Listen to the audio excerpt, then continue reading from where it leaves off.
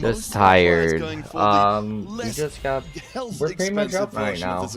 Everything's also waiting a little, and I love good it because so everything far. normally gives you the downfall, gives you Making a sure we're trade-off, getting so they ready really for want the to know entire what the rest day. of Later the today enemy, we the have rivals are class doing, session, and then take so a it would be decision. But as good. you mentioned, everyone going Good for class an session industry for goal everyone. throughout I all the have to game. get through So a I mean, couple that's a lot of emails and rounds stuff coming like in, that, so and a lot everyone more wants work just I have that to slight do. advantage that can give you an Just trying to additional clean role up some later into stuff. the I'll game. be heading out Ray in the morning, not to feed dogs anymore, but this one just to put stuff and equipment back into my storage. So I'll still be up here on this morning. Let's talk a little bit about the HP in the lobby though. Of course, Org riding high, And then we got undefeated class so session far. today. The rest of Mouse though, despite Hopefully the that's fact gonna that be not fun, necessarily y'all. winning a ton of rounds because of Org Hopefully taking up all y'all that space, entertained or they've actually enjoy managed that part. to maintain HP relatively well. Yeah, it's very close. I mean, Og, as you mentioned, in the leadership. Yeah, just doing a lot right now. Watching some TFC, getting some co-working done. I hope you are having a good day. I mean, a time breaker board together with Primordial starting to stack a little of the combat augments here with the Twin Guardians. So expect him to roll deep and strong. Might be a little bit more tired than usual, He already has the death plate, so probably going for a Corki angle. If he doesn't hit Corki 2 and Ramos 2 on stage 4, it will be a dire spot here for Aurora. Well, talk to me about that this emoji just makes me as so a happy. team. So from Aho and from Huame, they're both on low HP. Presumably both at some point looking to turn the corner and start climbing. It feels like it's more awkward when you've got two of your same team in that same spot. Yeah, if you have a low HP players, you have two options. The first one is they have to pop off and try to win it all with high risk. But in terms of Aho, for example, he's not. He's just trying to not go 8th, maybe try to go for a 5th and make sure he doesn't give away points for free for the rest of the game. That's why he needs to pop off at stage 4 to avoid elimination and then maybe get some slight points there to take an advantage later. All right, we're almost done with stage 3. Miles definitely disfavored heavily by our audience coming in. You know, we'd be living in a very different world if Org had lost that head-to-head. But he has not. He's almost running the streak for 2 full stages and getting that steamroller. I think I got one enough last chance sleep. to see it broken. I don't Getting think a little Aho is bit going to be the one to do it on the exhausting a left-hand bit. side. So on the right, we'll see how 60-second does against his teammate Juanme. Yeah, 60-second already with the Nova angle that we know needs to be protected. We've seen Akali throughout the tournament being a menace, especially with the access to the backline, hitting so many units in the board, already having a Kindred. It's a good spot here for 60-second, taking a win against Juanme, who once again will need to step up, especially on stage 4 and try to energy. For Og, perfect placement. I mean, 10 win streak right now. Counter, this is an amazing place here for Og, not only because he's preserving HP, because his board is strong enough. He can maintain this a little more and then transfer into an additional board. I want to give a little bit of credit to Aurora as well. You know, even while Og does maintain that full 2-stage streak, this cam. he managed to put together 60-second. Yeah, we did a little bit more of an edit just so we have more space That's to do some stuff incredibly there. narrow field to run. Yeah, 100%. We see I feel here trying pretty to hold happy on on to it. something. Already Right now we're watching here Wet to, Jungler. To feed into the I think this is expedition, Wet so very Jungler's close to board. the transfer But basically, and having a this chance board there that to he just has pop in the up back with soon the enough. arena and then the it'll be person's next round, talking, that'll be that is the dropping board I in, want. so That's my Kubi's dream got board. a chance to step forward. Again, it's worth reiterating just how crazy good our Kubikson has been. Of course, we mentioned the 3 EMEA regional champions. He's the Inkborn Fables EMEA champion. Absolutely incredible career so far. Hopefully, a long way still to go. Has the chess here, decides to roll first, so doing the due diligence. He knows that it's random, he knows already what he wants to go for. Rolling on level 6 here, trying to find the Milio especially. Milio 3-star, trying to going for the Lulu. We know Lulu is medallion, so he really needs everyone 3 stars. That's why he's rolling on level 6, thinking about the Lulu later. Already 8 Lulus right now, close to the Pantheon, close to the Milio, doesn't hit, and finally now goes for the chest.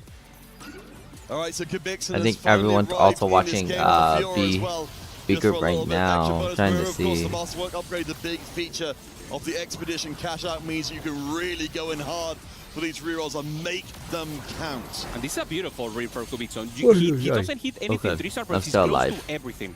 So once again, yesterday we did a lot of going up against the Dragons big here trailing Aurora. for some games. I mean, a great win if he And managed to to shine go the here shell for back Kubikson, and come not back finding from the a couple 3-star things. and So winning the round here. So great spot, at least for now. Coming into Mouse, we have final augment here. It will be gold, and Kubikson is looking for strength here.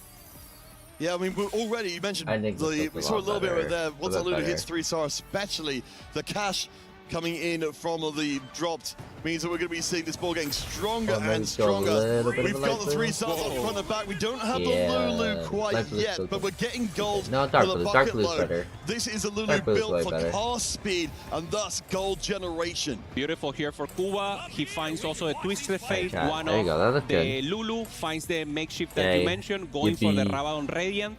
And, there's a couple other things that I'm gonna be doing right now. I need to make sure if I can get that some the Lulu new is stuff giving you because it's medallion. So every time you see gold, that's Lulu. That's Lulu giving you joy, giving you the possibility to roll even more. And that's why he's not concerned about being 0 gold right now. It's well known as well. Org has taken a loss. The steamroller is finally over. 60-second moving up with a 7-round win streak. So we're going to make the assumption the 60-second was the person who eventually put all down. We knew that was coming sooner or later. We've got the Kindred on 60-second side, but Kabixen may be the one to step into the gap that Org has opened up. Even without the 3-star, still rips through and does some real damage. Yeah, I mean, Mouse already has a great spot. Now the players to watch has to be Juanmei, Ahao. What are the spot? What are they looking for here to transfer?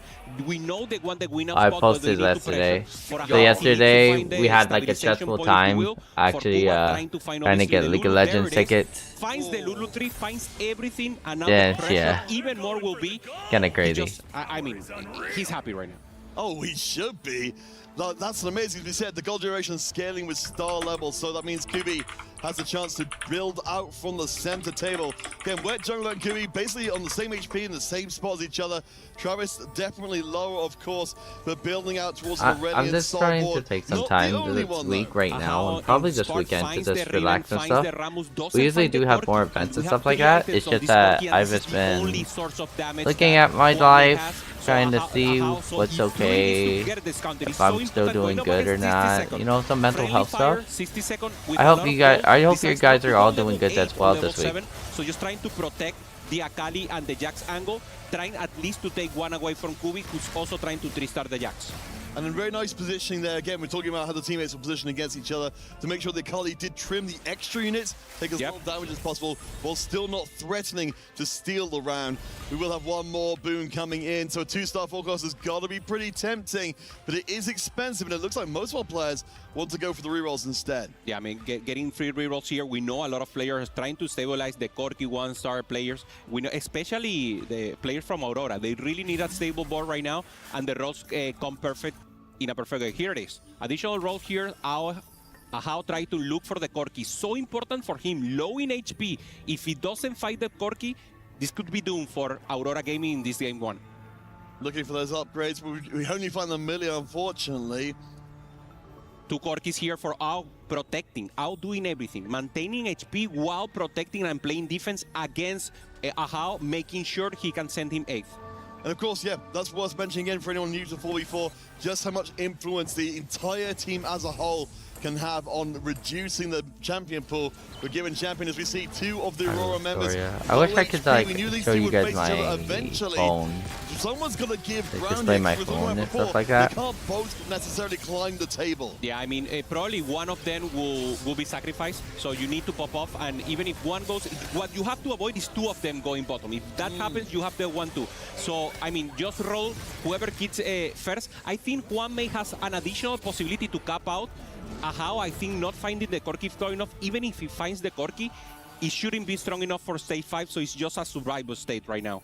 That means Juanmei and Ahao are both pretty much on the same HP as each other. Travis, again, down the bottom, is building out the Aurelian Soul World. Hasn't got quite fully online as of yet and has spent his money. And we're talking about the denial. We've got the Aurelian Souls on the bench, of course, for Aurora to try and make sure Travis goes out before their members. Yeah, and we saw that's the reason how is I am going to contesting Travis, and Travis has 3 Corkis. Travis has more Corkis.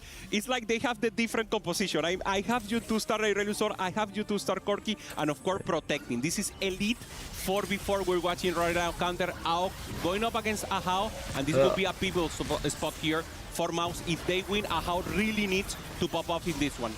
Yeah, of course, Org's been farming up money all the time round. The Ascension does kick in. How could be a little bit of trouble? No, the front line is not quite good enough. But of course, for Aurora, they're spending out everything they can to try and stay up and fighting. Really across the entire field. Barely anybody keeping gold in the bank. This is such an important win for how Aurora getting the lead right now. Travis falling off, playing defense. Decides to get an additional Aurelius Sword because if Travis doesn't have the Aurelius Sword, he cannot win. He doesn't have the damage. I'm having a really hard defense play for both players. Not really hard, but like, I'm having like a rough morning for sure, y'all, fam. Decides to skip it. No, he's already got it. I'm sorry. I hope you guys are having a great night at least, or morning. Only for the ASOL. There it is. He finds it. That's absolutely huge for Mouse. We've got a knockdown brawl at the end of game one. It's going to be so much difference. One life across, I believe, all three players are close enough to it. This is going to be a massive difference as to how the tail end of the game looks, as to who drops in this round. How sees that Travis already finds the Aurelius Soul, sells the rest of Aurelius Soul, tries to roll, but doesn't hit that Corki right now. And this will be a pivotal spot right now for Aurora. I think later today, after I pick up some supplies and stuff like that, we're going to be doing who's going to be stepping some forward. Pigman, at least a little bit. After we do our class, of course, trying to we gotta keep do our class. Travis. The question is, can Travis survive a little bit longer up against Org, which I have to imagine has weakened his board somewhat to keep Travis alive? No items on the Nami, so it should be safe here for Travis at least for one round. We gotta pick.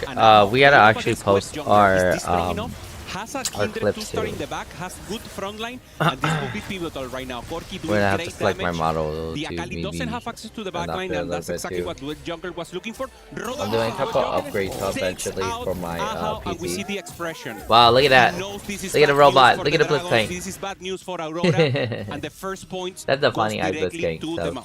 And that starts to close some This guy has like the legit like full-on team fight tactics displays, honestly. A very volatile bottom four that could has an entire amazing display. End up with the top four that only matters about the first place. 100%. Kubi here. Holding up, doesn't have additional front line, but is very low right now, and this could make the difference. I think both Travis replied to some and emails, right? Even though they have the board, at least Kubi, they couldn't accomplish. They're losing spots, and right now both of them in only one life. I might eat again. So let's see on the left-hand side, Kubi's going to be facing Vizsla. On the right-hand side, Flambe, so it will be opposing teams against each other. There's not going to be any freebies in this. The Lulu should be doing some pretty darn good work for the front lines. Maybe not quite as strong. Pantheon holds for a while. The Lulu damage is obscene. Rip through. Let's say for the left. Travis on the right, still fighting through. The Red Soul gets blown to pieces. He will be the one to drop. Kubi stays alive, but Travis takes the hit, and now we have a tie. The series is tied right now. This game one out still with low points, and the one who pressured the initial lobby, he transferred HP to the rest of the team to have a couple possibility counter, is not working out because he need to help the rest of the team. Now he's in a difficult spot, finds the Nami, doesn't find the additional spot with 5 space group, and it just doesn't look enough. Yeah, we've talked about this before. You know, the amount of sacrifice you have to give to your team versus, you know, playing the best game you can yourself. For Org, it's crazy to see him almost on the verge of elimination. This could be a big round for Maus. Both these players really need to stay alive, or it's going to be over in a hurry. Yeah, on the right side, Kubikson going up against Friendly Fire with the jungler. Supposedly should be a good one for him. Supposed to be the ghost on the left, trying to win the next round here, and it could be the end for Aug. Going for the Nami, trying to access the backline. We have a mirror match. The other Nami step out first. I feel a little bit like messy. And it's -1 point, and now the lead goes for Aurora. Which means the Mouse must eliminate one of the Aurora I just feel a little bit messy. Bottom at 5, or it's going to be over immediately. 3 players in the bottom 4. It's just instantly shut down, and how much things have changed in a hurry. Now Aurora in the top 3 spots, and Mouse look like the ones who might be getting blown out. Early game going for Mouse, but the late game is going for Aurora. They played it perfectly. They used their strengths or having the couple players 60-second playing defense, doing the Jax 3-star, avoiding Kubiksun from getting that. That was the difference. So great defensive play also for 60-second. They play exactly to their spots, and now this is the face-off. Kubiksun going up against the LeBlanc on the side. 60 seconds has a chance to close the series right now. Again, Mouse need to get one member into top 4, one member into first to win the game for Aurora. They just need to bring down both Mouse members, or ideally one right now. There's so little room for error. Aurora on the left-hand side looks like they should be able to punch through this time. The backline is too good. One of the guys' name is Wet Jungler. I think that's super hilarious, honestly. Mouse is eliminated. Crazy though. With a difficult spot there with the steamroll together for AUG. Elite play right now for Aurora, looking for the angle. 60 seconds, that is supposed to be the win-out player playing defense, making sure that Covixon doesn't find the Jax 3-star, making sure that they have the win-out spot, and in the end they send 3 members of Mouse bottom. Great win in an amazing show. I like having the spotlight too. It just seems like almost indecipherable, that game that we had. You know, that big win. Mouse could not have come out of that one looking better from the early going, controlling the streak, controlling the steamroll. It just felt like it turned so quickly. Yeah, we see it right now. Kwame doing great, Covixon doing amazing, and in the end is the win for Aurora. All right, guys, we're going to take a quick break. When we return, Aurora will face up against Mouse once more. Aurora against Mouse, best out of 3. And if you guys are just tuning in, welcome. We're co-streaming for the EWC, and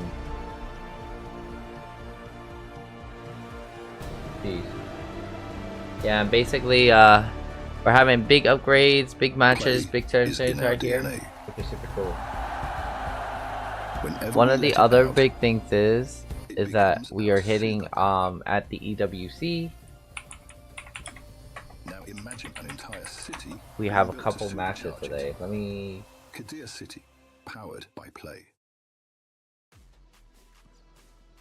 We checked out the predictions before going into the series. It was heavily one-sided towards Aurora Gaming, and for a reason, they are looking out of this world in this matchup against Mouse. They take map number 1 in sensational fashion, and they are knocking on the door of a spot in the playoffs, which is imperative for this organization, as well as Mouse, for the first ever club championship points here at the Esports World Cup. Hey, welcome back into the Allianz Vault. I'm Taylor Reflections I have Noble. a lot of questions. My brain's trying to find them all and trying to catch up to. My goodness. So for our EWC stuff, let's get to right in that series. For example, right, the Blood Brother on the 10-win streak. Things were looking up until they weren't.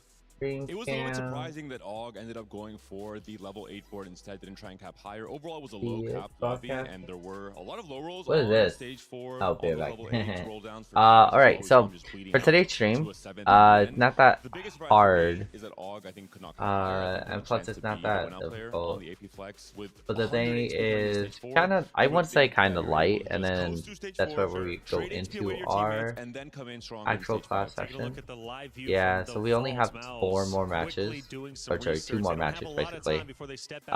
Group B should already be doing their own stuff too, but that's why we're all doing it in one stream because of how low the matches it is today. Aurora versus Mouse, and then we have Data Division. Data Division is what we're trying to watch over. One of our players that we're trying to see is Mori, and see how they do, because they're like one of the top Japanese teams. And then you have Godlike Esports and Movistar Koi. Movistar Koi is one of the European teams, so we don't have that lot. So it's a very light day today. We aren't doing any of the co-streams for any of the other games. So the other games would be Mobile Legends, Bang Bang. Stage 3-1. You actually wanted to talk about this, Clement. Yeah, so the mid-season cup for Mobile Legends Bang Bang will be coming up on Mobile Legends next week. And then on top of that, PUBG, we're not doing those ones, or FC Pro. So we will not be doing those, but we will be catching up on those. And especially if you haven't followed me on Instagram yet, at QLee for Envy. That is where we would be doing more of that view. Stuff like that. I think the reason they're VOD doing right now is because they know coming to stage 4, they were in a That's very strong position against a favorite team potentially in Aurora Gaming, and they should have closed it out a little bit better. I think they know their mistakes were made on kind of the macro element of the game, and I think coming to game 2, some changes have to be made in terms of how they confront that stage 4 in particular. Absolutely, because from what I was hearing from you yourself saying, like, Mouse, you know, they played well, but they kind of beat themselves. Aurora Gaming just cruising through like they typically I am tired do. Let's take a little. look at some of our comments throughout that game number 1. Clement, you know, these get kind of wild. Leona, Holy! That was about the 3-1 streak coming in from Leona, Og. holy. Great positioning That's on funny. his side. I felt like his early game was flawless, but his transitions to groove has been very difficult to watch. It was 8th place the last game he played it, now 7th place this time around. He needs to do better on the line. Lulu 3 with Radiant Item Bot 4, and I'm laughing. Hey, Iran, shout out to you. That was I think another what's big kind of surprise. crazy The is I game think from people Kubi just in terms of just the game Never plan mind. itself was fantastic. I have a lot to Escalation do. into Lulu, the Lulu 3 with honorable. Oh, we gotta catch up to on a lot Very today. Early on, you'd expect Kubi to take over in stage 4 and 5.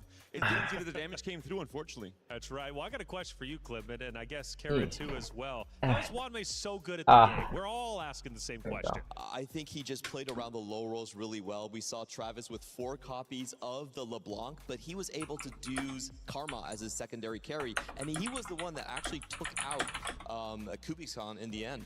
Let's take a look at some of the emotions from the players from that game, man. And I'm sure, Mouse, you're going to be seeing a lot of head grabbing, feeling kind of bad. It was a tough series for sure for them. At one point in time, they faced off, and man, that face-off was looking intense, staring each other down. But coming into the series, Aurora Gaming knew they were a heavy favorite, and they absolutely did not waste that. For Mouse, though, again, a big breakdown of communication, maybe a breakdown in strategy, and there's the pain that I was expecting to see. It has been a challenging path for Mouse as well. They faced 3 CN My teams downloads. back to back across the 3 days of competition. CN, of course, one of the strongest regions in 4v4, so it has been a challenge every step of the way for this Mouse roster. I mean, but then again, they went through the gauntlet. You would expect it made them stronger getting to this point, but Aurora Gaming just is simply too strong at the moment. Luckily, they can smile. Again, doing the VOD review, we took a look at their live vault viewing. They're going to come back in with the game plan. But Wet Jungler, I'm looking at you. What does he need to bring in the next map? I'll say stability. I think what Jungler on this team has been the one player across his career individually as well that is best when playing for stage 4, playing for any 4 cost. He can make strong boards out of thin air, and I think he's going to be the stable point for this Mouse roster. My question is, who is going to be the win-out player? Who's going to be the player that is able to carry that momentum forward into the late game in particular? Yesterday, it was Og. Is it going to be Og again in this game too? It could be. I hope it is. On the opposite side, though, they've got Wanmei. They've got 62nd. Now, you need to figure out who it is for Mouse. Who's going to truly challenge them toe-to-toe? Hey, I love putting our players into the hot seat and seeing how fast they can react. Let's check it out.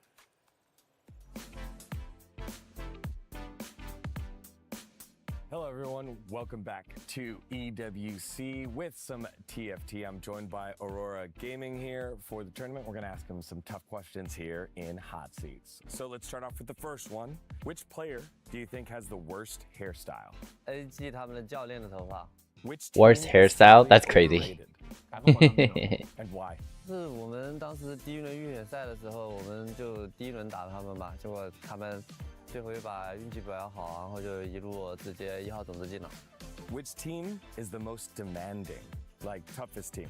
听话， Which team should already book a shuttle to the airport because they're going to lose? 我们第一轮对手， Which player has the worst fashion sense? 我觉得 WG 的这个定队服。 All right. Thank you very much, guys, for hot seats. Best of luck with the tournament. Thank you, Aurora. Just say it. Is it?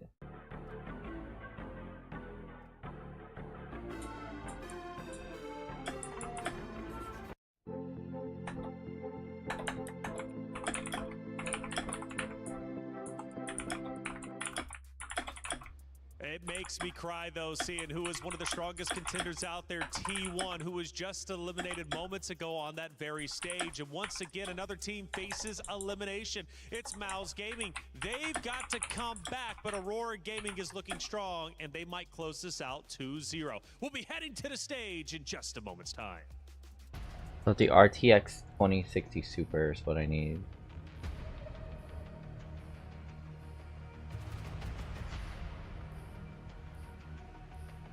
Or the RTX 3060.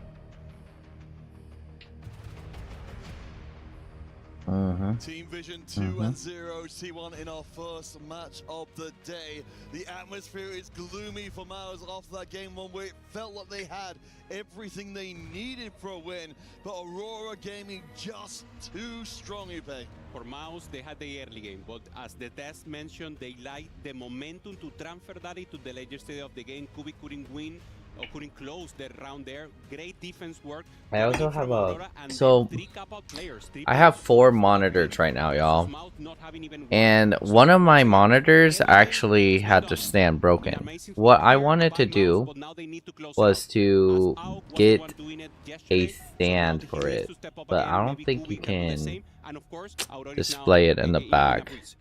I might need to like look that something up. But do y'all setup have like what is it called? A arm stand, like the arm that grabs it. Which is already see the aura from Romy. Look at how he's seated. I mean, that's a guy who just won Tactician Ground. That's a guy who just won an Open also in Paris. And you see him. I mean, he's just chilling there. He has the confidence to know that he's one of the best, if not probably the best in the world right now. Yeah, and of course he's been through, so much to achieve that. He's looking for achievements to build upon achievements. But I don't want to come back to Mouse again.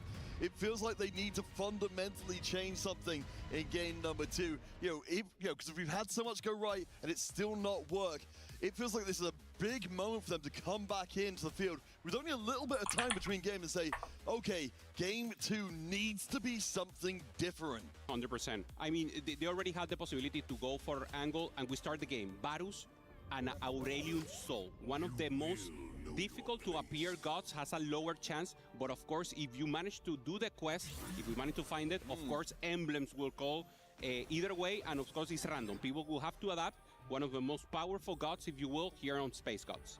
And I do like how well it slots, it slots into the 4v4 dynamic here. We've got the Varus here for the rerolls, we've got the Aurelion Sol for the huge cap out versions of the board. Of course, we've seen more than a few players, in fact, sometimes entire lobbies willing to go on that trade quest just because of how powerful it is to get a free emblem. Lilwo here, Taka winner also. In the top of TFT in the old days, in the old Garden of Greatness, you will hear for the Chien region having a small cap out here, good possibilities for an early game, just holding everything. So important in the 44. Hold everything that the game gives you and then talk to your teammates, decide what is going to be the plan. We see the stage here. For Aurora, it's a breeze once again. They already won one, they want to play in a comfort spot, and the one to take risk will have to be Bounce. Let's talk a little bit more theoretical then as we get through our first one that's coming in. In terms between the win and loss streak, of course, Mouse from the previous game, they had an incredible win streak with all. From the Aurora side of things, mostly down towards the lower HP bands. Are you more comfortable with a team who are more on the win streaking side or on the loss streaking side of the game? I mean, if you want thank you Dash for Dino. Thank you for the sub. Yeah, W. If you have one and don't have the other, obviously win streak is a little We're working on that upgrade today. Your subs help out to upgrade. They have economy, they have something to win out later, and that's what was missing here. Adayo plays, you're getting a sub today. That means you don't get ads. Didn't work out because of the great defense coming in from Aurora. Yeah, it felt like that we had such a promising ball come together, but just not enough. And I also hope you're having a great day. Where those streaks develop in the early going. We have got the early full duplicator for Kubikson. So if we are looking for extreme and late game versions of the board, having Shepherd this early isn't a bad start. Patient Study, another key to an extreme late game board, but decides not to take it. Yeah, reach for the start also as a possibility. We haven't seen it throughout the tournament, I believe. Is the Jax Hero Omen that is also interesting. He already played the Lulu, so maybe thinking about some possibilities and chances here. Also Travis going for the emblem. Ooh. 60 seconds, already thinking about the later stage of the game, gets Bodyguard. This is a combat augment that is much stronger later into the game. So same history as the last game counter. 60 seconds, already thinking about the cap-up possibilities. I'm very curious to see where, so Kubikson will see what emblem he's got for us. And hopefully just a little bit. He said, having access to those extra options is always fantastic. So we've got a couple of Legion of Freeze. In fact, Travis and Kubi both decided to go for it. We'll find out in a second. So we've got Meeple on the side of Kubikson. Certainly we've seen enough of the Corki boards getting around to make this a worthwhile, as Premier will open fort here. The calculated loss. We're talking about teams controlling win and loss streaks. Rambe is not messing around. We're seeing Kubi here, so the Legion of 3 gave him the Meeple emblem. It's not ideal, but you can go into Corki and you can try to play Pempo. Lulu, same. So both with Meeple, there is some chance of some weird reroll possibility, but I think both of them will contest themselves and will try to just play into Corki. Another chance is to play the Veigar print, but you really want to have the spot in the early game, so let's see what they both do. Gosh, we saw this from games before, of course, when teams roll the same emblem as... Travis has the same. So we have 3 people. Wait, what? 3 people with random emblems, and the 3 of them having the Meeple. We had 3 challenges in the previous game. What's going on here? Apparently, we found the right RNG seed to put everyone on the same path. But okay, you're talking about the idea of being able to potentially run 2 different lines here. We've got 3 of them in the lobby. I mean, I don't even know what this is going to mean long term. You can Meeple Fast 9 also as an AP angle, but it will depend on the item. I mean, they're prepared for this, but the option is that, yeah, you're contested. Not only your teammate, you're contested by a rival also, and that's not the normal situation. So this game will have some chaos, and the adaptability will be the name of the game. All right, just a point of clarification. 1 less Meeple emblem that we thought was in the mix there. Just the 2 Legion of 3 players. Unfortunately, it's on the same team as each other. I don't know, I suppose... There's the bonus of saying you can work around each other if you're on the same team rather than actually contesting with each other, but it's still very far from ideal. Yeah, having exactly your teammate there contesting you will be a difficult spot to navigate, but of course they're capable of doing it. Travis just trying to find the early game chance right now, having the Caitlyn 60 second, already thinking about late game, starts with Stargazer as a chance, and now a player that was contested in the last round and played into the win streak possibilities also. Just trying to play tempo here with the Leona, having a chance with the Arbiter to get in that Leona tree that is so prevalent and has a good chance to stabilize in level 8 with the LeBlanc.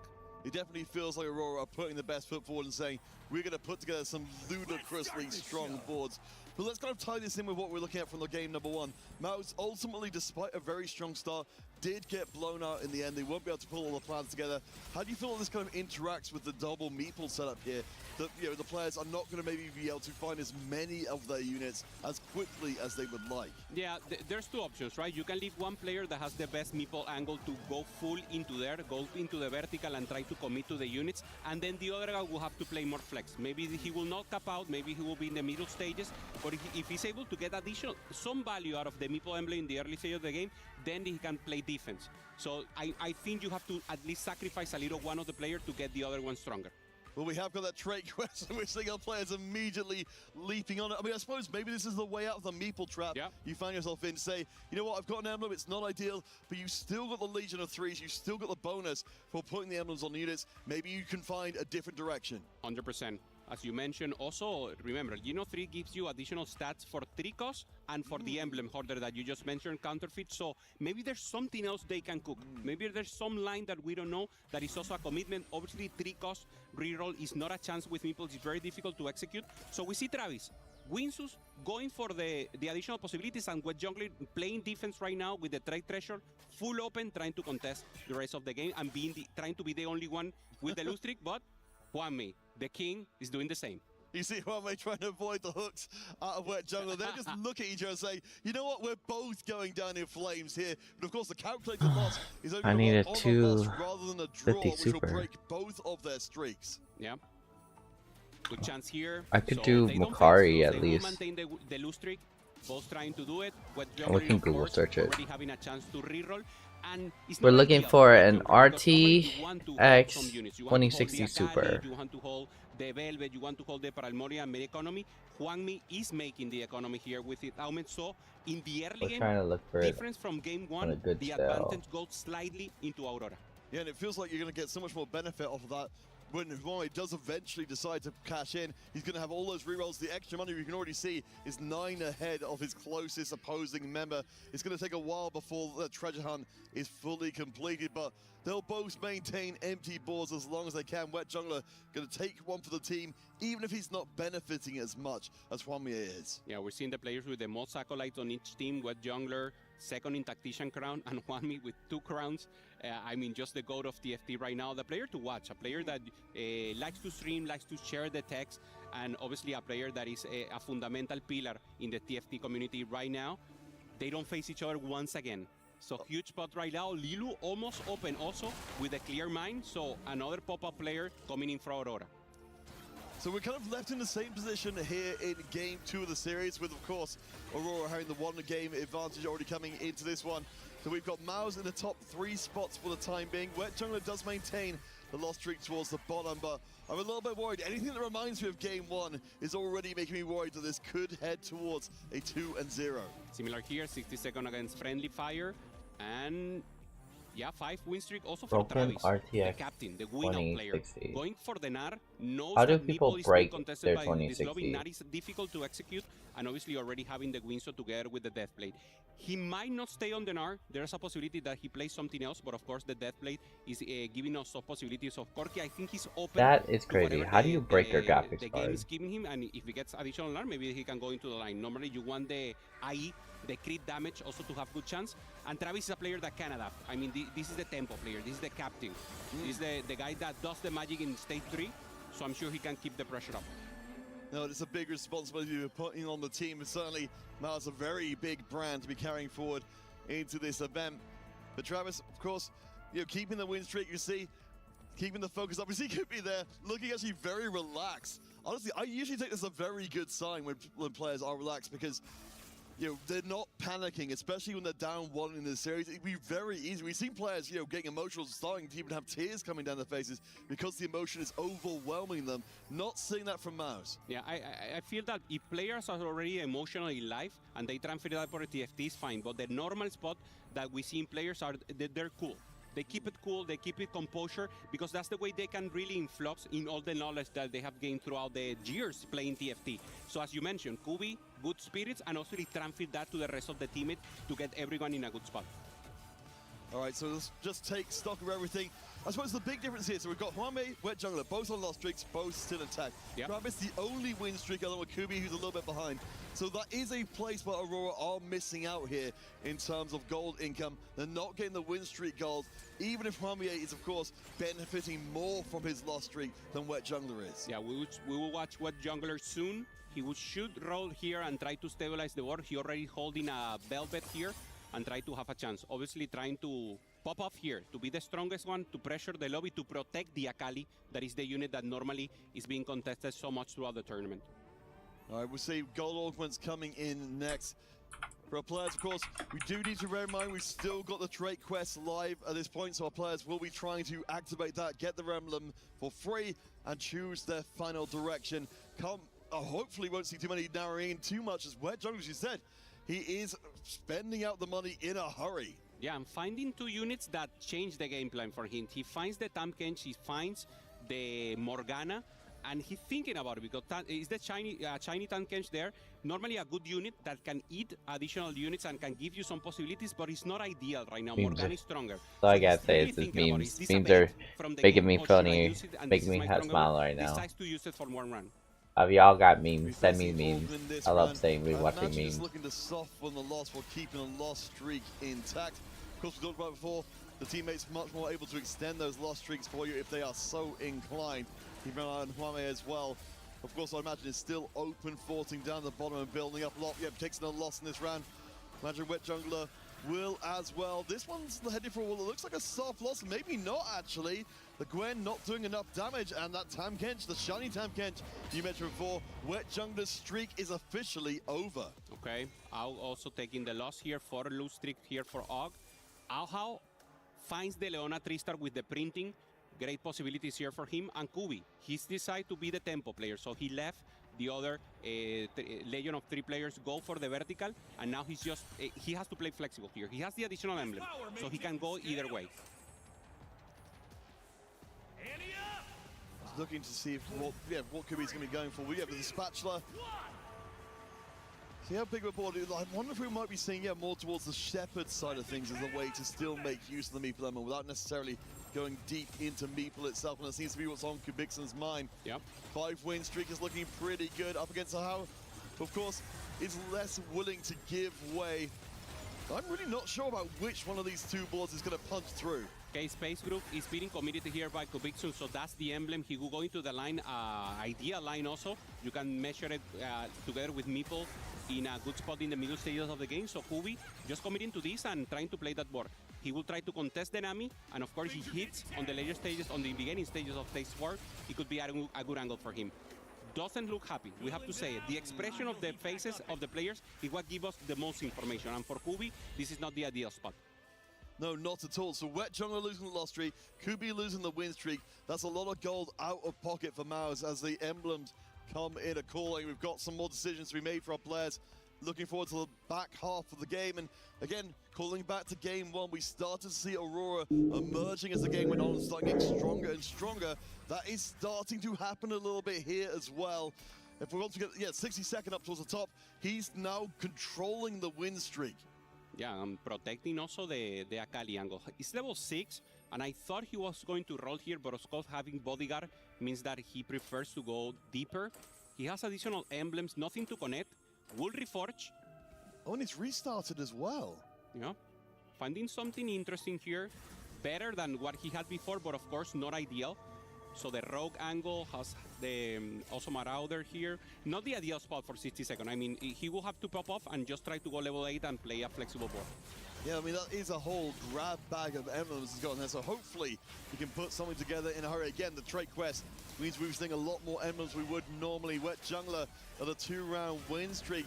Maybe he can start building up something for MOUZ. He's still relying very heavily on that talent to get the job done. And you can see, you know, against backliners, he's pretty good, but against this bunch of brawlers kind of setup, he's not enough damage. It's difficult. You have Treasure Hunt. He doesn't break 30, and he needs to spend the gold. This is the round that Wet Jungler needs to win. And we see the expression. He's holding his head, thinking, what do I do? Do I spend the gold and go for the Hail Mary, even if the odds are not against me? Or what's the chance?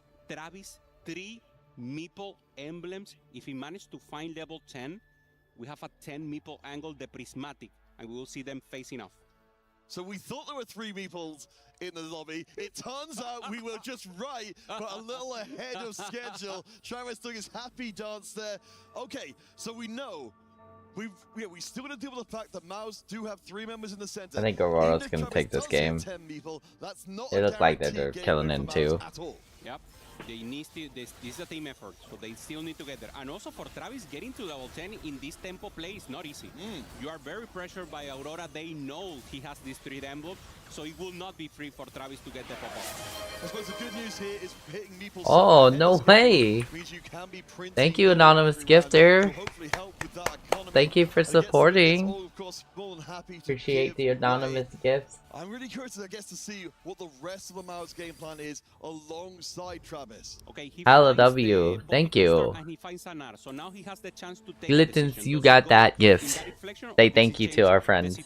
Thank you. Has the Darkstar emblem, try to commit into Aurelion Sword Darkstar, that is the Getting preferred closer to our line. goal. And of course on the left, Kwame. Going for Space Group, also protecting Abenku Vixen. Everyone is playing preferred here counter, playing defense, and being able to not let the other side pop off. And this is one of the things that makes 4v4 so fascinating, particularly from these teams who are at the very top of their game here at EWC. They understand the format, even with every single step they take strategically. As we head into the next stage, we'll see. I mean, there's still a vulnerable moment for Kwame and the rest of Aurora to potentially start dropping members early. Kwame finds the Riven, trying to find the front line also. Not even pair of Nami right now. Very important for Kwame to find the Nami here, both to preserve HP and also to take it out of Kubixon. Decides to roll to 22. Has also the pair of Tam Kench for the front line. There's the Tam Kench, so front lines is ready, is prepared, but one off the Nami. Yeah, you were talking about before from a previous game how important those front lines and finding the 2-star version will be up against 60 Second, who, as we can see, has a lot of HP in the tank, but not necessarily the full board he would be hoping for as of yet. This feels kind of ideal for Aurora to be able to donate some of that HP of 60 Second across to Kwame and allow him to get the full board online. Yeah, and for 60 seconds, he decides to wait. He knows he has a level 8 sword, so 50 gold for him and will roll later. For Liluo, doesn't find the Aurelion 2-star and makes a flexible board here that I love. LeBlanc with Darkstar emblem, he finds the LeBlanc 2 for fun, and it's a perfect spot. And this is the magic that the players want to give us. If you don't find your ideal carry, a LeBlanc 2-star can make the work for now. It's not ideal, but it's what will preserve HP. So great flexibility here coming in from Liluo. Yeah, missing the normal attack speed we see from LeBlanc, but you're absolutely right. This is the kind of lobby that's very defining for a team. Won a game up in the series are Aurora, as we can see the lost streaks and the winning streaks being displayed on the screen at the moment. Right now, it's in full control of Aurora up at the top. And, of course, the loss streaks at the bottom have ended because Juanmi Lilo, they know they need to start pulling the trigger now. Yeah, Lilo doesn't find the ideal carry, sells the LeBlanc, trying to find the Aurelion Sol, doesn't find it. So now he will be facing with a one-cost carry, at least for this round. He really needs to find the Aurelion to get the damage. And facing close to elimination, Juanmi is the one in a difficult spot against 60-second, who still hasn't stabilized the board and is now 0 gold. Oh boy, this is starting to look a little shaky for Aurora, especially when you got players like Wet Jungler and Travis who've got a decent amount of gold in the bank. Of course, how with the win streak is happy enough as a clam up at the top. But I start to wonder here if we see enough Aurora members missing their boards or not getting the units they want at all. Things could get nasty in a hurry. Yeah, I'm trying to see if 60-second has something else in the bench. He has additional units, so he's stacking a little, but the units itself are not upgraded. So a little low roll and a little helping the team to be able to transfer 6 HP and get an additional possibility for both Lilo and Juanmi. Ao finds the tank, finds the Morgana 2-star right now, and we see Juanmi here looking for the additional spot, doesn't find the Nami. And we're back where we were before. Lilo and Juanmi, they're down at the bottom, low HP. Juanmi, especially low. Yeah, of course, both of them are going to struggle to make it all the way up for the rest of the lobby. At the top, of course, and we've got Wet Jungler for the opposing teams, both with massive win streaks, and they're going to face each other. Important round here for the preservation of HP. Ahao coming up against Wet Jungler, still holding the Darkstar emblem on the Zoe. It's not ideal spot right now, but the Leona 3-star is holding so deep. Akali doing so much damage, takes down the Leona. And it should have an open space here for Wet Jungler, but the damage is still on the front. The Maokai holding deep. Mordekaiser the last to stand. And Ahao takes a loss, and the lose streak goes now for him. Wet Jungler maintains the win streak. Yeah, that is pretty big. Of course, we've been misled by streaks from before, but certainly that's very good news for Wet Jungler. We are back to where we were before. You see our final boon is coming in. It looks like our players want to get those duplicators in a hurry. Of course, gold has been spent, as we saw from before. A lot of players not able to really take advantage of this reroll quest, at least in the immediate. Yeah, also the fight for the low round, we've seen it a lot, and it's very close, and great to see there. I mean, Wet Jungler holding deep and playing tempo. No one here countered with an ideal spot maybe to pop off. Only the 3 emblems coming up before Travis, but it's very difficult to get there. So Juanmi really needs to maintain experience here, to maintain possibilities, trying to find really this Nami is so pivotal for him. Yeah, say on the right-hand side, barely any money left in the bank. Only Ahao, Wet Jungler, and Travis. Of course, remember, Travis is saving gold because he wants to get up and activate the Meeple 10, pretty much the instant win condition for him specifically. I really love that alongside that eventual win condition, Wet Jungler is looking so strong. I gotta see what type of computer I have. Here, Darkstar finds the Aurelion Sol, Pretty sure it stays on and mine. he's very strong right now. Has also the Nunu, that is a unit that doesn't appear. And Kubikson I is did the not one to save. find the Nami, playing defense completely against Juanmi, committed to the emblem. The space group finds also a Shen to have additional chance there from the front line. Both front line holding deep. And I think it's PT Park the other. For Kubikson, but it just doesn't look like it's enough. Aurelion Sol has great damage. Here comes the ult. The and it PT should Park picker is what I have. They're down here for the Ornn. Yeah, the PT Aurelion Park Sol damage with the Darkstar damage is just so crazy. See Kubikson definitely looking a little worried there. In their turn, yeah. Yeah, it's a very tough board. He drops down to 17 HP. Juanmi does lose as well. Gubi at least has the long loss streak to be able to make that a little bit more worthwhile. Finds a 2-star Tam Kench, but there's still a very open question as to which team drops the first member. Yeah, this is the mirror. Kubikson versus Juanmi, both of them with Space Roof. Kubikson finds the Tam Kench just now, and Juanmi didn't find the Nami. That could be the difference. If they face, it will be the end for one of them. Wet Jungler finds finally the Akali 3-star. So much raw damage, exactly what he needed, and now will pressure even more the lobby. Unfortunately, it's a little too late to keep his win streak intact. We've got Aurora members taking up the top 2 spots. For the rest of the lobby, we'll see if Juanmi can hold on against Travis in this round. Of course, not the Meeple board eventually as the Riven just dances into the back line. We're not the Meeple board this could eventually become. Juanmi gets the win. Travis can soak that loss. As we check in with Kubi as well if we can. Down to the wire. This time, the Aurelion Sol's not enough. Yeah, close fight here. So Kubikson stays alive. Also, Juanmi and him both in difficult spot. And Travis trying to hold on. Has the additional poppies, has the additional Nars, but doesn't have the front, doesn't have Corki, doesn't have anything else. So this board, even though he has 7 meeple early, is just not coming in together a counter. Yeah, he rolled very deep to try and find what he's specifically looking for, and it was 9. a big pile of gold. He wanted to get as close as quickly to his final board online. There's the Poppy 3, at least at some front line. He has been winning for a little while. Checking back in with Ahau, of course, with 62nd. Is currently leading the field HP-wise. Yeah, trying to find the additional upgrades here. Finding the Blitzcrank early so huge for him. He was the level 9 player, as you mentioned, trying to find Sona, trying to find Bar, trying to find the real damage in the composition. Bar together with the Darkstar emblem is the best placeholder for this. Aurelion Sword is the normal one that we see, but Bar is even better, but you need to find him 2-star. Yeah, level 9. Oh, there's 2 spots in the same shop! That could be the stroke of luck that turns this whole game. Able to now start following up that Bard at speed. Terrible news for Mouse, amazing news for Aurora Gaming fans. Okay, not putting items so far, just waiting to see the placement. Goes up against Wanmei, so decides to maintain himself weaker. Ahau playing perfect 4v4 here, giving an additional life to Wanmei.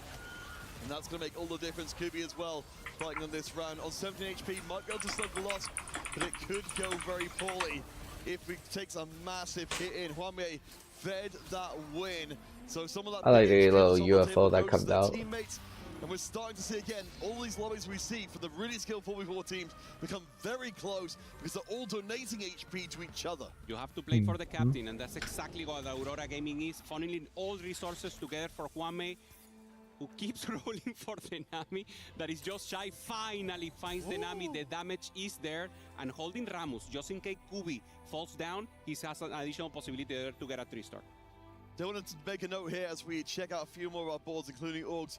Maus are back in the position they were in the previous game. They've got 3 members currently in the bottom 4. That's how they lost game 1, by having those early eliminations. We know Travis, you know, the ceiling for his board is the moon, but the rest of Maus, as we said right back at the beginning, needs to be staying alive long enough, at least into a top 4. So important, both fights. On the right, Ao Gomez going up against Ahau. On the left, Hwamei facing possibility of elimination here. Against 60-second friendly fire, and should be enough. 60-second news this. So on the right, Mouse is the one going down. Ao takes the hit here, and it's minus point right now, directly going into Mouse. Aurora on the lead. And this could get out of hand very quick. As you mentioned, the Mouse players have very little HP left to go. Wet Jungler taking the loss against Kubi. I think it's starting to get a little bit spicy. We know Travis, if he's got the level 10, he's got everything, but so little room left in the game. Yeah, level 9 has the gold, but it's a difficult spot here for him. Decides to go directly. There it is. Hi, Rainy. How are you? 10 meeple. He lacks one. Thanks for lurking. And doesn't find it. Ramus. How was your stream? I think you were streaming today, weren't you? Ramus being held by all the players and doesn't find a Ramus. Level 10 for Travis.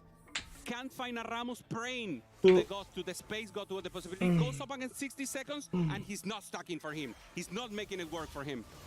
This would be absolutely bonkers if a 3 meeple emblem board cannot make it work. I'm not liking what we're seeing from Travis's board so far. We don't have that much damage on the backside. Just the gnaw to try and punch through. This is disaster upon disaster as Aurora Gaming are just too damn strong. Travis gets knocked down and out. It's Rip Travis. a 7th and an 8th for Maus. Aurora Gaming doing exactly what they needed to, and they made it happen. Travis didn't find the Ramus, couldn't put in the prismatic synergy with the meeple, and now is 7 and 8, holding hand for Mouse in a dire spot after losing game 1. Aurora in the total lead. Remember that if Mouse drop this game, the key gets crushed, the journey is over. Aurora, of course, came into this one heavily favored by everybody, but we were hoping to see big things from Mouse. It can still happen. Kubi's on the win streak. Red Jungler's got the HP, but we've got a very narrow road to walk for them. Kesa goes here for Lilo in a great position. Kubi, 17 HP. Going up against Ahau. This is exactly what he wants to win, but Ahau has everything. Bar 2-star, Sona 2-star. Great front line with the Blitzcrank. Total dominant position right now. I don't see anything that Kubi can do here. The fight totally under his favor. He's not even killing units. Ahau finds the threshold possibilities and takes the win. Kirby gets knocked down and not completely out. He is in the top 4 position, which means that it's gonna be over. That's not good enough. They needed first and second. Aurora Gaming, they had all the aura. They came in, they saw, they conquered, they gave us a Aurora 2-0. Gaming. The Golden Road still 2-0. lies open for Premier. That's done. The rest of the squad, a job very well done. They were serious. They were taking a cold-minded approach. But Nice now they're job. happy. Now Aurora they know Gaming they just played beating well. them. Now they know that the game is in their favor. And Juanmi, normally with good Rip. composure, taking a laugh here, taking the joy with the players, and we see what Younger here, totally destroyed, one of the best players in EMEA, and well deserved for Aurora, but also the Mouse, being against the best, but in the end, the Dragons taking the win. Yeah, we knew it was going to be an uphill struggle. Mouse had all the fight you could ask for from them, but you know, even comparing the two, there's still tons of experience on the Mouse side. But in this case, Aurora, it just felt that their 4v4 prowess was unstoppable.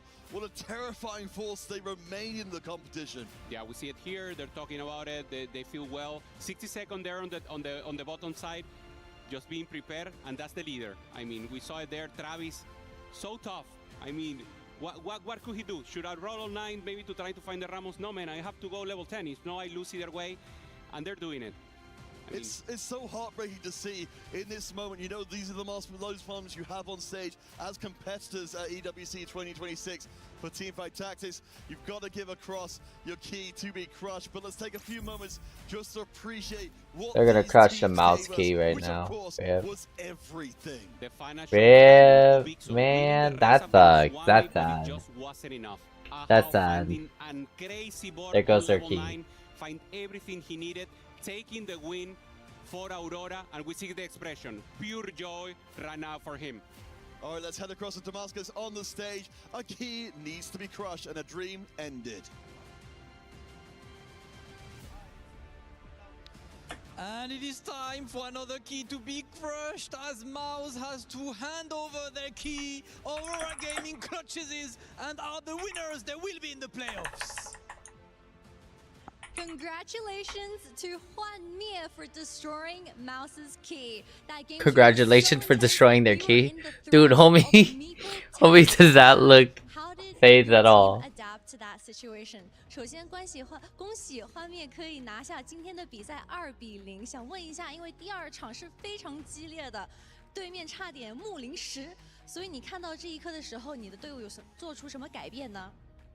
就是其实我们团队策略执行的很坚决嘛，一直针对着对面比较有上限的那个3个木林转嘛，所以他最后导致就是10木林，然后没有克格莫和那个，就他Yo, hi. 就是 I'm in Rick. 9张卡里面出8张嘛，就是我们 Welcome back. 和那个龙龟都找不到嘛，拉莫斯。 Good to see you. Good to see you. We were very sure on how to approach the Meeple 3 because we saw the 3 emblems very early on into the game, and we were very sure on sticking around and taking the Bards and Ramesses away from Travis, so he wasn't able to hit that Meeple 10 and he was on 9. Look at this homie, man.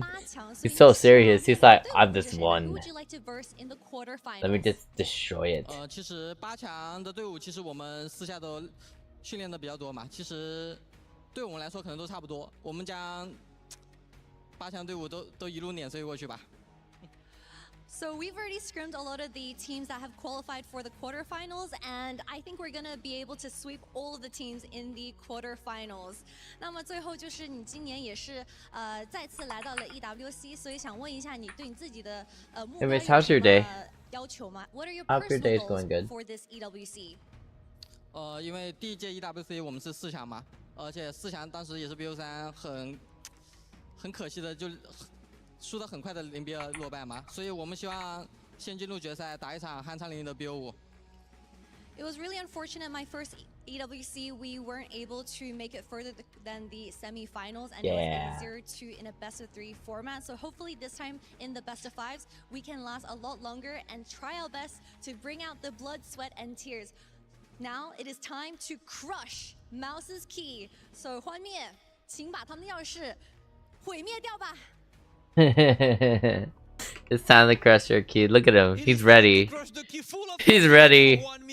to see defeated the adversity and says that he's confident they will sweep whoever is sent their way on the quarterfinals. We can wait a little All the bit keys for the team fight tactics has been good. Oh, he's been already trying to do it. He's like, bro, just let me do it already. That's a key that is removed right now. There we go. Can we give us a nice pop? It is time. Goodbye, Mouse. It is the end of Aurora Gaming moving forward. Ooh, that is the sound of Dream Shatter. That is the sound of the end of the run for Team Mouse. Look at the Unable crowd. to access the playoffs as Juan Mie himself did a ton Not a of lot work of to people send in them person, out. it looks like. Aurora Gaming moving forward. They will be there for the playoffs tomorrow. And everyone wants to face this team. This guy is the guy to take down.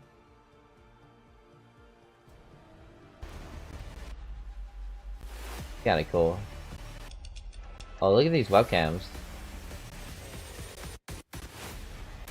Spot? Did they call it the old spot or did they call it the OBS bot? Ha ha ha, you get it? Because we're on Twitch, like streamers.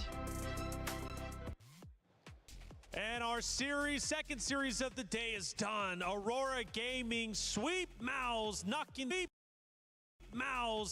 them out of the competition, crushing the key. Wanmei, you vicious man. He even tried to put it back together, but you know what? It can't be put back together. Once it's crushed, it's done with. The heart of the competitor is out of EWC. Aurora Gaming playing flawlessly. And the reality is, man, they were in the driver's seat early on. It all came down to the initial augments. We saw what we got from AHA there because it was birthday reunion into Leona Printer. That's kind of the GOAT in terms of win-out spots. And we also had Juanme, who is on calculated loss, was not stopped by Wet Jungler, even though they opened for it for 6 rounds.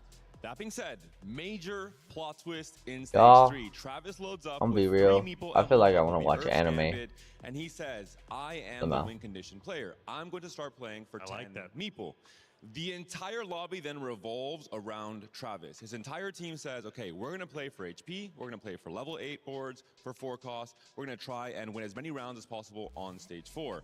Everyone on Aurora Gaming then says, I'm going to hold Ramesses, I'm going to hold Bards, not allow Travis to hit those 10 meeples. Don't like that. And that's just the moment that Travis goes out, you already know the game is over because the entire game on for Mouse revolved around him going specifically first place. But you know, coming into it, the conversation was Mouse was going to have to pull off some tricks, okay? Because if they just played default against Aurora Gaming, it wasn't going to be easy. They had to do something, and Travis was that wild card. We take a look at some statistics from that game number 2 where it ended up ending, and man, what a fight it was. This is going to be our health bars throughout that game, and Clement, I'll let you take it. Well, yeah, Lilo, I think, played a very good game. You could see early on he was pressured in the tempo, but he was able to switch out on the Shepherd and then go back into the Aurelion Soul. Very smart shift. And in between the bridge was that 1-star Bard. He was trying to deny it from Travis at the same time while using that as a solo carry into the later stages. Even AHA, when he whirled for, just any upgrades on level 9 and to activate the birthday reunion, he found Bard 2 the turn before Travis actually went 9 to try and roll for it himself. I think Travis also did not find an econ offline on 4-2. He found the crash test dummies instead, so he barely made it to 10 in the first place. He had no gold to roll on that turn. He needed to win that one last fight, and maybe he'd find that Rammus or Bard in the shop. Let's dive a little bit deeper into that game number 2, heading back to stage 5-3. We take a look at a play that ultimately ended up getting Aurora closer to the victory. Clement, what are we seeing? Well, we're just looking at the aftermath of the roll down from Travis right here. This is very unfortunate. He just went to 10, 0 gold, and just missing either the Bard or the Rammus would have done it. He would have had 4 extra Meeple gods to help him out and actually come back to win this game. It was unfortunate. This was the round that he needed to stay alive, and it didn't happen.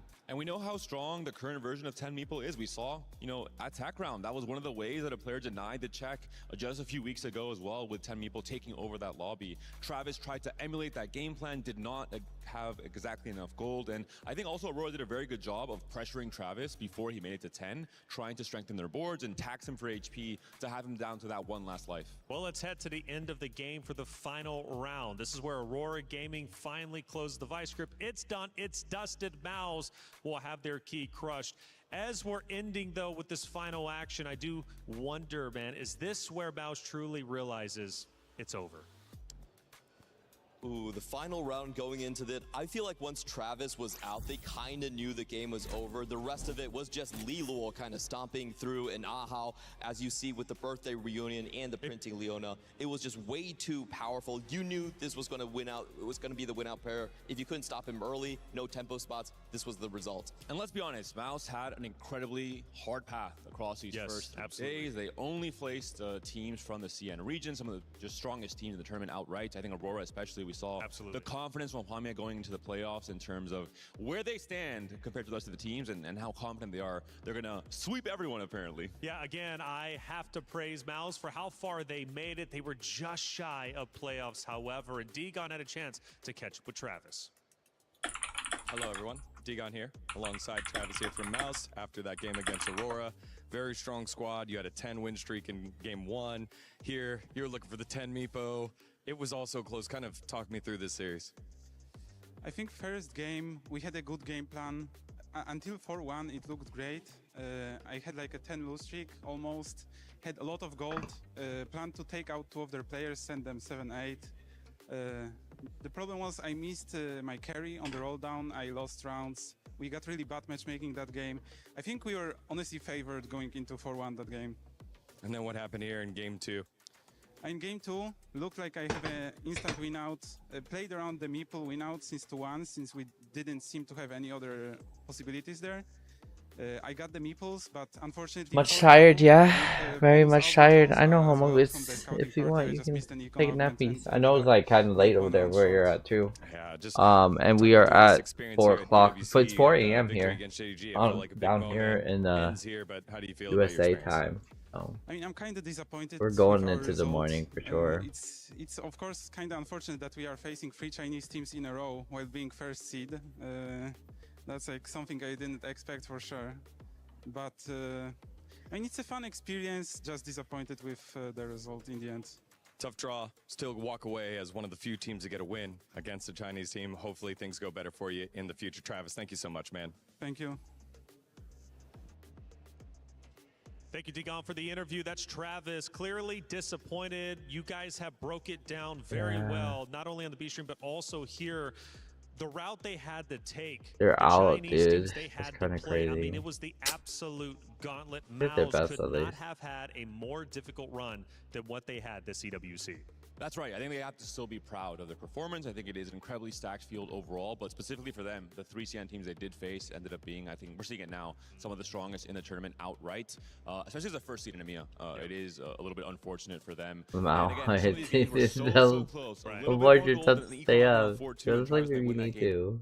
China's looking like one of the strongest regions out there. Absolutely. EMEA, though, they still got a chance with the 2 teams. Now, for We're all just of computer you out shopping there, right like I now. said, and I say Therapy it all the session, time, right? the Esports World Cup Window is shopping is tremendous. There's so much to get the best involved with, therapy. including the EWC play. We've been asking for your tournament predictions, right? Well, this is one way to get involved. Check it out. All you have to do is go to esportsworldcup.com. There's going to be a little triangle on the EWC is doing a left-hand lot. side. It says Although play. You they've click been on doing play, it too. go to the game of your choice. In this case, TEAMFIGHT Tactics. Of course, click on that, and it's going to have all the games that you can choose from. Now, these games, you can choose the winner. They want You them can to choose the gamble? series No, they score, want to do and fancy. doing so allows you to That's all they earn do. points.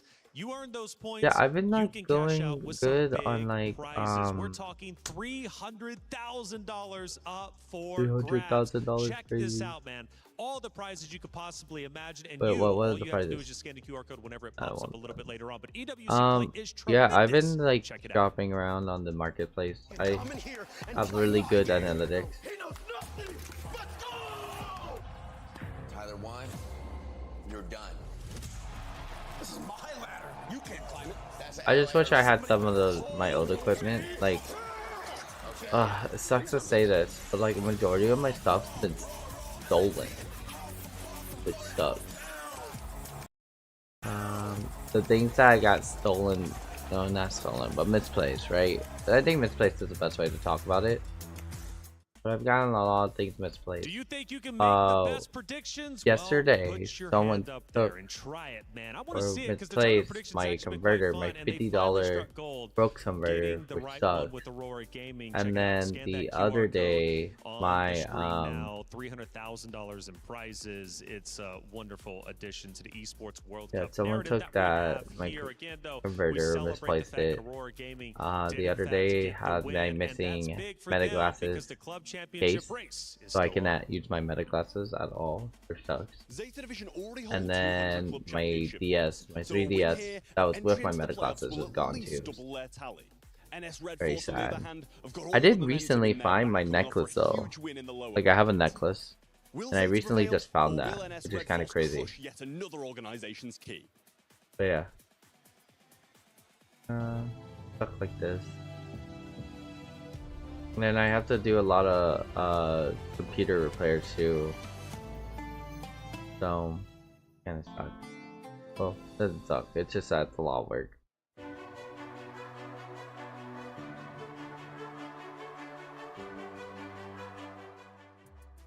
And I'm working on custom building a couple things and fixing a couple things. Here on that very stage, it's going to be Zeta Division versus Noxium Red Force, and both teams were arriving to the venue just a little bit earlier. We take a look. Coming in, feeling fully confident, feeling I like doing shopping. Sometimes that walk can Shopping like online for because stuff. you know you're walking up to your potential demise or your potential championship, right? That's what's at stake. To be a title defender, I really want a month off. For Zeta Division, they're looking to do so. But For like, this org, maybe I'm just saying that because I'm kind of tired right now. A top 8 here like yesterday we did an event. Event went well. We had a couple people come, which is amazing. To being eligible for the club championship points, which is a lot of money. Now for Noxium Yeah, Red probably Force, just want to take a break in life and just fall back a little bit on some stuff. Organization. They are the best team when it comes to TFT. Yes, they're not playing for club championship points, not eligible, but they still are a tremendous roster. For Noxium Red Force, their route, their journey to get to this point was not easy, to say the least. But you can also say for Zeta Division, it was exactly the same. And I want to take a deeper look into who Zeta truly is. Alright, so this is the game we've been waiting for. This is the Zeta Division game. I've never seen a Japanese team play TFT, so it'll be interesting to see how they do. There's Morning. Morning is the one that we're looking at, because they're basically the newest player on the team, and I guess they're all his best friends. 視聴者の方に向けては TFT 自体がまだまだ知名度が低いゲームなので、これを機に TFT についてもより知ってもらえるように、さらにはゼータディビジョン全体、チーム全体として、よりファンがつくように4人で活動していけたらなと思っております。の皆さんへ、皆さんの期待に応えられるよう全力で大会に臨みます。応援よろしくお願いいたします。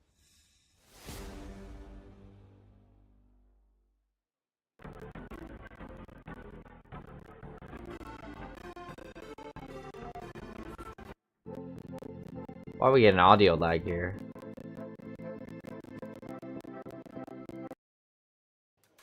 Zeta Division, hungry and determined to beat Noxium Red Force, enter into the playoffs, and who knows, have a historic run, not only in TFT, but also for the organization. We talk deeper about Zeta and what makes them so good, and we got to go to the top of the list. It's Tidal. He's making big waves in our tournament. Title, of course, in yeah, the so I also misplaced my but I think the question still hangs over his head, over Zeta's internal head. hard drive. Can they convert my individual PS5 prowess for someone like Title and Summertimer and their attack round wins into team play, into 4v4 dominance? Because we expect at the very least a top 4, maybe a top 8 from Zeta. They have to win this series. So Clement, is this one of those moments where it's like you got a star-studded roster on paper, but the execution of it isn't necessarily the best? Or have they proven in their track record in a tournament, for example, taking AGAL the distance to a game 3, beating JD Gaming, was that enough to say, you know what, They are talented and excellent on paper as well as in execution. I think this is a brand new team coming in from Zeta. They swapped out 3 members compared to their roster in 2024, and every single one of them has been into attack round finals. They have been practicing 4v4 quite a lot. I think they're coming in with much higher expectations than their previous form. Well, Noxium Red Force, they're going to be the opponents, and they are talented just as much as Zeta Division is. Let's take a look as to who Noxium Red Force truly is.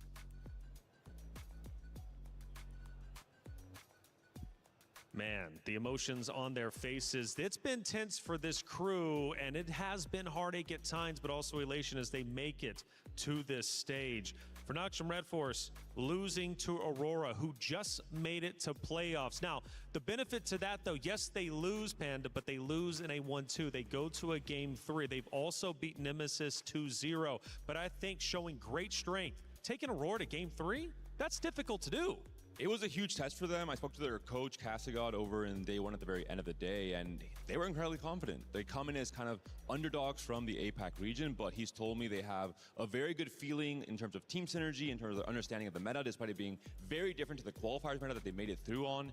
And overall, I think they could be a surprise. I think they might be one of the dark horse teams alongside MKOI in this tournament, where all of a sudden you're writing them off, but they come in, they perform pretty well against Aurora, almost, winning that series in the Game 3.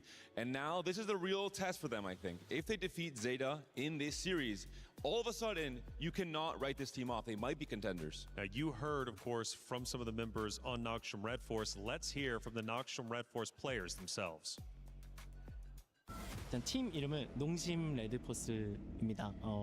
제 이름은 쌈디이고 팀원들은 실럭, 지하닝, 타이니 자이언트 이렇게 총 4명의 팀원으로 구성하고 That's crazy sick.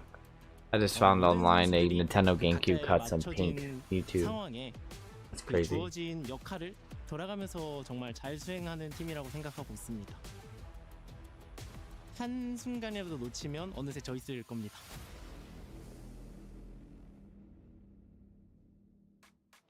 More determined than they've ever been. They have to take on the Titans of Zeta Division. Another elimination match. One more key will be crushed. The question is, which org is it going to be? It's heartache. It really is. It's hard for me sometimes to hear that snap, but I'm not going to lie. I remove an IEM whenever I want to listen in, and I have to listen into that snap. Whose key is getting snapped today? Oh, if you're looking at me, I'm actually going to go with Zeta Division. This might be really that's surprising. Crazy. That's spicy. Go on. Okay, I will say this. Actually, Nongxing of APAC, they were actually ahead of EVO and Zeta Division. Even though none of their players are in Tier 1, they've played 4v4 together for a long time in the Korean circuit, and they have a very unique strategy that we might be about to see.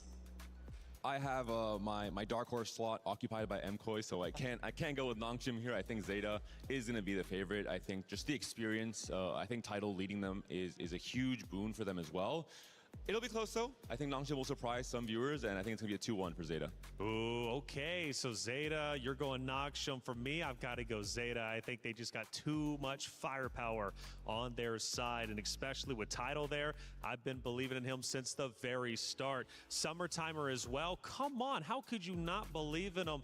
Chat, what do you think? Who are you going to be supporting throughout this series, and who do you think is going to win? This is one of those points I wish we had the predictions ready to go, because I would love to see where it was split. But I think for the most part, people are probably going to be going towards Zeta.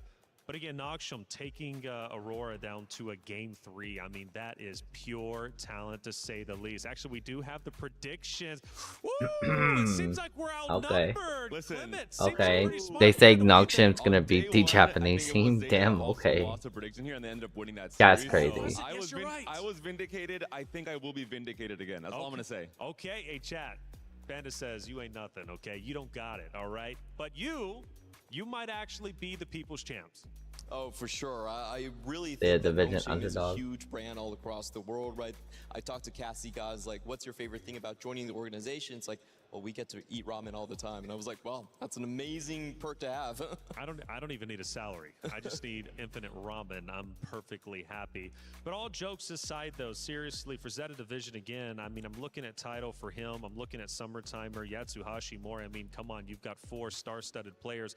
But you did bring up an interesting point. You know, on paper, they look great, but execution-wise, you don't think they're necessarily that talented. Let's make an argument why, on paper, it should work out.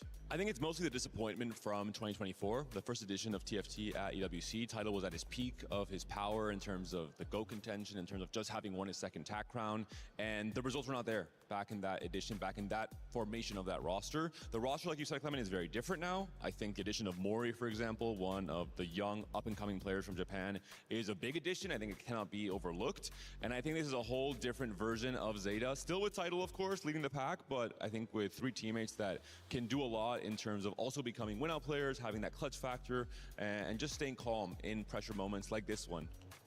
There's one important factor that you might be missing here, and that's Cassie God. This is not a fluke for him. He has brought 2 unknown rosters from Korea to EWC in 2024 and 2025 in MSJ and Rock Esports before. He's done this multiple times. The team has been playing solely for 4v4. They don't even play in the Tier 1 tournament, so more time on the practice, an experienced coach, you can't discount that. Oh, I like the arguments for both, and you can make an argument as to why one side is going to win over the other, but it's up to the players to decide if they want to continue on or have their key crush. It's Zeta Division versus Noxium Red Force.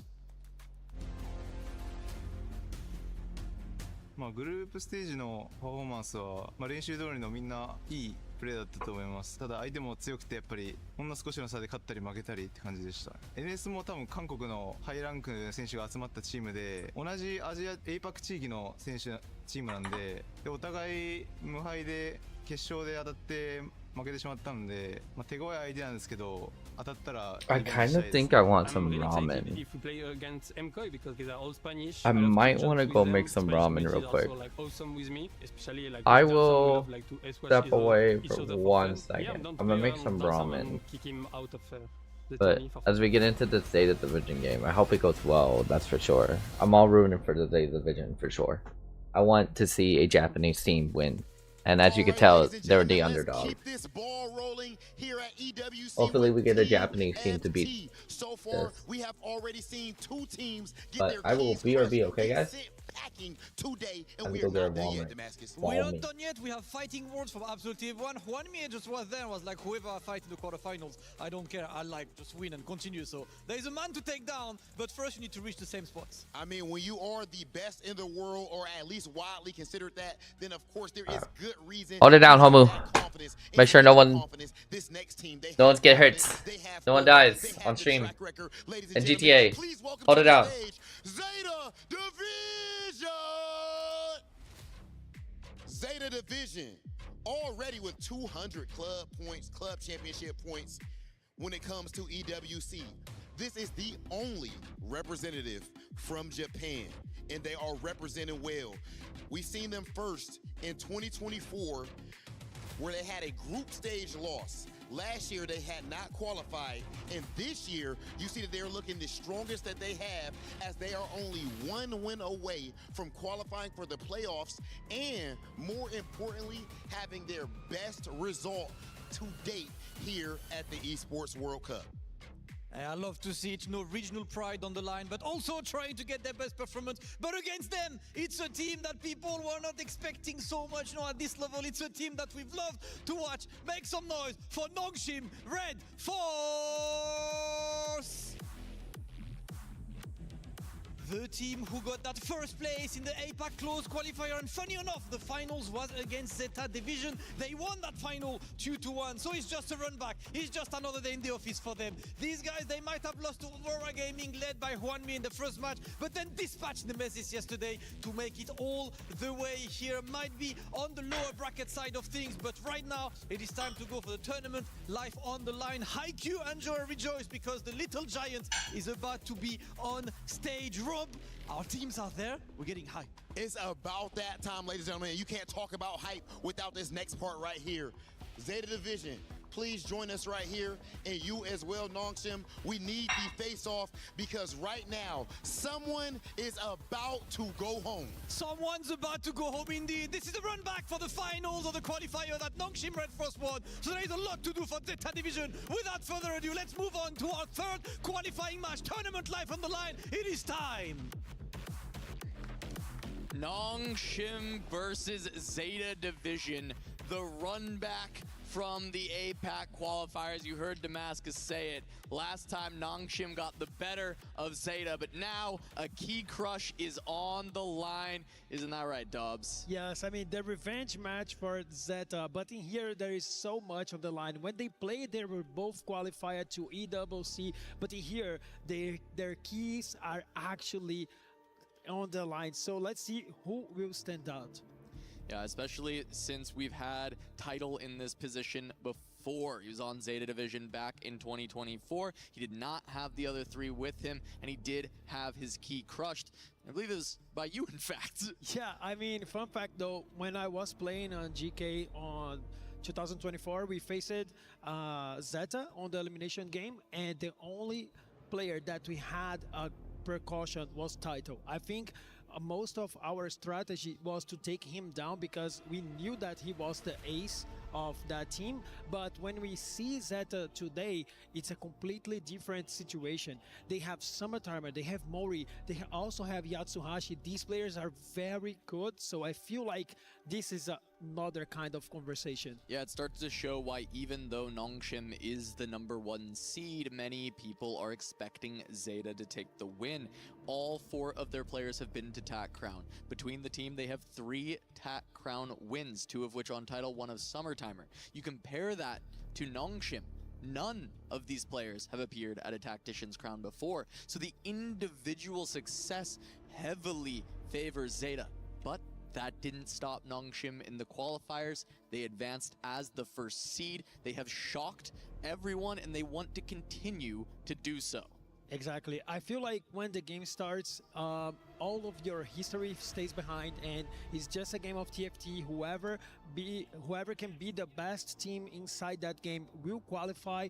And I feel like for Nongshim, they know how to beat Zeta. They've shown that before. Even though it was a different meta, that can lead them into a win, being confident that they already have done the job once, they can do it twice. Yeah, I mean, they were playing a lot of one-cost reroll in that meta. It's not so prevalent now, but there's still the potential of Cho'Gath, and they played that on the B stream when asked about it. They felt that it was still strong, even without as much success as it could find before. We'll see if they pull out anything unconventional as we jump into our first game of this series between Nongshim and Zeta, and it will be Yasuo and Evelyn for our gods to start. Yeah, I like Evelyn pretty much because this is a type of god that people can actually pick her to pressure the lobby.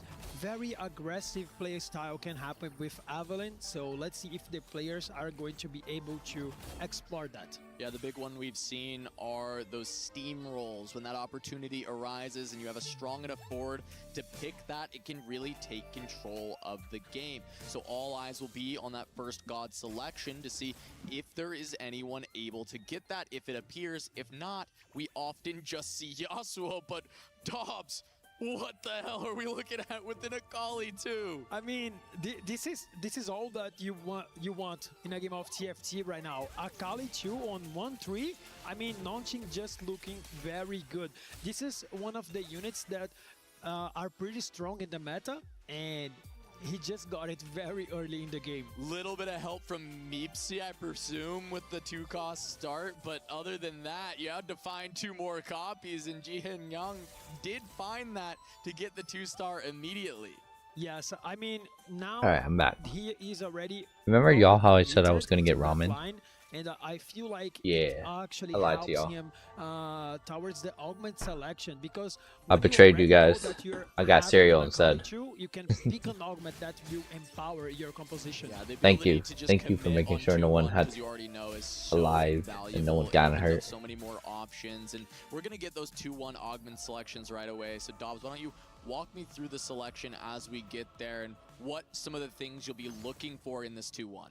Well, I feel like, especially for silver augments, Caretaker's Ally, we've seen that players are aiming that for a lot.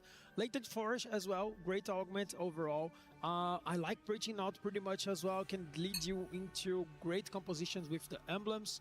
A lot of good stuff, but I feel like Expedition is the best silver augment in the game, and I just can see on the left of the screen the best player in this series just got the best augment. Yeah, giving the opportunity for Title to play for the win out spot. This is exactly the position that Zeta is going to want to put Title in. Only Give cereal. him those opportunities. We also see Yatsuhashi taking augmented power, which It's is not the even ability like to flavor also cereal. get some more power I got like later on in Cheerios. this game and potentially go for the early loss Oh, streak. regular we'll ass see whether cereal. Title or Yatsu is the one who actually gets to go for that.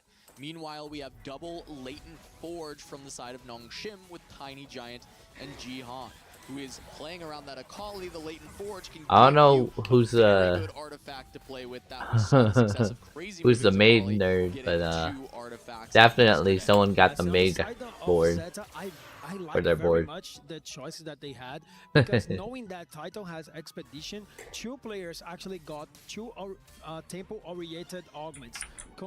The continuous conjurators, it gave Mori extra items. He can use that to save HP in the middle game, as well as quick starts, giving a 2-star I was gonna unit look very up early, something. so you can balance your team. You have Trying to 2 remember what players it going to is. tempo, and then you have Title for the win out, and also you have an augment augment power that can give maybe in a prismatic, and that can be an advantage. Can open up Yatsuhashi to even potentially have some first place equity in this game, even though Title is going to be the main focus for Zeta for that start. Nongshim having their potential win outs via the latent forge. We've seen the potential that artifacts can provide, but also having Siluk on the Caretaker Jax. We'll have to see if a reroll line will come from that, because that can pair nicely with Akali. However, they already have Jihong will come from that, because that can pair nicely with Akali. However, they already have Jihong on that 2-star. Yeah, I feel like the Akali is the type of carry that 2 players on the same team can aim for. Maybe you go for the Jax 3 and Akali 2, and the other player can play Akali and Kindred. So I think there is a bit of overlap, but on this specific comp, there is no problem at all. Both players can go with it. Yep, we see Title ends up picking up a win. We expected the early loss streak, but he does kind of run into one of the lose streakers from Nongshim and is not able to continue losing just yet. But getting that streak broken early on means it is still pretty salvageable, just won't be a full 5 streak into neutrals. Looking at currently Samdi and Mori as the 2 on the current win streaks that can look for a 5 streak in stage 2, as well as Tiny Giant and Jihan at the bottom of the tables for Nongshim, looking for those loss streaks. These are both of the latent forge players. Yes, I feel like he has great items already. The Gargoyle is quite good on Jax. It's very good for tempo as well, because when you have an upgraded unit with this item very early, you can do a lot of damage on the enemy teams. So very good choice so far. Yep, that is one of the best slots for Jax, being able to get that Gargoyles going, and because this is, of course, the Caretaker's Jax, Siluk will be able to get towards that Jax 3 relatively quickly, and we did see an Akali on the bench alongside the Aatrox, so we'll be ready to pivot there after the Primordian's use has been gone through. No steamroll. Instead, it will be Finalist Gambit, which is going to immediately prompt everyone to go to Yasuo instead. Yeah, I feel like this choice for Evelyn, it's quite rare to see in a 4v4 match. You might see on solo play because you want to try the win out, but here it's so difficult, and Yasuo can provide you some extra power throughout the whole game. So that's what the players are actually aiming for right now. Jump back on board with Yatsuhashi. See that he has recently picked up a win as well. Is just going to be playing around that AP flex. We see the Zoe for now will be a Jeweled Gauntlet and a Shojin already slammed.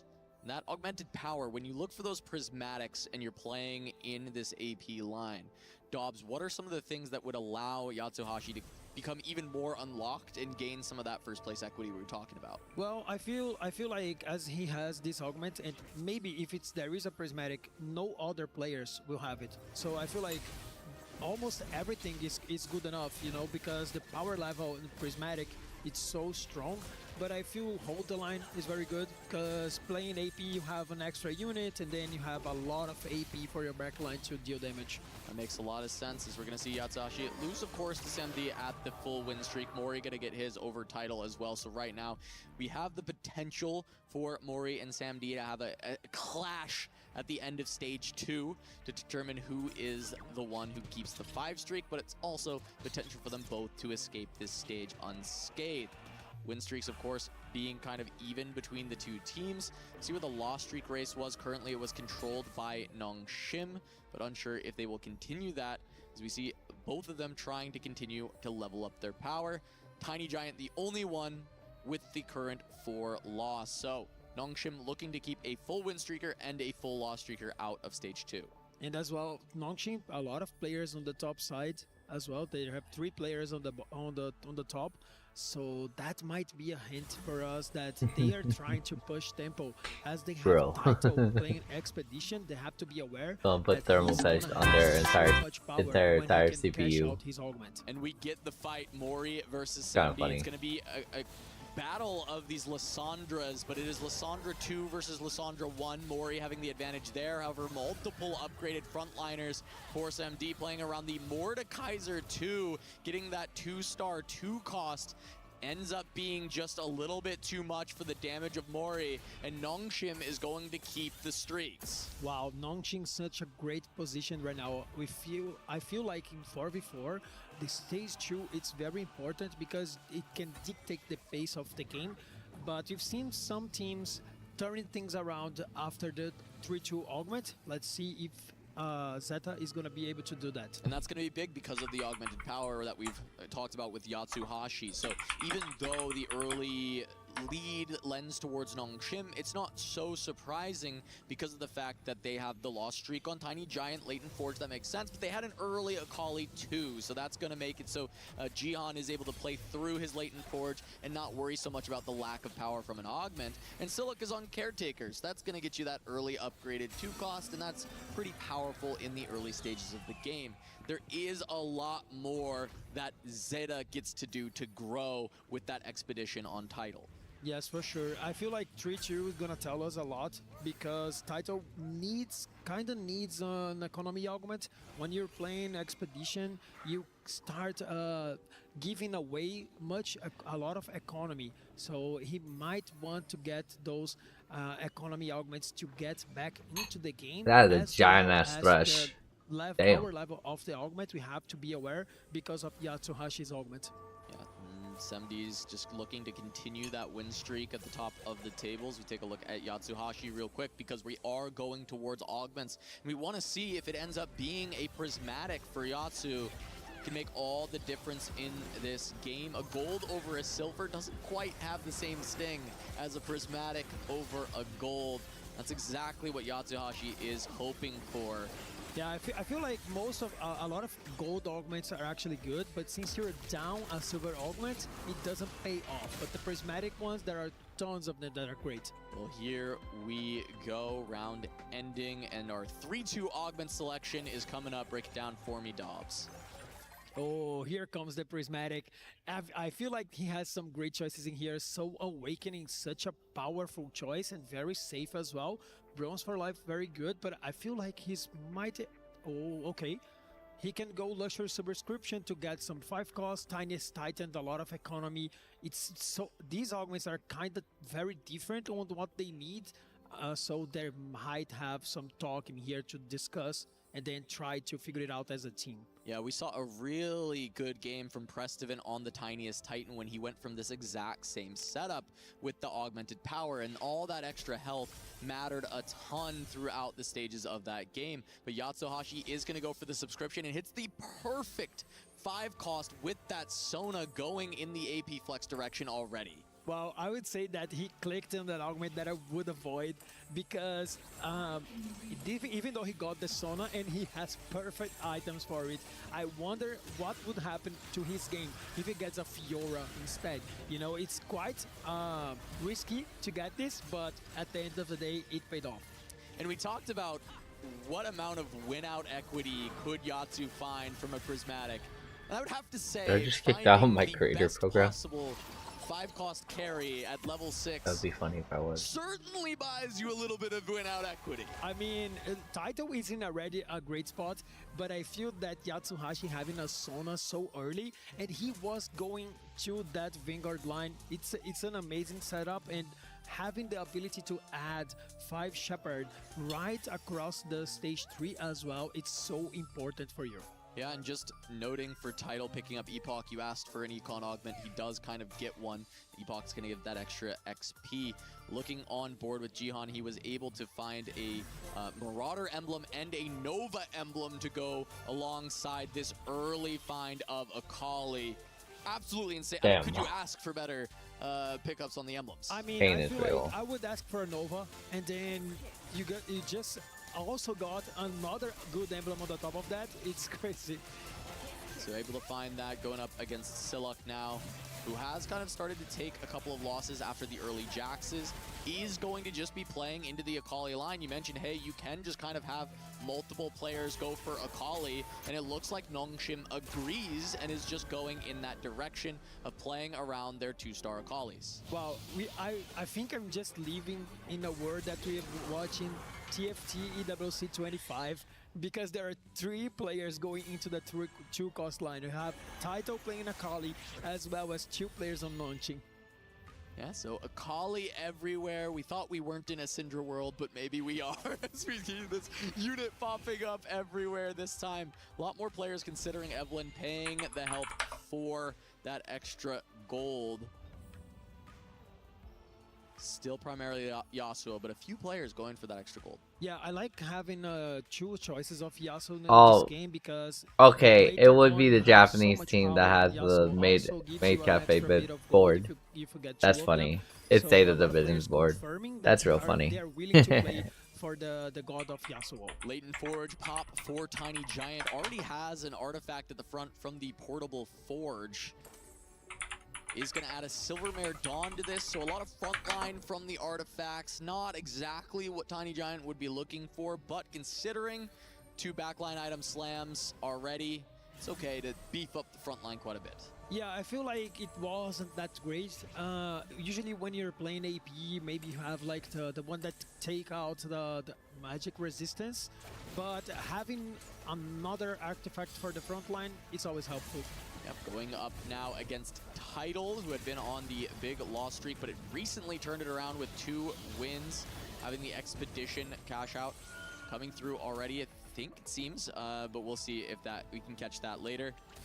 Tidal is still going to lose this one, though, as the Karma was found for Tiny Giant to beef up this board further. He already had the 3 AP items, the front line, and actually found a great item holder for this.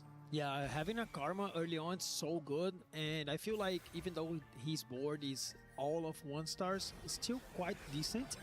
But on the other side, I would say it's very hard to him to cap out, hit this board with the setup that he has. On board now with Summertimer is playing around the Gnar, the early stages of the game. Still very high HP for Summertimer on a 5-win. The Gnar has been very strong at this point. It is just going to be going up against Tidal, who is still selling for Expedition, currently at 22. Yeah, making his way towards I think I need to move my mouse pad back because I have like a wood desk. The custom themed World of Warcraft desk, but I keep like holding my hand or my elbow onto it, trying to leave like marks on me. I don't know, maybe I just get a little bit stressed. How's everyone say? Is everyone good? I'm starting to feel a lot better. Had some cereal. Here's some friends. Thank you guys for the subs.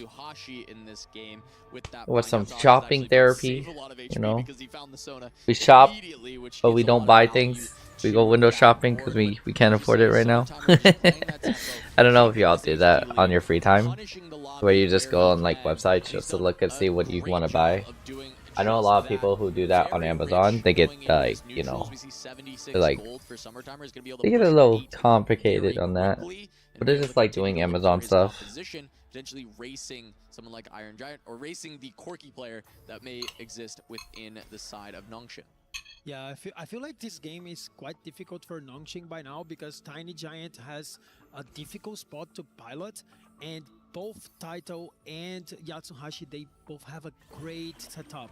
So I feel like maybe Nongshim needs a player to step up and try to go for that win because the top 8 is looking that they are taking it. And it might be Tiny Giant who does. He had 90 gold going into this round. He did not spend. He did just start pre-leveling. Potentially had teammates in his pool that can sacrifice for him, and he wants to see his augment before he fully goes all out. Playing in that AP flex line, directly contesting with Mori and Sam D, who is in on the different side of that AP flex line, playing around the Nami. So he's going to be looking to get this Karma too. He's going to look for even more value, but he ends up running into Summertimer, so Tiny Giant is going to get dropped to a single life, and we're going to have to see how big this rolldown is. He needs to hit hard. He's 1 away from the Karma, and he goes for reinforcements to try and find some front line.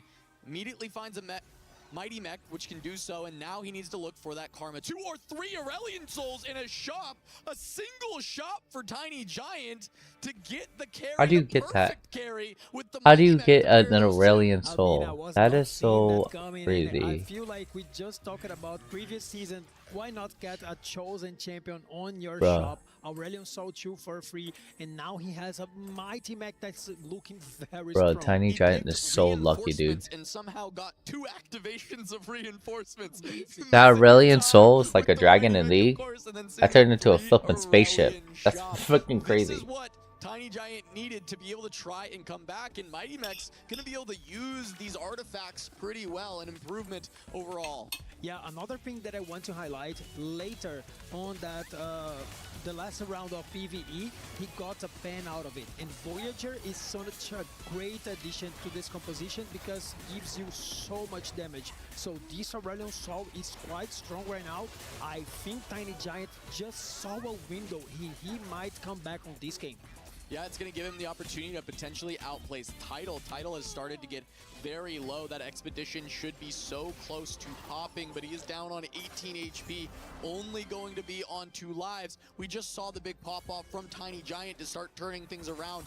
Now it's Tidal's turn to do the same. Here's that Expedition. He finds a Blitzcrank and a Bard. Not exactly what he needs, but he is able to pair the Blitzcranks at the very least. Now we're going to see him start selling out of those because they don't fit this board. He's playing around the Nova. He was contesting into this line that Nongshim was playing, but is a Radiant item enough to get him over the top? Wow, I feel like Taito had such an amazing spot on the early game, but we've seen that so far didn't quite work out. But of course, he just got his Radiant item upgrade. That might be the thing that he needed. Yeah, so now he goes up against Yatsuhashi. We see that the Sona has been paired at this point, so that Sona 2 could come through at any moment. He's been able to carry Yatsuhashi so far, but he has gotten a little bit softer, and you can see all that damage from the Radiant now on the Akali is so immense. I mean, Yatsuhashi might already know that Taito cannot win out. That's a possibility that I feel they are talking about because he's pushing into that level 9. You can see that he's at 54.8 gold right now, and he was level 8. So I feel like he's tournament this weekend. To try to win out the game. Yeah, and Apex Legends dual tournament this weekend. What the hell? Buy champions, but it's so much money, and it I is invited just to this. going to be the burn hex for Yasuo, so That's it's a crazy. little bit less appealing. A lot of players opting for all this extra money, and especially when you're trying to push that level 9. Yes, you are on a pair of Sonas, but maybe you can wait 2 rounds while you get to that level 9 to buy her. I think for Yatsuhashi specifically, I would say Evelyn just perfect. The more gold you have on level 9, the best, because you can actually get those 5 costs online. He already will have a Sona on 5-1, but you still need the bar, you still need the Blitzcrank. This composition is so expensive, so I feel like this is in a great position to take Evelyn, for example. Yeah, Siluk now going to be level 8, looking to go level 9 as well. Does have the Jax approaching 3-star and will be facing off against Tidal. Not spiking yet, whereas Tidal did just spike hard. finds a Fiora that can potentially start healing him back up as well. His Akali gets to hit Silux first and will be able to win the fight pretty easily, as it is only a 1-star Kindred with some pretty poor items off the TG. Massive amount of damage from Tidal, and because he has the Fiora in, that's going to be a really nice chunk of healing. Wow, Selak had the Akali in the very back, but the way that Akali of Title played the path, she was able to surpass the front line and hit the opponent's Akali. And I feel like Selak has 3 augments, just 3 economy augments. He will start to fall off very soon. Yes, with those economy augments, he is able to spike now, hits the Jax 3, and has level 9 on 4-6, so he can try and capitalize on these econ augments to get legendaries, but not having that combat power could cause a lot of problems, as you said, Dobbs. And now he's going up against the mech board of Tiny Giant, who has not been able to weaken his board whatsoever. Tiny Giant is the one who has to try and stay alive. Yes, Tiny Giant is such an important piece of Red Force right now. That Bard can actually help him into the win, because sometimes you can get some extra gold out of it. So I feel like Tiny Giant is the piece that they can lead them to a win. Yeah, he's going to have to be, because a lot of the rest of the lobby for Nongshim is not looking like they have a lot of that win-out equity comparatively to Yatsuhashi, and even Tidal having a strong enough board to start healing up and make it towards that top 4, playing around that Fiora. Look at all the gold Yatsu has at level 9. 90 gold rolled down. That's crazy. What can he find? Blitzcrank already. Bunch of Oh, gems in the man. shop. That's not what he wants, but he finds the Bard. He finds the upgrade as well onto Morgana. Nunu upgrade. The front line. I'm still rooting for my Japanese players. A bunch of 2-stars there, and he just needs Even one though it's not more looking happy, to it's pull not this looking all so good. together. Finds a pair of Vexes. It's a lot of gold to roll down and miss the primary carries, but the front line has been stabilized. It's fine, because next round he will get a Sona, so I feel like he's stable for now. I think he overrolled it a little bit, but maybe he's trying to deny pieces from the opponent's side. Yeah, and there is that Sona upgrade. Finds the Blitzcrank pair, Bard pair. He's so close to finding everything, and he's gonna get the Bard. Yatsuhashi looking to be the win-out, the hero for Zeta. Even though Tidal's position was great, Yatsu was the backup, and he hit exactly what he needed to try and get this job done. Yeah, that's exactly what they needed, and actually having a Bard too with quite strong items later on can help him to the win. And he's facing the Akali that didn't have quite success against that beefy front line. Yeah, now the Jax is 3-star, and there's an upgraded Fiora that's been found for Siluk. They get through the front line, the Fiora doing her best to try and close this out, and she does. That is a massive win for Nongshim, because it puts Yatsuhashi on a single life alongside Mori. Yatsu gets to add a Blitzcrank to this already impressive board. Maybe that will make all the difference, but a crazy turnaround for Nongshim, expecting Siluk to potentially bleed out, but he finds the Fiora too. I mean, what a turnaround on that fight. Fiora was sneaking into the front line, and later on she was able to take down most of the damage dealers from the Zeta player, but now he's sitting on 1 life. So next fight can be the key to anyone's victory. Yatsuhashi finds Tiny Giant, one of the power players for Nongshim, a preview of 2 players that are trying to win out from the bottom, both of which nearing 1 life. Tiny Giant has a chance to survive. The Mighty Mech tanking strong, but a solo tank is generally rather weak against a Blitzcrank. It finally gets taken down, and it looks like it was gonna be enough, but the Aurelian damage is still there. It's just a Bard. Yatsuhashi goes No. Tiny Giant takes him out, and that might No open the door for way. Nongshim.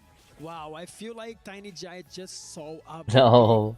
All of our Japanese players, they're getting demolished. with the Voyager emblem, and everything is different now, because Zeta was relying on Yatsuhashi being able to get those high placement, but he is just out in 8th place. Can they actually turn that around? 3 upgraded 5-cost carries with itemization goes 8th place in this lobby, and it comes at the hands of Tiny Giant finding those mechs. Now it is up to Tidal with the Radiant item, but I don't feel his cap has reached exactly what Zeta needs, and Mori and Summertimer are in trouble. Summertimer was trying to take HP for so long, but no one from Nongshim would fall, and now he's stuck carrying a 2-star Milio, which is not going to be nearly enough. Sam D is trying to take him out with the Nami. Corki v Nami. The Corki cannot do it. That's another Zeta falling. And Mori on the other side, the same. 6, 7, 8, go Zeta division. And Nongshim Red Force gonna grab game 1. What a statement in here Crazy. from Nongshim. I feel like Tiny Giant is the MVP so far. He just smashed the plans that Zeta had. They were trying to put Titan in that position. They tried to give Yatsumashi Not the Zeta lost, but dog. instead, What the Tiny hell, Giant man? killed everybody, and they have taken the game 1. We have seen a couple of stomps to start our day, 2-0s both times, and Nongshim trying to make a statement in this first game, sending Zeta 6, 7, 8, saying, our defeat of you in the APAC qualifiers was not a fluke. It was something that we can repeat. Lightning does strike twice, and we'll see if it can strike a 3rd time after this break. That's crazy. My Japanese team will not make it. It's okay. Wait, they got game 2. Crazy ass free roll though. How the hell does the guy get like an entire goddamn spaceship?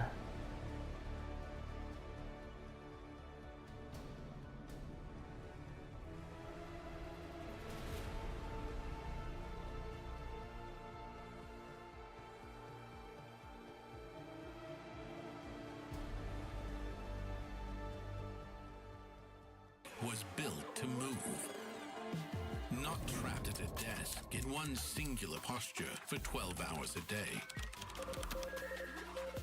That's me. They're calling me out. Not the call out. Not the ergonomic call out. I have to get like a pillow on mine, so on my back, just to sit here.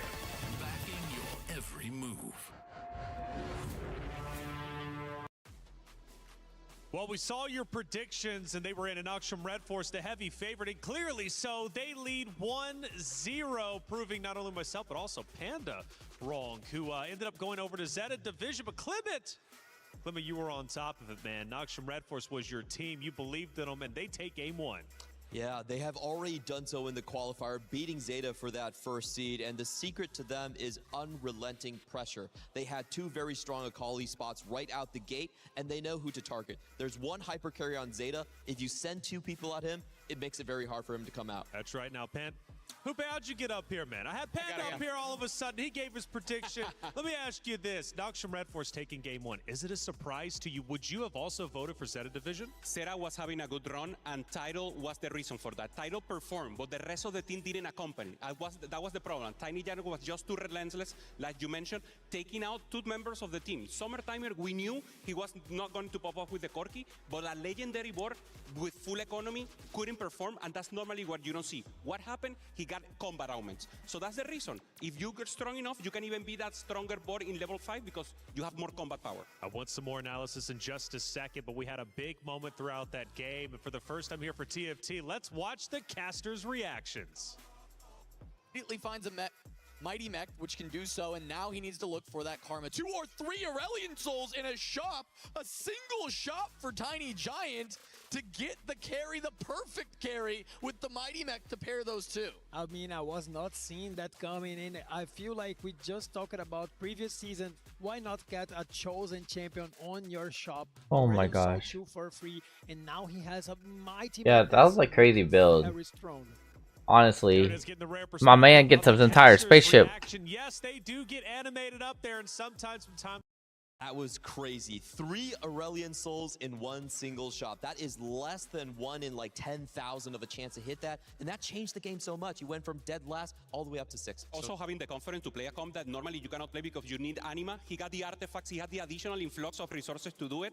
And in the end, Reflection made it happen for the team. I've noticed a lot of times players will take risky plays, you know, just banking on the fact that they do get lucky. How common is that?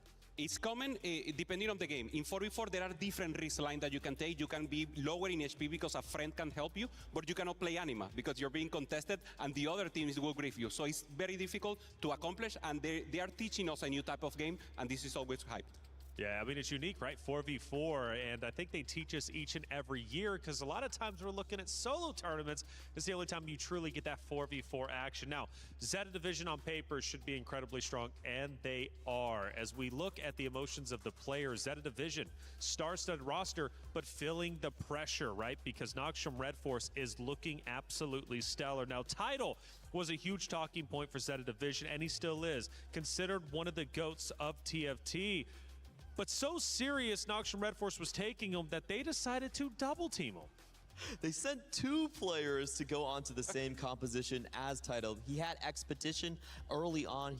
They knew he was going to be a win out. And that's the problem when you have one standout member on the team. Tidal currently before this game in the tournament, 2.8 on the AVP. None of the rest of the members had above a 5. So it was a very distinct situation where if you know you take the head of the snake off, then you can win. So Upe, though, for me, when you focus on one player, technically you can kind of take 2 of your own teammates out, leaving 2 to kind of play their own game. Is it risky to double team one player and revolve your game plan around the other team? It's totally risky, but they made it happen in a clear fashion way. So they didn't stop Tidal, but in the end, I think the problem was more on Zeta. Not having enough players to perform, that's what made the total difference. So they need to perform. Tidal is doing amazing. He's getting 2 people to mark him, to defense against him, and now it's time for Summertime to step up. That's what happened in the last round, and that is what needs to happen right now. So was Summertime not stepping up? Because Tidal's getting double team, and Summertimer was playing tempo incredibly well.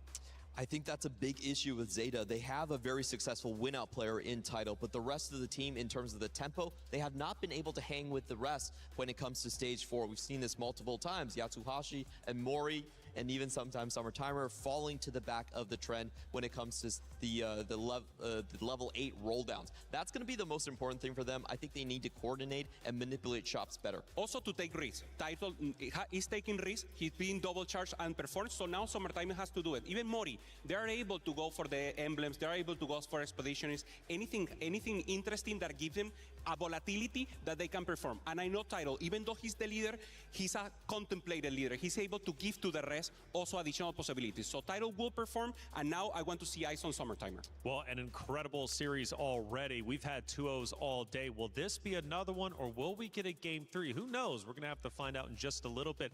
Hey, Amazon Prime, though, is doing something special. It's our Level Up docuseries about the Esports World Cup. Check it out.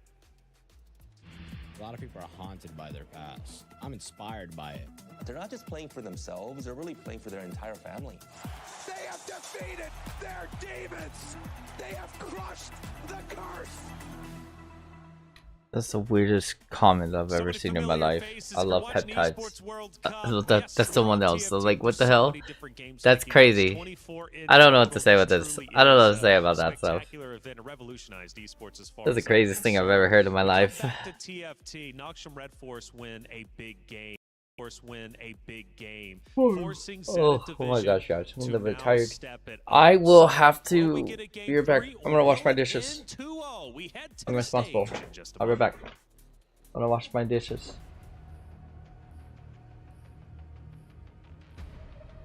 Be right back, y'all.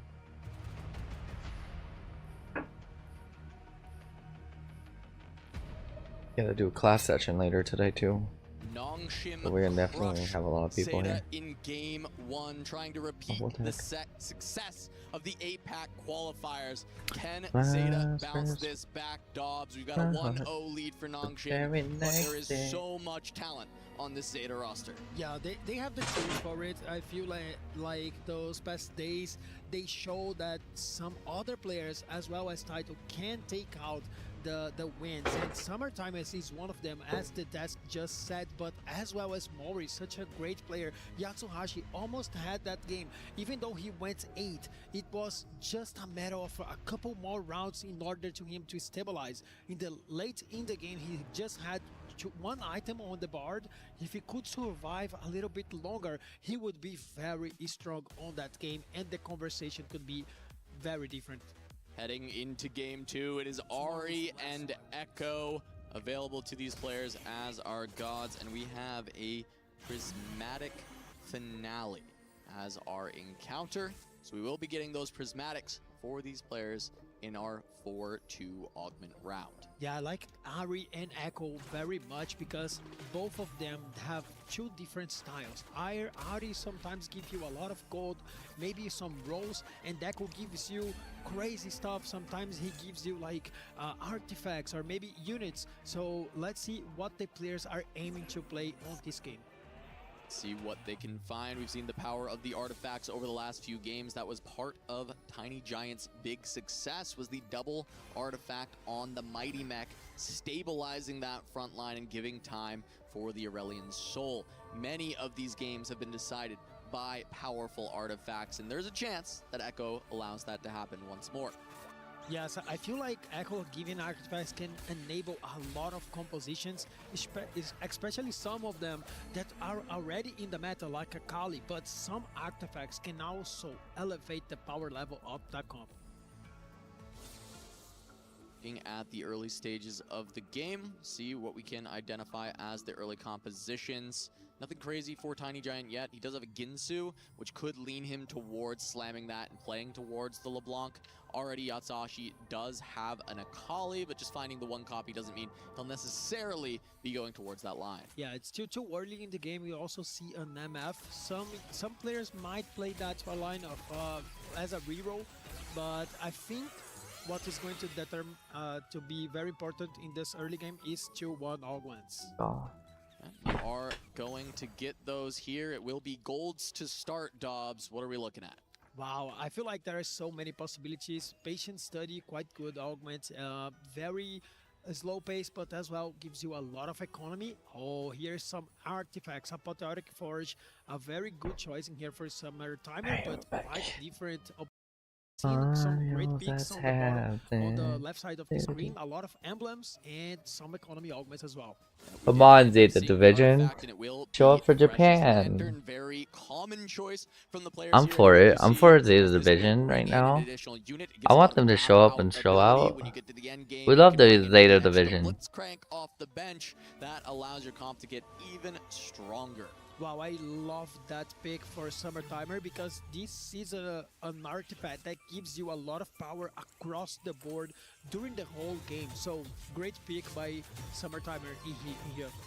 Yeah, and to start, we have pickup of the Legion of Threes here. I've never seen this. And it is going to be a I've never seen this map before.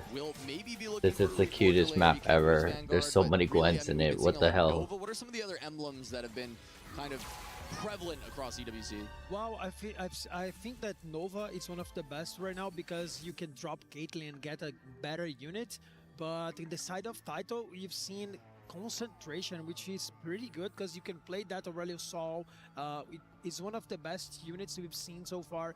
A great composition to play tempo, but Taito is the one that we expect him to play for those win outs. So here is the thing, Taito might be playing for some tempo play, so who will stand up and try to help him to get the win in here? And that's where you start to look at the other Tactician Crown winner in the past, Summer Timer, to maybe fill those shoes. Is it Summertime once more here in Paris? It's yet to be seen, but taking a look at Nongshim's pickups for some of these augments, talked a lot about win out angles. Spreading Roots has been one of those. Picking up those extra emblems does give you the opportunity to have high cap outs, but this is maybe not going to be exactly what you're looking for, as it is just Arbiter and Bastion. Well, I think that Arbiter and Bastion might not be the best things to get in the late game, for late game, but at least for now, he's printing some Leonas, and this is one of the greatest things that players are doing, because it gives you an early game power, and later on you can get a lot of economy. Yeah, the Leona printers have been big for them to look for. We know Yatsuhashi has a Leona printer. We know that as well Mori has Leona printer options. Tiny Giant does have extra armor and magic resist for his arbiters to make them even stronger, and look for this. Dude, I'd really like this map. I want it. I actually want a copy of this map. This Diana is going to be really tough to ever bring down. If he 2-stars it, this is going to give a big opportunity for Tiny Giant to look for a massive win streak. Well, I wonder if he can cook Diana 3. It's quite difficult to pull it off, but that would be spicy. Be something. That would be real spicy to see, especially because this is a lesser taken law for the arbiters, but that bulkiness is a way to really make this Diana shine. So we do have our early streak. Summertimer, Tiny Giant, and Siluk all on 3 wins, and we're going to get a pick from our gods. Echo and Ari. We're going to get Divine Intervention for Echo, and a lot of players immediately going there to get that massive influx of gold towards the end of the game. Well, I think that players might looking for the late game power. Getting the Echo in here, it will slow down the pace of the game, but later on the game can get wild. Yeah, a few players still going to take the Ari to get that immediate strength, the immediate gold, try and help them reach the compositions that they need. Samdi and Mori contesting the loss streak. We'll see if either of them have to open fort to prevent the other from continuing the loss. Currently, they're both playing around a couple of 1-star units. They haven't fully open forted. They're not losing all of that HP. And it's a big contest at the top of the tables as well. Siluk and Tiny Giant for Nongshim. Lots of opportunities for them to control the streaks again. In the previous game, Nongshim controlled the streaks. They found a blowout win. What will happen this time as Mori runs into Tiny Giant, so he'll continue his win streak? Yeah, I like the team play from Zeta. They're having Summertime and playing some tempo as well as Taito, and I think that they put on the less known not less known, but less decorated players the chances of winning, because saving accounts and also late game scaling, I mean, they trust Yatsuhashi and Mori to make the big calls here. See if they can send one to the fences this time around. Did not work in game 1, but they have to keep the trust in the team. Title looking for any way to stop the demons of the past. Do not repeat the 2024 group stage exit. He wants to make it to knockouts. He's been in the GOAT conversation for so long, and a resurgence of that conversation could be a win here at EWC. Of course, this is the title that Taito does not have yet, neither Huami. So I feel like for both of these players, it's something else, you know. Everybody wants to a piece of EWC, everybody wants to win, but for both of them, it's even higher. Look at this here. Samdi does end up selling completely in order to keep the open fort, and Mori will do the same. It is on Mountain, so Mori wanted to be keeping units around so that he could start printing those Stargazer emblems, but recognizing he feels the streak was more important and completely open forts. We'll see how much this hurts Mori's game, because he was playing around that Lulu, he was playing around Stargazer Mountain, and now he may have to shift gears and do something completely different. I feel like for Mori, it's actually better than Sand, because Mori has an augment that the more economy you have early, the more you have later on. So saving accounts give him so much gold, so you have tools to come back. But on the flip side, we are on a river, you have to place units to cast in order the main to map get looks those really cool extra too. items. So selling the board might not be the best way to pilot that game. Yeah, so even though it hurts Mori for going for that Stargazer, you could have other options with all the extra money. That makes a lot of sense. It's really good, and Semdi is going to have to try and stack up those tiers much later as we go into neutral. Summertimer does hold on to the full 5 streak, stopping the Nongshim players from getting there. Meanwhile, both Mori and Samdi did find the full 5 loss. So stage 2 going slightly in the favor of Zeta this time. Yes, I think it's a very different type of early game. Zeta having such an amazing out from stage 2. Summertime with great tempo, Mori with the possibilities of coming back. Let's see if the next augment can dictate the pace of the game. 3-2 coming up, but Siluk level 5 has picked up a Tahm Kench and will be printing a lot of extra econ items, whatever, just getting a lot of stuff from this Kench that can allow you to increase your cap. I think we should keep an eye on Siluk because he had Kench early on that can give him extra resources as well as a Kai'Sa too. So it's easy to stabilize when you have a 3 cost upgraded already, and he is also playing with the reunion. And that can lead him into that level 9, and then later on he can cap the board very high. This can be a very fast 9. We saw actually with an early Kai'Sa like this from Fnatic, they ended up playing the 3-star and getting to win out from there. However, this feels like a little bit different due to the Tahm Kench, due to the birthday reunion. Rerolling is not the game plan. That fast 9 and Siluk being a massive win out potential player, as we've got a Prismatic on 3-2, and remember that this is a Prismatic finale, so it's gonna be 2 Prismatics. Wow, the game just accelerated so fast in here, and a lot of great choices here for Siluk, but I think he's so awakened by, okay, he's going to the Thief's Close. And why is that so good for him? He's guaranteed of 2-star 5 costs later on, so having a lot of Thief's Gloves can help him either save some HP, and later on having a 2-star 5 cost with one of these items is always great. Yeah, he's going to have to itemize a lot of different units. The higher level you're getting, the more units you're getting on, the more carries. Absolutely love it. It's a great call out, Dobbs, as we do have a look at Mori with the Baron Pit. This has been very common as a pickup for just about anyone, is just some combat power, looking to continue his loss streak because he only has 2 units on the board, wanting to stop Samdi from continuing his own as Summertimer continues to 100 streak as he runs into Mori himself. Well, I feel like Mori is already playing towards the mech. You've seen the mech having success last game, and I feel like he having a Gargoyle and other items slammed. He's trying to save the items to get best in slots. So maybe this is another mech running here. Yeah, meanwhile, Samdi did find a Radiant item, and so does start to pivot his board towards winning in stage 3, not wanting to keep that open fort. So we'll keep our eyes on Mori and see when he starts to turn things around, as Jihan has been printing Stargazer with the Mountain so far. Samdi does have the Radiant Death Cap and found a Nami to pair with it. Yeah, Taito on the other hand, concentration with Hold the Line.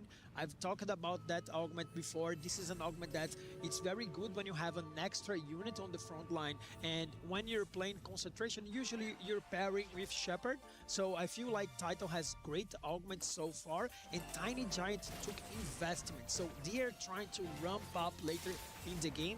And you've seen that Tiny Giant was able to take down game 1. And let's see if he's able to. Zeta Division wins. We're going quick. Roots invested. That's really telling towards looking for a win, looking to play that late game, look for a high cap. So we'll have to keep our eyes on Tiny Giant as Summertimer is finally looking to take a loss. Jihan able to take out the back line with the Akali, printing those extra emblems, and that is a very powerful composition. The Jax, pretty tanky, can hold on for a while, but doesn't matter if there's no damage, and so Summertimer will finally lose the win streak. Yeah, Summertimer is level 6, 20 gold, so he invested a lot on that streak, but he also lost the round.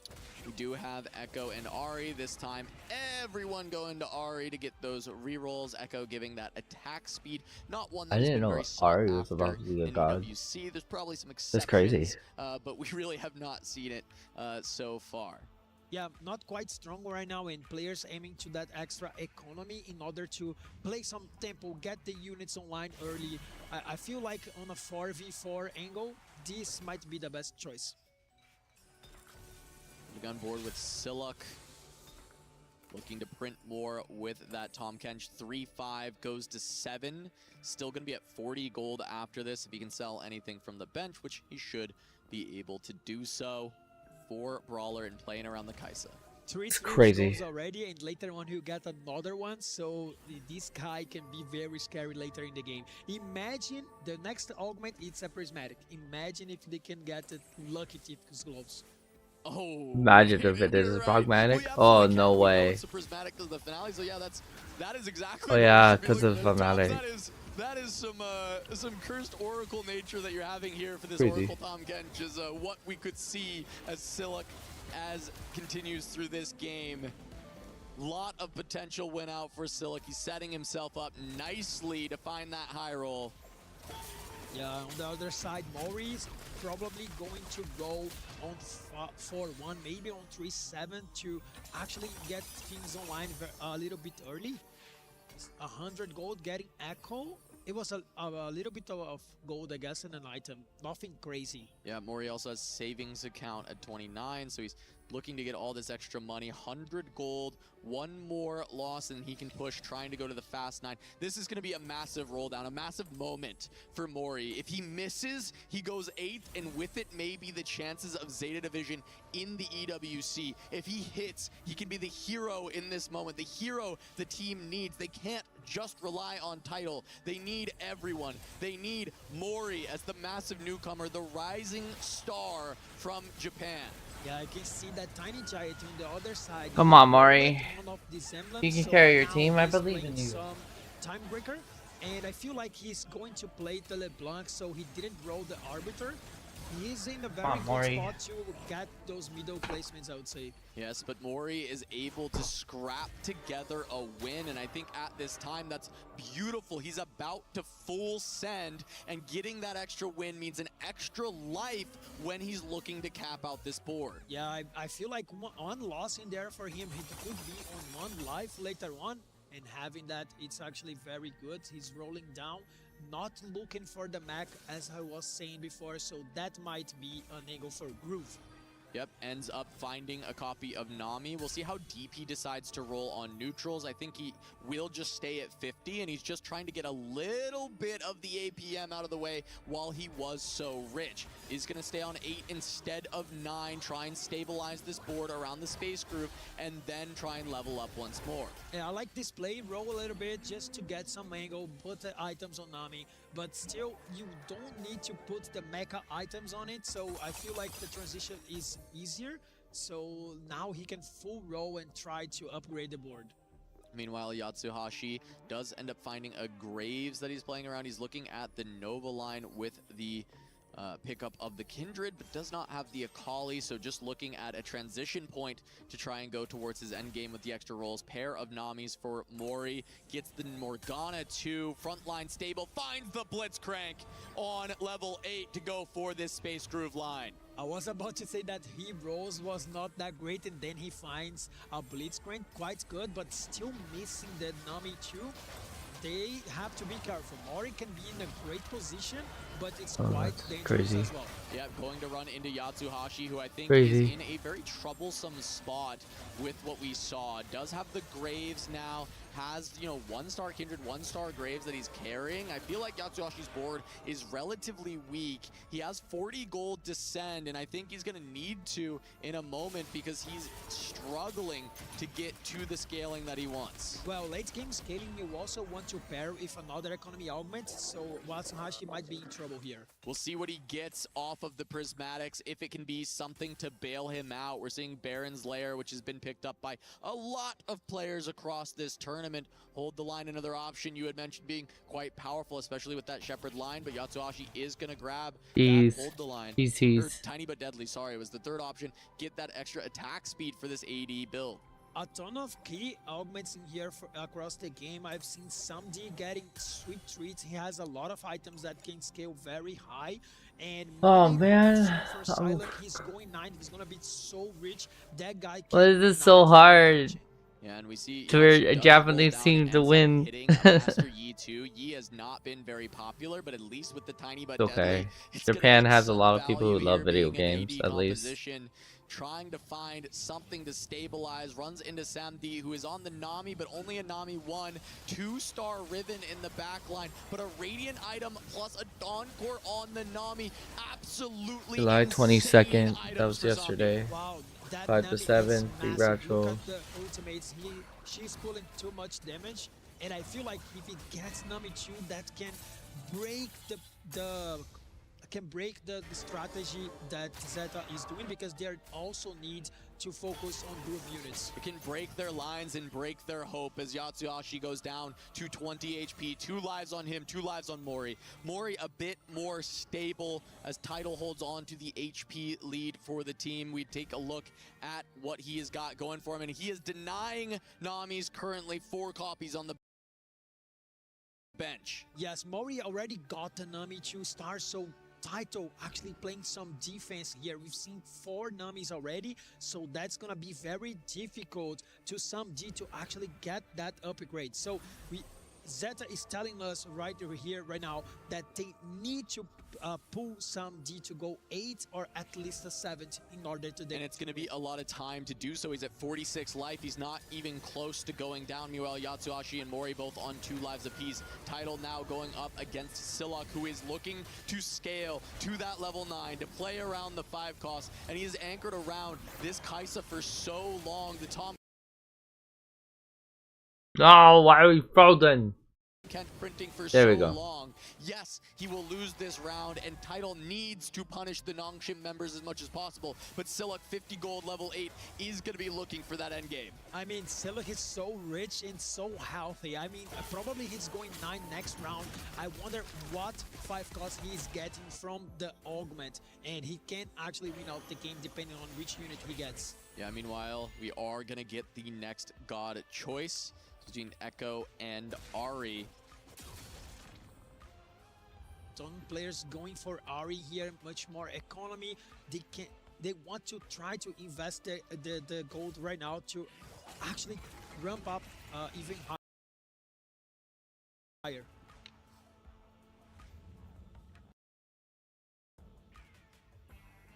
Looks like a lot of players were in that Ari direction.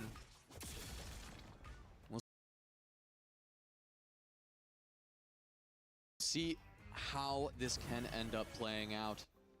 Zeta in so much trouble. 3 players in the bottom 4 right now.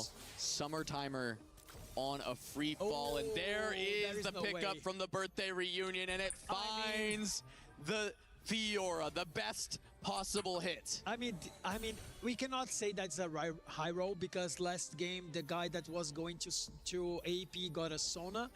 Ah, come on, Zeta. Come on. And he upgrades the graves. The game is looking We're like Zeta Division people are like down. They're down in like 7 and 8. They need to chunk it up. He is on a singular life, and he rotates into Siluk, who just found that. It gets really hard if it's just one person. Like, they need to start grabbing it. They need to start grabbing better items. Honestly, that's what's holding them back right now. They're getting good augments, they're getting good matches, but they don't have enough items to like sustain these units. They're just dying. Still a powerful unit with all these items Yatsuhashi has, and he needed that win so desperately. Mori able to be bailed out for 1 more round as Summertimer goes on to a 7-loss streak, and the Nongshim members hold on to significantly more health than Zeta. Tidal going to take a loss, and they a great spot. Summertimer has the Nova emblem, has 2 artifacts on the front line, but it is just a Jax 2. And that is explaining that 7-loss streak. Yatsuhashi, 1 life, trying to heal back up with his own Fiora. Great items for just about every carry he has in. The extra Thieves Gloves helping out a lot. The Master Yi going crazy, is going to take a win over his teammate Tidal. Summertimer needs to escape this free fall, but he cannot. 8th loss in a row. Summertimer now down to 2 lives alongside Yatsuhashi, who has healed up a little bit from the Fiora, but Nongshim holds strong. They keep winning, they keep their HP, and they have so much win out equity on Siluk. I mean, SamD could not win that fight if Zeta actually wants to win it, because Summertimer now looking very low on HP, and he is not with that much upgrades. He's still on Tankenshi 1, he's still on Morgana 1, so he's lacking frontline, and in here Zeta finds a Blitzcrank 2. So let's see if Mori can actually outplace a lot of opponents in here. We have seen so many 2-0s on this stage today. Both of our first matches did go that direction.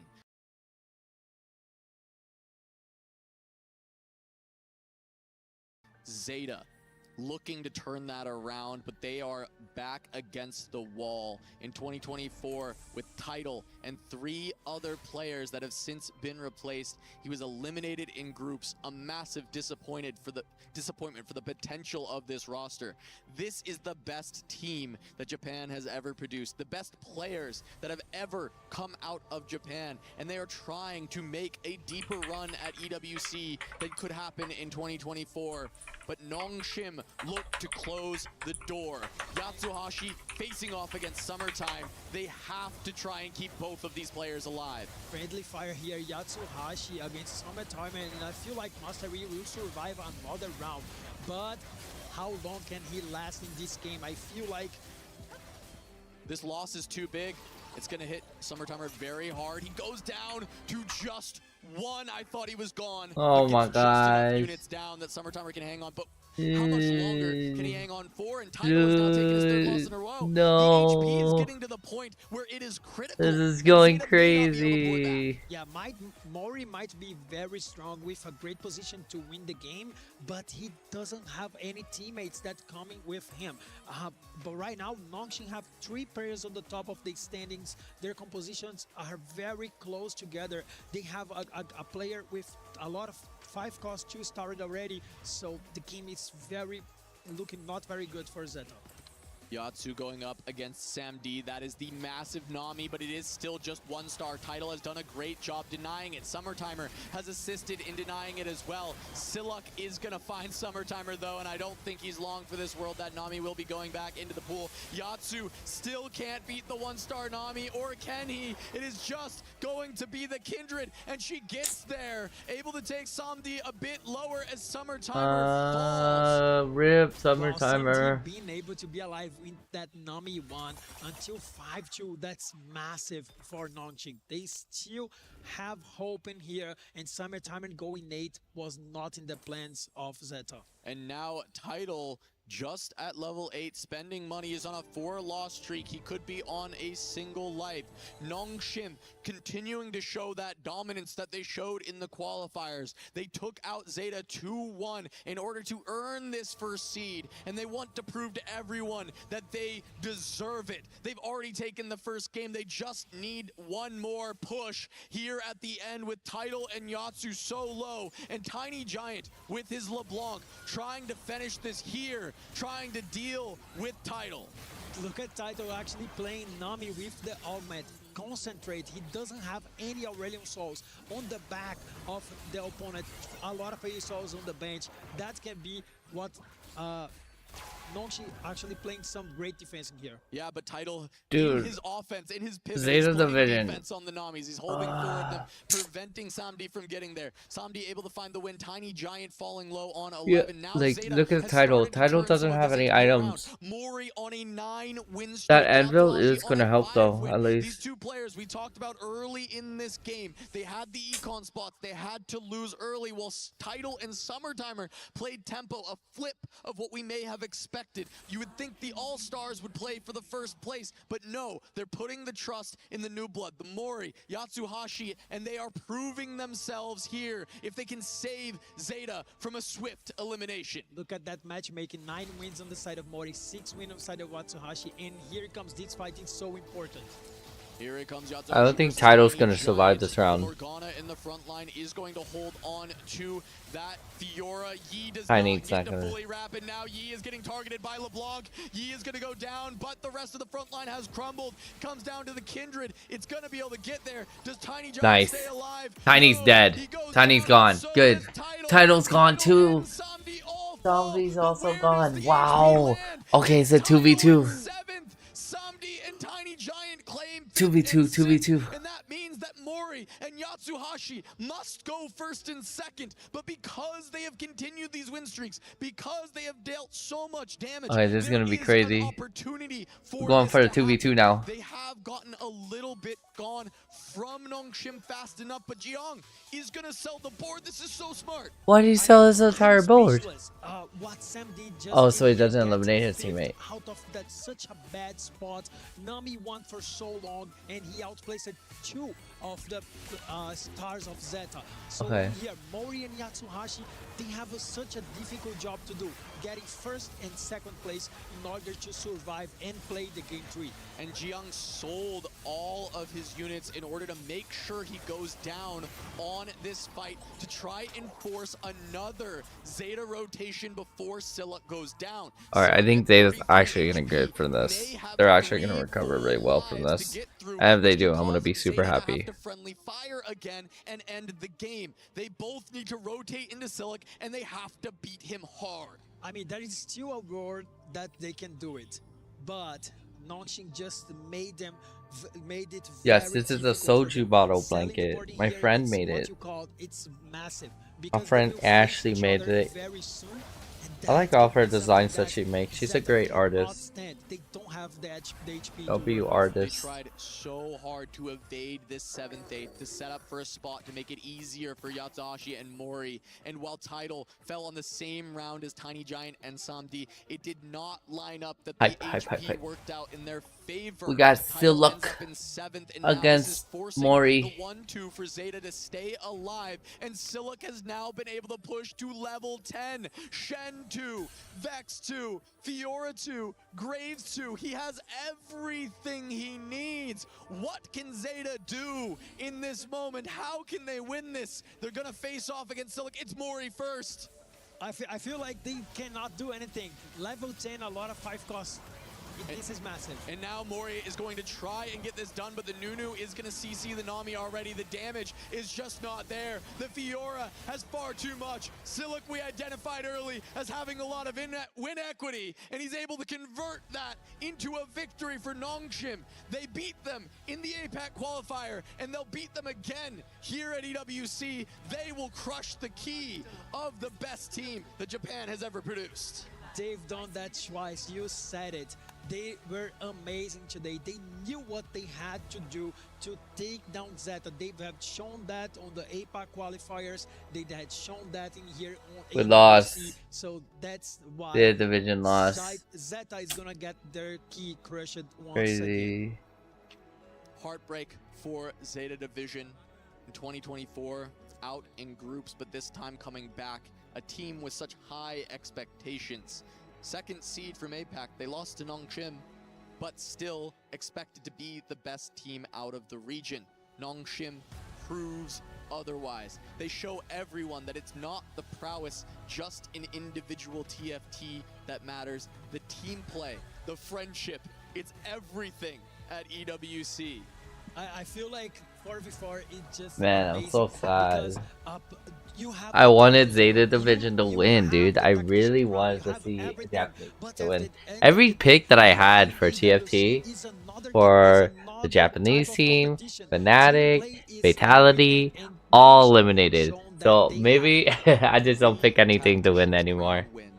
I don't have any hopes anymore. This is it. We have 0 hopes now. For Nongshim. Look at that. Nongshim is happy. They're like, we're gonna get ramen now. But Nongshim will tell you otherwise. Crazy. They will say that they are a favorite to come in. They know 4v4 better than the other teams at this event. Someone said they know ball. to the brink. Oh man, yeah, it feels real bad. They shut down Zeta Division. And now No. they will crush Zeta Division's key. That's killing. Sending it down to Rob at the stage. I had a really good board, man, and really good luck. 55% skill. And now, ladies and gentlemen, it is time for Zeta Division to hand over their key to Nongshim Red Force. Zeta Division came with an extremely strong team representing Japan, but Nongshim showed once again that they were the superior side. After APAC qualifiers, they pull up the EWC and get it done again. Please hand over your key.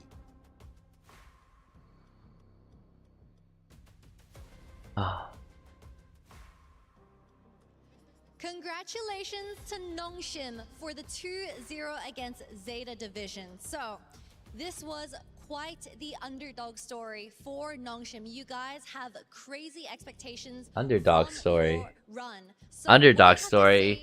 How is it underdog? Everyone wanted them to win. Little hopes for them. That's crazy. Crazy underdogs? Hold up. Zeta Division was the craziest underdogs. Well, then again, I think Zeta Division was in it last year, not Nongchen. 저희는 일단 팀전과 개인전은 아예 다른 Looking 게임이라고 crazy. 생각하고 팀전 준비를 다른 팀들보다 더 열심히 하고 있다고 생각하기 때문에 언더독의 반란 제대로 보여드리도록 하겠습니다. I mean, I feel that individual competition and team play is actually a different thing. So we have prepared a lot for this EWC for actual 4v4. So yeah, I mean, I think we're gonna definitely show the underdog story, the rebel of the underdogs. And of course, you guys have also made it into the quarterfinals for the Esports World Cup. So how does that make you feel? 이제 드디어 플레이오프에 진출하셨고 이제 8강부터 이제 험난한 길이 기다리고 있습니다. 지금 소감이 어떠신지 궁금합니다. 일단 8강 진출은 너무 기쁘지만 사실 저희가 이겨야 될 팀이 7팀이나 남아 있다고 생각하기 때문에 꼭 더 열심히 해가지고 우승까지 하도록 하겠습니다. Yeah, even though we won and we got to playoffs, there are still many teams to defeat. So yeah, we're gonna do our best and to lift our trophy. Of course. And my final question is, you have a very interesting name, the Tiny Giant. So can you explain to the audience where that name origin came from? 사실 팀원 중에 이제 작은 거인이라고 선수가 있잖아요. 혹시 그 작은 거인 선수의 그 닉네임 유래를 좀 알 수 있을지? 일단 그 외모는 작더라도 이제 마음 그리고 He's trying to say PG. He knows why his name's the Tiny Giant. 그런 의미로 알고 있습니다. Honestly, like personally feel my teammates Tiny Giant's name is actually came from he's very small. However, he has a big heart and Aww. so that's why he's named. Aww, that's so cute. Full symbolism for Tiny Giant. Of course, we have to crush Zeta Division's key. Fine, crush her key. Let's get Go crush my key. Crush your key, fine, go ahead. Jeez. Yeah, ladies and gentlemen. It is about that time for Zeta Division to get that key crushed. Not the key. Showing that people were crazy to doubt them. No. Congratulations again. Phenomenal performance. He says thank you. And I feel like naturally probably want to thank all the haters, all the non-believers out there. All the non-believers. Non-believers. Dude, the guy had like 70-80%. Like percentage weight of like they're gonna win. Bro, what do you mean haters? There are no haters. I am the I'm the hater. What the fuck? What the fuck? Yeah, okay, you got him. That's enough. Ladies and gentlemen, again, congratulations one more time. Nongshim moving on to the playoffs officially and showing that the first one was not a fluke. Let's go ahead and get things going with the rest of the show. My goodness.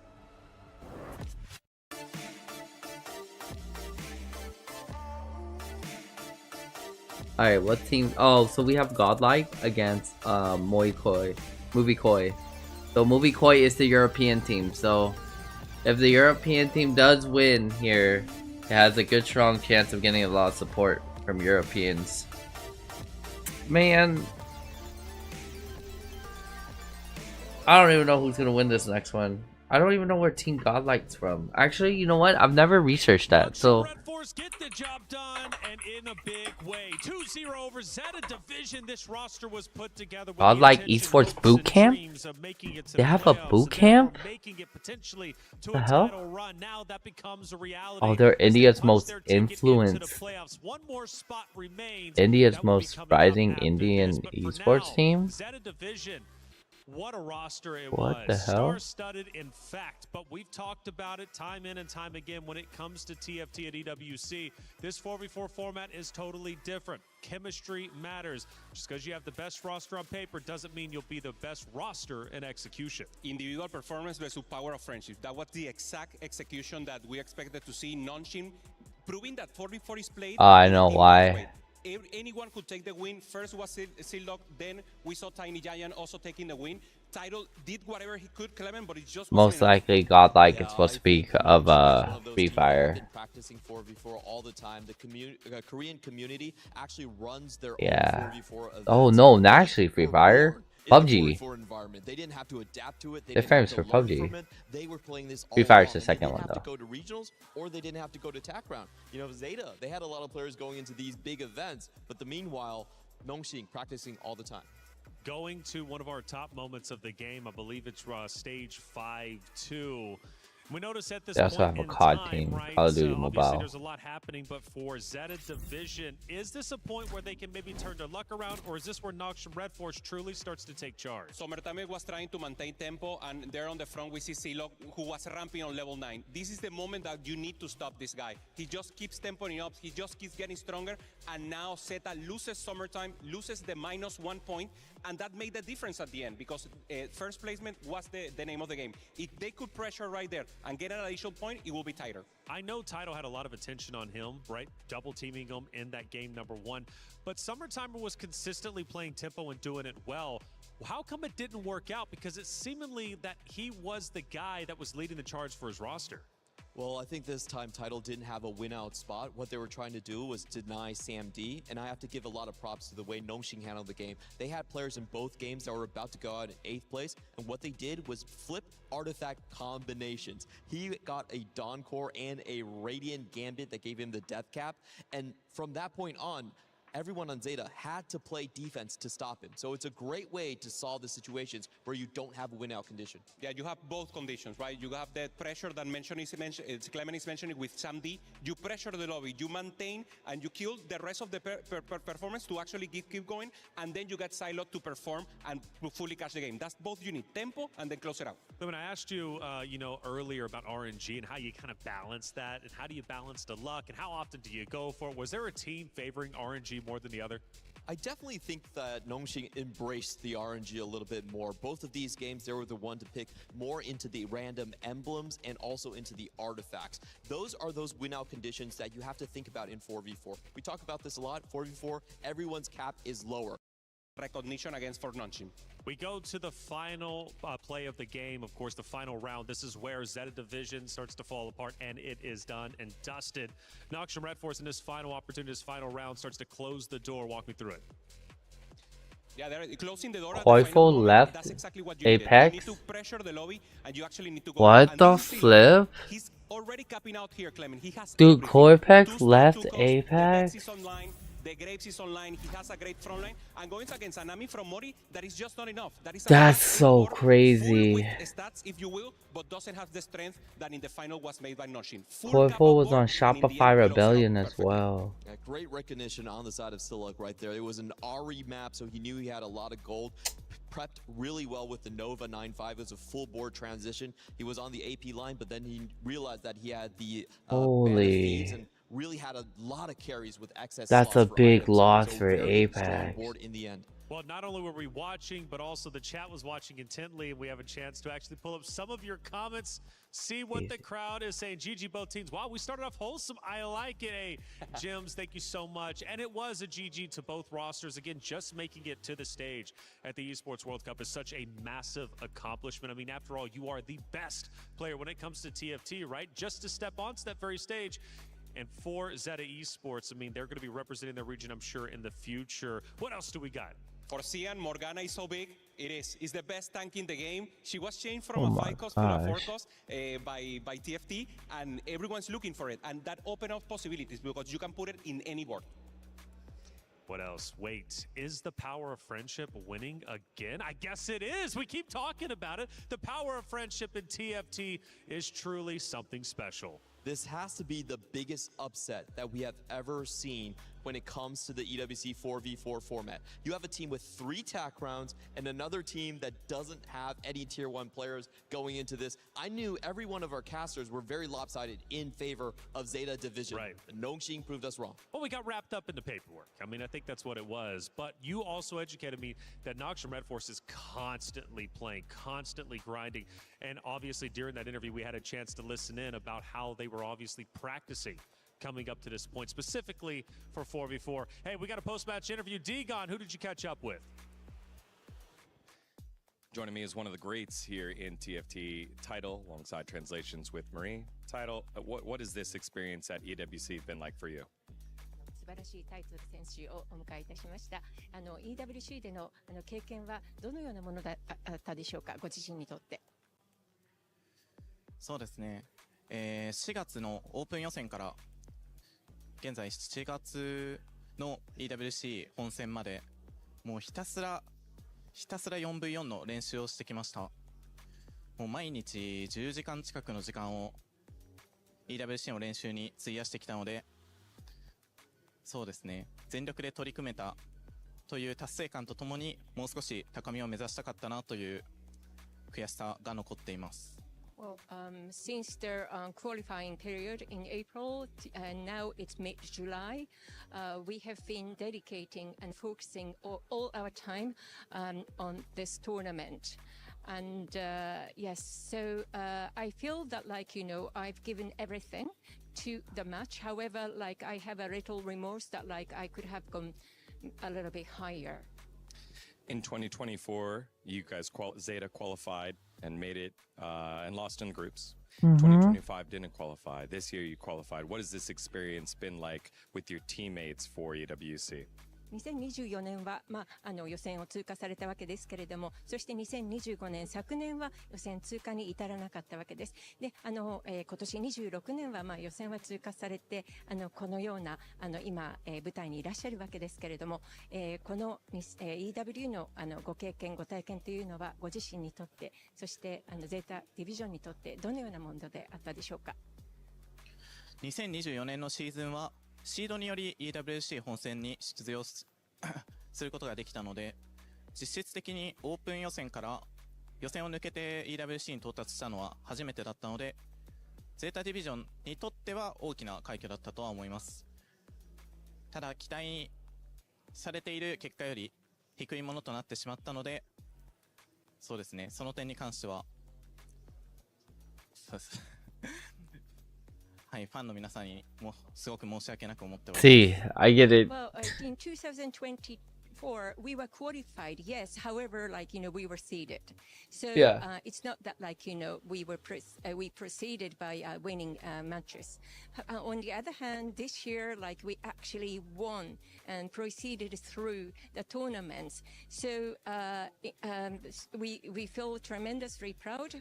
On the other hand, there were lots of expectations from everybody. So I feel very sorry that we are able to meet up everybody's expectations. I just don't. Title, you are one of the greats in TFT in the East. When you speak, people listen. Cams. Do you have any final words for the fans of yours all around the world? TFT の中でも最も偉大な選手の一人であるタイトル選手ですけれども、世界中のファンの方たちに何かメッセージはございますか？2026年の EWC への挑戦は終わってしまいましたが、これからもソロ 4v4 両方全力でこれからも取り組んでいきますので、引き続き応援よろしくお願いいたします。この度はたくさんの応援ありがとうございました。Our challenge for TFT EWC 2026 is now over. But I did everything as a solo and a T424 as well. And thank you so much for all your support. And I would be grateful for your continued support. Thank you so much indeed. Marie with the translations. Title here. Thank you so much for your time. Arigatou gozaimasu. Thank you so much. Thank you. Thank you, Zeta Division. What a tough interview to listen to. the emotions. so I mean, how could hard. they not flow, especially given the fact that, you know, he put his heart and soul alongside his teammates to make it into the playoffs, making a deep run into groups, but fell short when it mattered most. Taito, a legendary player. And with that pride, and especially the heaviness of representing his nation, I mean, obviously that carries a heavy burden. But I just want to say for Taito and your roster, again, making it to this stage is tremendous. You should absolutely hold your head up high. Your future is looking bright. Hey, we're going into our next series. Kitty had a chance to talk to two of our competitors from Godlike and Movie Star Koi. Hello everyone and welcome into our pre-game content between MKOI and Godlike. By my side we have... I'm Reven, hello. And I'm Basic. Welcome in. Okay, so this is the Esports World Cup and we know that the players get the player lounge to explore. So what is your favorite activity to do at the player lounge? Definitely playing ping pong. Ping I pong? think it's the Playing most ping thing pong. we've done with the whole team because it's hard to find the scream, That's so funny. we just play ping pong all day long. Who's the best at ping pong though? It's hard to, it's Come on, bad one I name, say one it, name. but definitely I am. You are, okay. Maybe we'll see some content from MKOI with the players all playing ping pong. Basic, how good are you at ping pong? I think I'm not that good, but I think all of the like MKOI people are better at ping pong than TFT. Ooh, okay, Basic. I mean, we already talked about what your favorite activity is at the player lounge. What about you? I think I just like to chill like with all of the guys and like sit and watch other people play. Okay. So he threw some fire at you.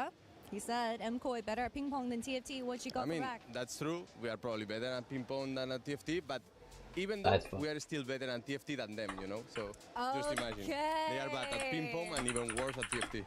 Well, for today's last series, let's find out who is better at ping pong and who is better at TFT between Godlike and MKOI. Alright, last series, guys. Final series. Hey, well done, Kitty, getting that out of them. Basic talking that trash. Now he's got to back it up. Who knows? I'm thinking new content piece in the future. Little ping pong between the TFT team. See who truly is the best, not only on the stage, but also at ping pong. Froden, hey, I hear you're finally with us, man. You've been in the venue this entire time, watching the action go down this year for TFT. Froden, how you doing, brother? How's everything been? Hold up, bro. Can you hear me? I got Oh, you then now. I I'm sure can- everything's good. Yes, sir. You can hear me? Yeah, Okay, got cool. you. Yeah, everything's going Hold great. on. The co-stream's been really good. Production's been fantastic. Games are awesome. I'm a little bit sad North America lost, but I have a new team to cheer for I see because that. they bribed me with jerseys. So now I have a new team to cheer for. It's MKOI.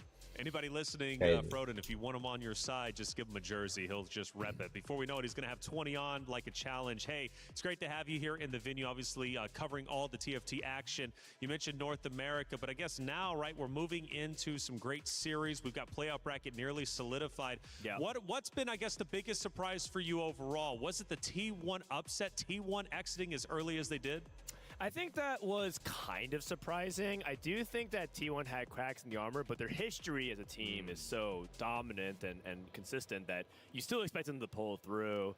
I think that what's surprising to me was how much of a separation between China and the rest of the regions. I thought we were closer, but the gap seems pretty big. So whoever comes up from this series between MKOI and Godlike have some big shoes to fill because they're the last team of the West. Yep. And they're going up against the Titans, right? They're going up against like Aurora, which has 2 world champions. Yep. They have Weibo, the reigning champions. Virtus Pro Yep. looks really good too. AJL looks pretty solid. So it's going to be really difficult. It's going to be them versus the whole world. But I think if you followed a lot of esports in the past, it's always kind of been the case. It's always like one Western team tries to take down and slay down the Eastern team. So Pretty the much. narrative is tried and true. So it should be really fun going into tomorrow. Frodan, so they give you a teacher, so your heart maybe is in Movistar Koi right now, but where's your mind at? Because Godlike has the mixed roster. If you have to do a pick with your mind, who do you think is going to win the series?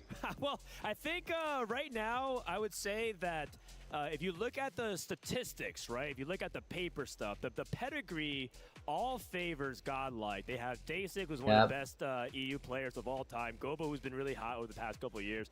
Dehua, who, as much as people meme him, has been really successful North American player over the past year. And Draiko, who's just one of the hardest working players in all of TFT and has really been improving rapidly. And they have one of the best coaches in Brosa. So they have the pedigree. The thing is, Koi has all the momentum and the vibes, and there's something in the air about Spain lately. I can't tell you what exactly it is, but Spain seems to have the global stage all. Oh, so they're like, well, I guess technically, Movistar Koi represents as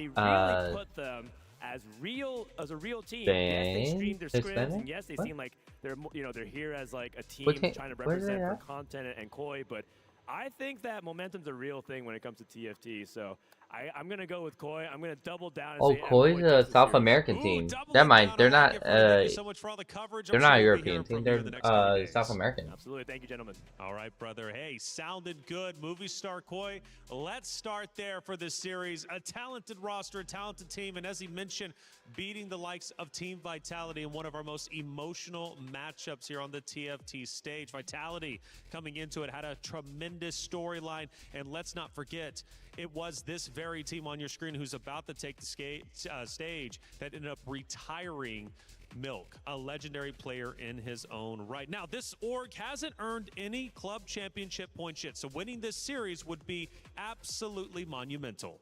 It's absolutely huge for MKoi, and I think there's one specific player we have to mention. That's Safo. He has been individually the strongest player out of any player in this tournament. He hasn't bought forward a single game so far, as we see on our screen, and he has been the main carry for the team. They always give the win-out spot to him. And you can get the youngsters with the potential to do that. That's perfect, because Reven said it. This is the guy that we want to win it all. Daleson, maybe the sage of the team, the veteran, the one that's giving the information, that one that's talking to the team and calling the shots. And of course, Reven, the wildcard. He's playing whatever he gets and obviously having a possibility. And then maybe Odessa, I mean, someone who plays different, can play Meeple even, can play some crazy stuff, and of course, give us a surprise. Yeah, I think Reven's got a ton of attention this event, right, for Movistar Koi, and again for Spain. Like, this is a big deal for them to represent their region. But Godlike, though, and I was reading chat a little bit when we were in the green room, and chat firmly believes that Godlike has this series in the bag. I feel like Godlike is Crazy. actually a much stronger team than the I want Movistar Koi to win, and then they're to say Godlike's gonna get this. That's crazy. That's crazy. I lost all of it. As well. If we look across this squad, the one I have to mention is Raiko Mastery. He has the best AVP here, and he's a huge one trick. This time around, he's going space group almost every single game and doing very well with it. GoBuster, I mean, he was just ramping, helping the team, the win-out player, or the win streak player, if you will. He won, maintain tempo, and then funnel the HP to the rest of the game. To have Daisy pop up, to have Dohwa pop up, a player that normally doesn't go to level 9, we see him there in the middle, and now playing whatever the game gives him, popping the chest, and being ready to win it all. They've got a lot of energy for sure, and I'm sure there's going to be some trash talk. There already was in an interview with Kitty just a bit ago. But one of the things Godlike did that was so impressive was taking Weibo to the absolute limit to that game 3. Now, you want to talk about taking any team, Aurora, obviously we highlighted them in our previous series, like one of the rosters, Noxian Red Force taking Aurora Gaming all the way to that game 3. No, you take Weibo to game 3. Now you're raising eyebrows, and I think Godlike has put themselves in a spot where they truly are Godlike. Dominant wins and close losses for Godlike. That's why I have them as the favored team right here. I think there is only one small question. Dasic, everyone says he's the best player on the team, but because of the way he arrived at the venue, he hasn't been performing that well in the previous games. I think the travel has taken a toll on him. Yeah, he performed well in the first series, and then he popped off. I think he got enough rest. He played a little ping pong, then went to the hotel. I think he's ready. I saw with good semblance, so he's looking good, and once again can pop off immediately. Yeah, he's looking good, though. He's looking a lot better. Look, these events are hard, especially when you're playing on LAN and traveling from wherever you live. Sometimes you're coming in to a 7-8 hour time difference. You're scrimming, and then all of a sudden you are going straight into the game. And it is not easy, but nothing is if you want to be a title defender. Let's go to the stage to get our final series of the day started. Yes, sir, stage time, final match time. Listen, it's been a couple good performances, it's been a couple good potential upsets and everything, and it's time for a bit more regional rivalry, my man. Man, you speaking on regions in the first place, Noxian Red Force, how about that story? To me, that's the story of the event up to this point. Just because on paper, a lot of people had doubted them tremendously, at least going into that APAC qualifier, and they come out here and double down and prove it again. But we are not done creating stories, ladies and gentlemen. Please welcome to the stage stage, our first competitors, the one and only Godlike Esports.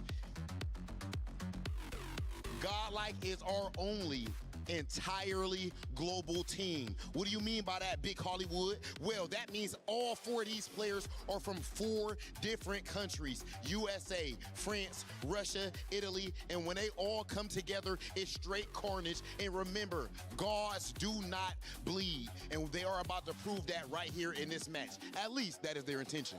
That is the intentional way. You do not stay on that stage to try and lose. You're trying to stay alive. You're trying to get the opponent's key and crush it. And you're trying to stay alive and come back to more for the playoffs. You know, big match, a lot for on the line. But of course, Rob, they are here and they're about to face a team that was ecstatic yesterday when they won their match. We've seen the celebration. We've seen how much it means to them. It is time to welcome onto the stage movie stars Koi. The one Spanish team on the line here. And of course, we said it before, they missed last year. They kept the same roster, and through the grit of the team, they just came together to join EWC 2026. They beat their rival Vitality yesterday in an incredible clutch performance, and they are here to keep going. The lone Spanish representative out there, with Mouse being out of the tournament as well. They are the last hope for EU this time, and they are joining us on this stage, ready to move forward. And while these guys are there, I see Rob's already chilling with the players. Yo, what's going on, Brad? So first and foremost, we're already talking before this interview. I asked you about one of the other players over there. You said someone might be maybe a little washed. Yeah, I think Revan is an influencer, and he should stick to League of Legends. TFT's not for him anymore. Man's not even a competitor no more in his eyes. And it's funny you say that, because yesterday we were over there at the Key Crusher, and I damn near feel like I caught a stray by default, because he let it be known that NA is free. How you feel about that? I mean, they didn't have any good results, but I'm going to show them today that NA, a team with one person from NA, is better than a team of all EU players. Talk that talk. What's the response? We're gonna start with something else, right? Like, he dared say that just one NA is enough to take down EU. What do you have to say to this? I mean, just look at the numbers. NA is a washed region, so I don't think that's happening. You know, that's what I want to see. And you know, there was a bit of fighting words, right? A washed League of Legends influencer? Not anymore? Is that what he said? I mean, if I can win him without even playing TFT, imagine if I cared on TFT the half that he does. It's just, I'm way more talented than him, and he has to cry. Ooh! Bro, they actually they're talking spicy. You know what? We need the face-to-face, bro. We need the face-to-face. Please, right now, give us the face-off, everybody. Whole squad. You can't leave your boy by himself. Line it up. Line it up. They did their own face-off, and they way closer than most teams. Yes. Yes, sir. Yeah. Ladies and gentlemen, it is about that time for us to get into it. We have movie star Koi going head-to-head with Godlike Esports. This is what it's all about. Let's go ahead and get things started. Vamos! It's the best of times, it's the worst of times, where two fantastic EMEA teams face each other, with only one getting to progress in the tournament. My name is Canafit, joined by Impetuous Panda to close out a day of 2-0. As the Panda said, these are two incredible teams to do it with. I was hyped for yesterday's series against Vitality. I'm equally hyped here because these two teams are special to me in particular. I've been watching these players for over 5 years individually, but now they've banded together. We saw the trash talk at the very start as well. This is going to be an absolutely explosive series. Oh, man. No, it's absolutely why do you have to, of course, why do you have to say we were that bad? That's the crazy part. Spanish players, he said we were that bad. A region very much in the ascendancy. They don't necessarily have the massive list of crowns behind their players so far, but they've been doing incredibly as a region in recent years. I'll be honest, Spain has been a bit of a laughingstock in the EMEA scene when it comes to international results across really the history of TFT, but that all changed with MKOI coming into the scene, with Revan stepping up, making an attack round for the first time last set. Now Sappho has made it as well to, in this set of TFT, and we're seeing it here. The results from MKOI have been coming through. I'm starting to believe in the MKOI magic. Yeah, and of course, we can't forget, though he's not here, Kiosko, our reigning EMEA champion, also from Spain. We know that he's going to be watching this match with great interest. And as you said, yesterday, the Koi game down to the wire. Everyone was literally falling off their seats watching that. But for Godlike as well, we can see fire in their bellies as well. You know, honestly, I think we're in for an absolute treat. And I think few teams in just the entirety of this tournament have individually played against each other as much as some of the players on both of these teams. A very long history of individual competitions and rivalries between players like Dasik and Dalesom and Safo, who go back so many years in the EMEA region. We saw the trash talk. I think behind all that trash talk, there are, of course, some very strong friendships and lots of respect between the players. But on a stage like this one, with what is at stake, the respect goes out the window. It's all about demolishing the opposing team and showing up when it matters most. Oh, it's going to be fantastic. As you said, we did see on the socials, banter being thrown backwards and forwards. You know, even, of course, Movistar Koi directing it at each other. But they say, this is absolutely amazing stuff. I think this is a great opportunity for both of these teams to show their own growth. Of course, Koi, you know, they've got the bigger road to run there in that respect. But based on what we've seen from the previous series these guys have played, I don't think there's going to be any question. This is going to be down to the wire. I would be shocked if we get another 2-0 here. And hey, on paper, maybe Godlike is the favorite, but that's what we thought yesterday as well with Vitality. And all of a sudden, MKOI, when it matters most, they rose up to the occasion. They performed at a level that we had never seen MKOI performing at in terms of team synergy, in terms of just handling the nerves, handling the pressure. Safo in particular, bringing out the clutch factor, the X factor that you really need to have in any competitive sport or esport competition, especially in one like in TFT where you really have to come in and play for that win. Well, talk to me a little bit about that as well, because you know you see the smiley faces on the screen. There's pressure live here. You know, particularly for players like Safo, who's only been to the crown a single time, you know, amongst the more accomplished Spanish players in that respect. When the pressure's on in an environment like this, when you're down to the wire, the last moment, I'm also every decision spectating counts. on this side right What now. does it mean to have your friends around you in that kind of respect? It matters so much for MKOI because they are a team that they did not just, you know, suddenly form out of nowhere. They have known each other for many years. They have so much respect and love for each other as friends in the TFT scene now, playing together in the 4v4 formats. I think that helps so much in moments of high pressure, in moments of, hey, you make a mistake that maybe loses you game one. How do you bounce back from that mentally as a team? Do you blame? Do you rise up and bring that guy back up from the mental slouch into a competitive standpoint into the game two, for example? So this matters so much, and I think this is one of the big benefits of MKOI. We've been memeing and laughing about the power of friendship, but this is a very real, advantage, I would say, in the 4v4 format. Remember, our casters was asking us in our production chat, are they bantering with each other in the chat? They absolutely are. We saw a little bit of it going on. They were calling their lines before they even started. This is a special moment, I think, for both teams to be facing off against each other. You couldn't ask for more, to be looking across the stage and be happy to see the people there, knowing again that one of these teams gets to go to the playoffs to represent EMEA as the last remaining team. You guys saw some trash talk on the stage. Luckily, you guys could not see the trash talk in the pregame lobby because it was there as well, and maybe a little bit more intense as well. I will talk a little bit on the Godlike roster as well. I think it's so important to really highlight the legendary status of Dasik in the EMEA scene, the amount of time he's been playing TFT at such a high level. He's had obviously a ton of final lobby performances at the TAC Crown.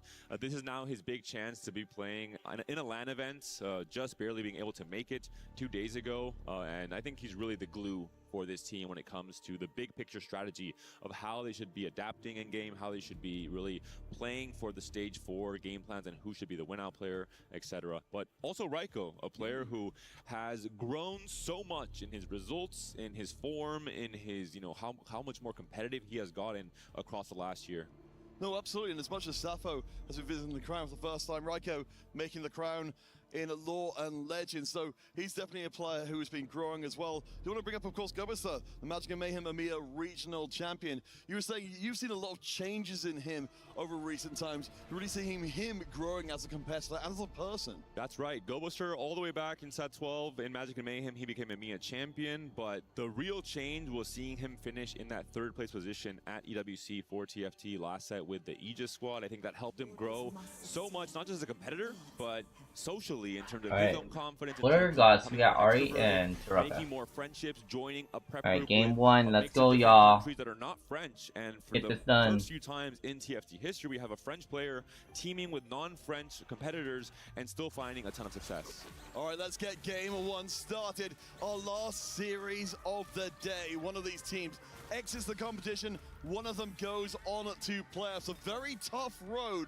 remains for whichever team it does survive and gets to crush the other's key. But I think EMEA fans will be very happy however this series falls out. No encounter, Ari and Soraka and a Serpent Stargazer. Let's set the field heading into game 1.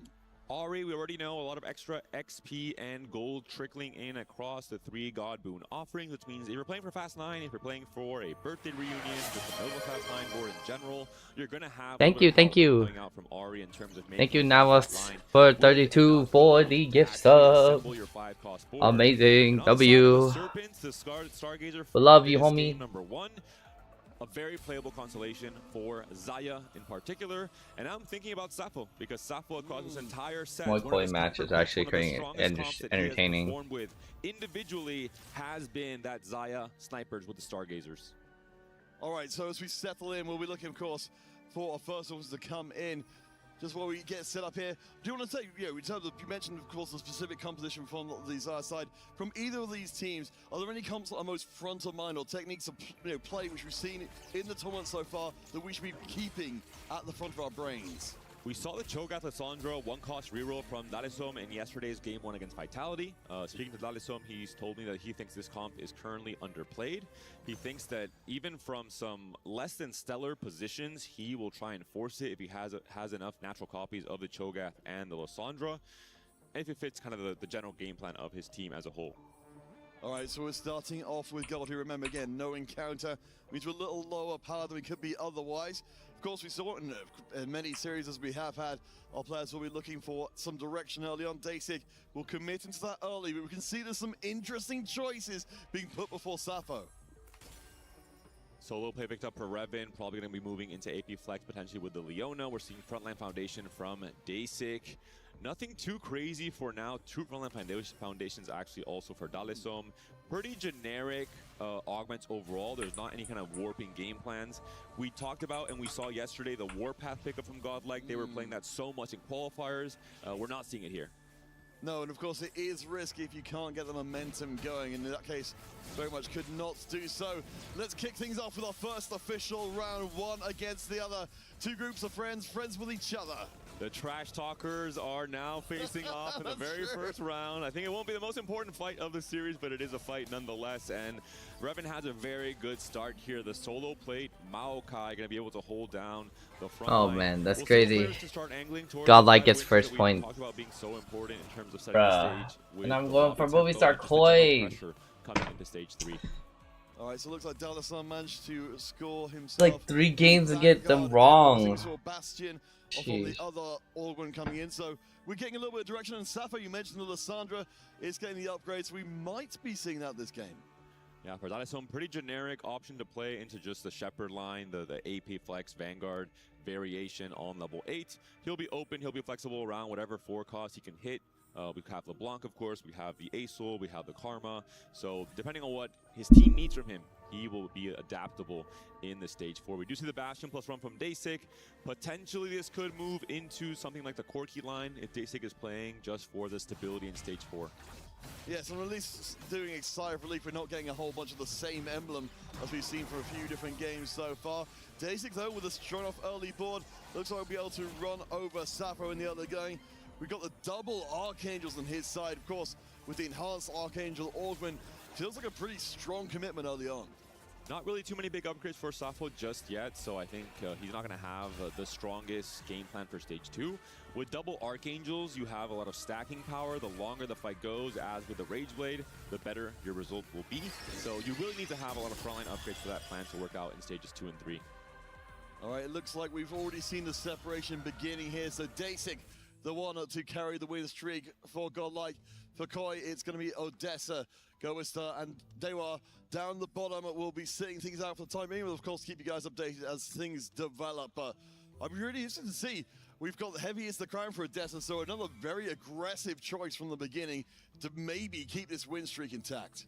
The frontline upgrades are really signaling the Corki as well, because you have the Meeple 2, you have the Poppy 2 here as well. A really strong frontline for Stage 2 in general. That being said, we saw Daisy was playing for the Corki potentially as well, so that could be the case where one player from each team kind of mirror each other, try and bring each other down, and whoever outplaces the other gives their team a bit of an advantage coming into the late game.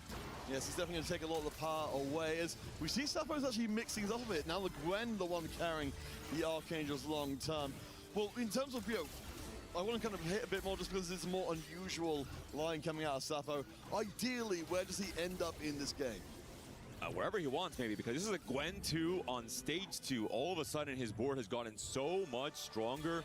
Potentially, he can move into the more just generic and easy path to go from where that Gwen 2 is signaling, which is going to be the Space Groove line with the Nami. You have obviously a very strong front line with the Ornn and just, all the Space Groove units overall with the healing.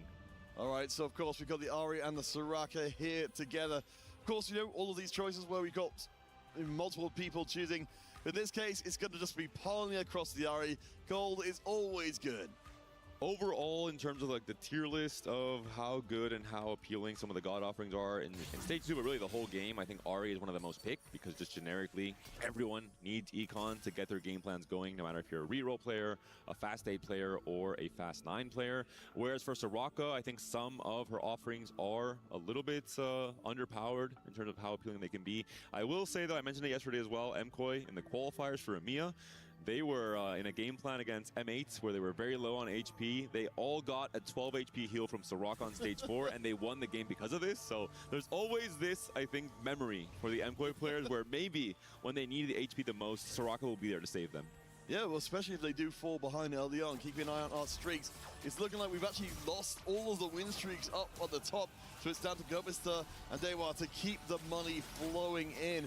Gobo with more of a board than... in fact, the two loss streakers going up against each other, so actually both of them playing more units than I would have expected. Not seeing the open forcing we've seen from other series. And Gobo most likely going to be signaling playing towards LeBlanc here, where the Rage Blade Slam has obviously more of an AP-centric board set up. Does have the makeshift armor, which I think is an interesting pickup, especially if you have it from 2-1 onward, because you can already commit, hey, I'm going to try and slam a ton of offensive items, and I'm going to not really focus too much on tank items because I know I'm getting some extra value from my augment to shore up that front line. Well, you spoke about the Xayah. Raiko is showing his mastery by finding that immediately. The trade sector being picked up and used to great effect. Timebreaker 3 already in place as well to double down on those rerolls and make sure he can hit even more great stuff.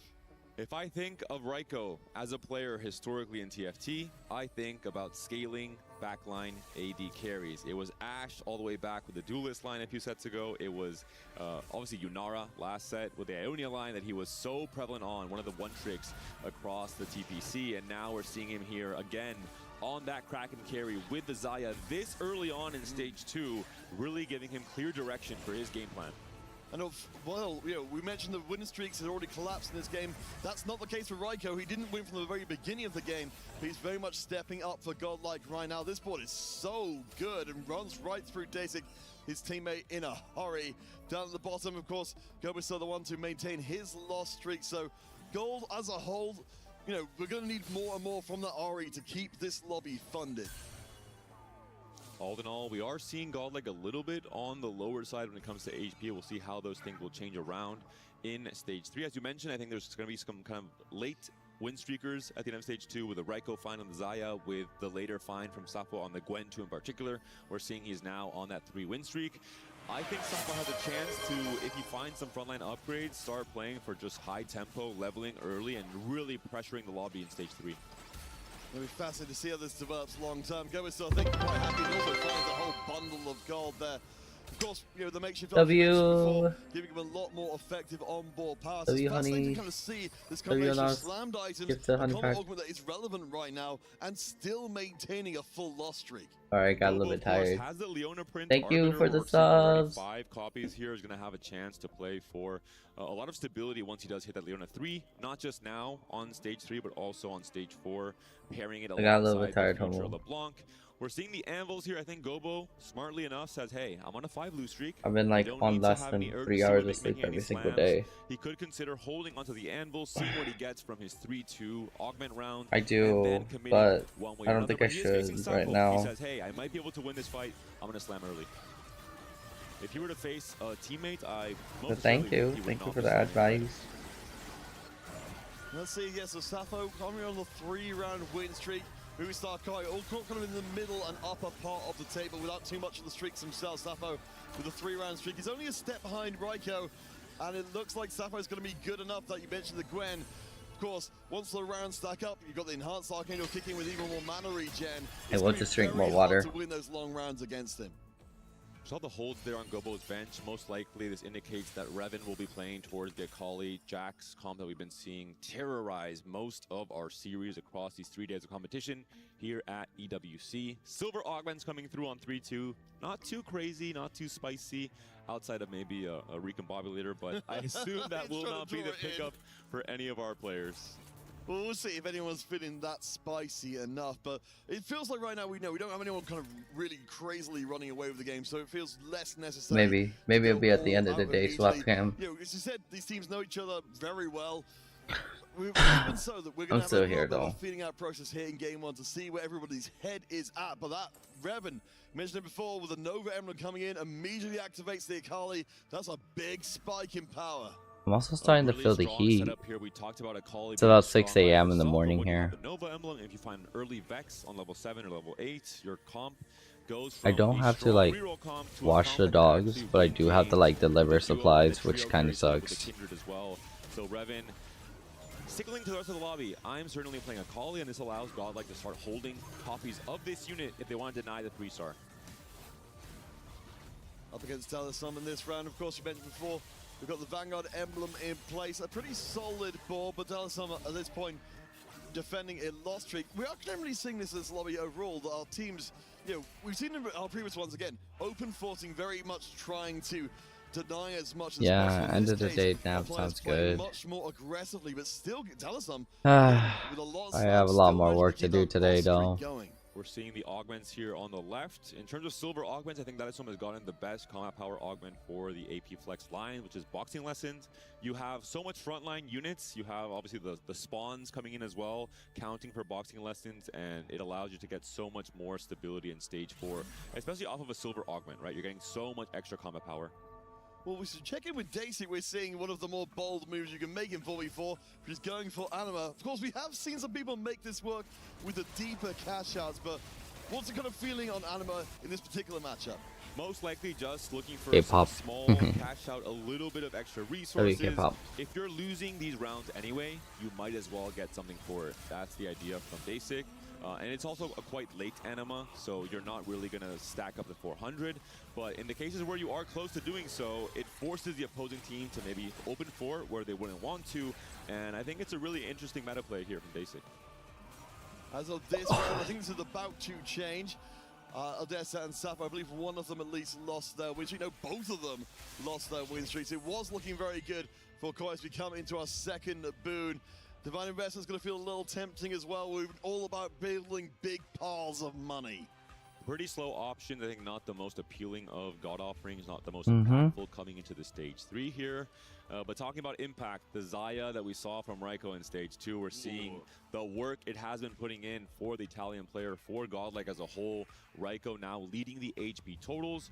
Maybe the player that can sack some of his HP in the later stages of the game to allow other players from his team to just have more time to stall, to reach their high caps. Well, absolutely. I mean, we've been impressed across the whole of the day seeing how much of a difference it makes when teams able to work this as they find a Nami out of the orb. Not just a Nami, I mean, it's a Nami pair already for Dasik. We mentioned maybe a Corki Meeple line, but I think this will maybe almost certainly be a Space Groove line, all things considered. We saw Milk yesterday, for example, rolling down 80 gold, not finding a single copy. But Milk's of not Nami. in the team no more. Already has 2 of them on level 7. They had Milk, but now they don't gotta have Milk no more. That's the sad part. He'll go up against Talasam in this round, one of our remaining lost streaking players. Again, we know streaks have not been maintained super long in this league. Right now, Talasam and Daysik are keeping it up. It does mean overall the HP in the lobby is looking pretty good across the board. We're not seeing anybody really dropping down super far. Daysik, of course, the lowest, but not by much. And for Daysik, the expected spike, I think, will be going through almost no matter what. When it comes to the Nami 2, the next big spike is the Blitz 2. If Daysik can find a Blitz 2 on 8, or he can find it early on when he's able to go 9, he can definitely become the win-out player, bouncing back from this last place currently into a potential first place at the very end of this game. So Blitz, as always, I think in every game we've seen this tournament is going to be a hotly contested unit coming into stage 4 and 5. Let's try and bring these disparate pieces together. Can you lay out for me kind of what you're seeing in terms of overall team game plan heading now into the latter half of the game? We're seeing Safo here, and for very good reason. He seems to be the Space Group contester up against Daysik. That being said, he is keeping an option open of having a potential Gwen 3 come in as a duo carry alongside the Nami. If you miss the Nami upgrade because there are quite a few already out of the pool, you can say, hey, maybe on my roll down I high roll a few Gwens. I can use that for a bit in stage 4, find the Nami later on, find the Blitz later on as well. So right away, 2 key players on each of the teams will be trying to play for the Space Group line. As we said before, you have to take the power away from each other. It does limit your ability to win out the game, but certainly wins out, or limiting the ability of the opposing team as well. Safo takes the hit there. Raiko on the right-hand side of the scoreboard. We see it's rising to prominence once again. The Italian player, of course, said, is starting to grow himself. As Daysik will be catching out and moving out, it immediately gets the entire board online. It's going to start putting some pedal to the metal. He does not want to wait to roll down. He wants to roll before Safo rolls down. And why is this important? If Daysik hits the Nami 2 quickly, he can tell his team, hey guys, I already have my Nami 2. When you guys roll down on 4-1, everyone start holding Nami. Usually his team could not do this because they need to allow Daysik to hit his carry, right? But in this case, the early roll down could be extremely important for Godlike to take over the game 4. And these are the kind of decisions that will be broken down after the fact by teams looking to try and make their 4v4 gameplay even stronger. There the Nami 2 said, and the Morgana 2 as well. So we'll keep an eye out for Godlike if they do decide to try and punish and monopolize. Again, we've got 3 other players who could potentially pull their bank balance into just ruining one of their opponent's games. The Samira is also being held by both Daysik and Raiko. Raiko's on Nunu pair as well. He still has a few rolls to work with thanks to the trade sector, but Raiko looks incredibly strong. The 4 win streak now, and we're seeing now Raiko versus Daysik. Unfortunately, no items removed just yet, but I think Daysik might be strong enough now that he has both the Morgana 2 in the front line and the Nami 2 in that back line. And you don't feel too bad about that at all. Certainly Raiko's got enough HP to share around the squad. So, yeah, Daysik is officially arrived onto the scene. The Tam Kench, of course, doing a fantastic job with that Bastion emblem up on the front line. We'll have to see how this works long term. Of course, we've got Gobister on the lower HP bounds. While we've got Godlike pulling together their plan, they do need to be a little bit cautious they don't drop too far in HP. HP is still in favor of MKOI for now. We'll have to check out the MKOI boards and what they look like across this 4-2 roll down. In particular, we've seen most of the spots now for Godlike. We understand where they are in terms of their board strength and the expectations for them in the stage 4. We'll have to see now how MKOI looks. Did they miss on the roll downs? Does the early Nami contest from Daysik affect Safo? Looking at Revan, he's rolling on 8. He has found a Vex. We do have a Nova emblem, so pretty good news in terms of this Akali Vex duo carry setup. I do want to kind of bring this up as a general kind of looking at point, because we've seen this kind of situation. This is talking in the EWC chat right now. I'm like, not gonna lie, the West Coast and streaming all these things, kinda crazy. And this is fairly bad news. We'll see if the row carries with the Riven and the Gwen. You guys are so rough because of the time zones difference. Yes, Gwen's certainly doing a good enough job. I want to go back to the previous point here. We've seen a lot of games like this before. Raiko, he's at the top for the Godlike squad, but we've got MKOI kind of caught in the middle, sandwiched between the 2 halves of the team. from what I've seen so far, this generally isn't great news for a squad overall. I think it's less about the HP and just the projection of the boards and the projection of the rule downs, and we're seeing how much further ahead the Godlike seems to be with their econ and the amount of hits they have already. We're looking even at someone like Odessa here. He has still just the Rammus pair. He hasn't been able to upgrade the Rammus or the Corki, and he's also getting pretty close to 0 gold still on the Mighty Mech pair as well. Did not find any extra econ from his augments really outside of the team building on 3-2, so it's a risky play from MKOI. If they hit regardless, fantastic, but if all of a sudden everyone on MKOI is missing their key upgrades, they're going to start bleeding HP like crazy in Stage 4. Odessa does manage to find an upgrade to the Mighty Mech, and we've got the Meeple 7 online for that little bit of extra cash in the pocket. So we'll see how far he can take this one up against Revan in this round, who, again, is looking to be just a sack of HP the team could call upon. Right now, well, I mean, you're right, we have not got the ball we're necessarily looking for in the immediate. Odessa's looking pretty strong, but it looks like we've got enough damage coming out of Dekali, even at 2-star, to rip through. And that has been really the name of the game in this tournament. Akali, even just 2-star, is doing a lot of work with the Gunblade, with the healing, with the Vex as a duo carry as well.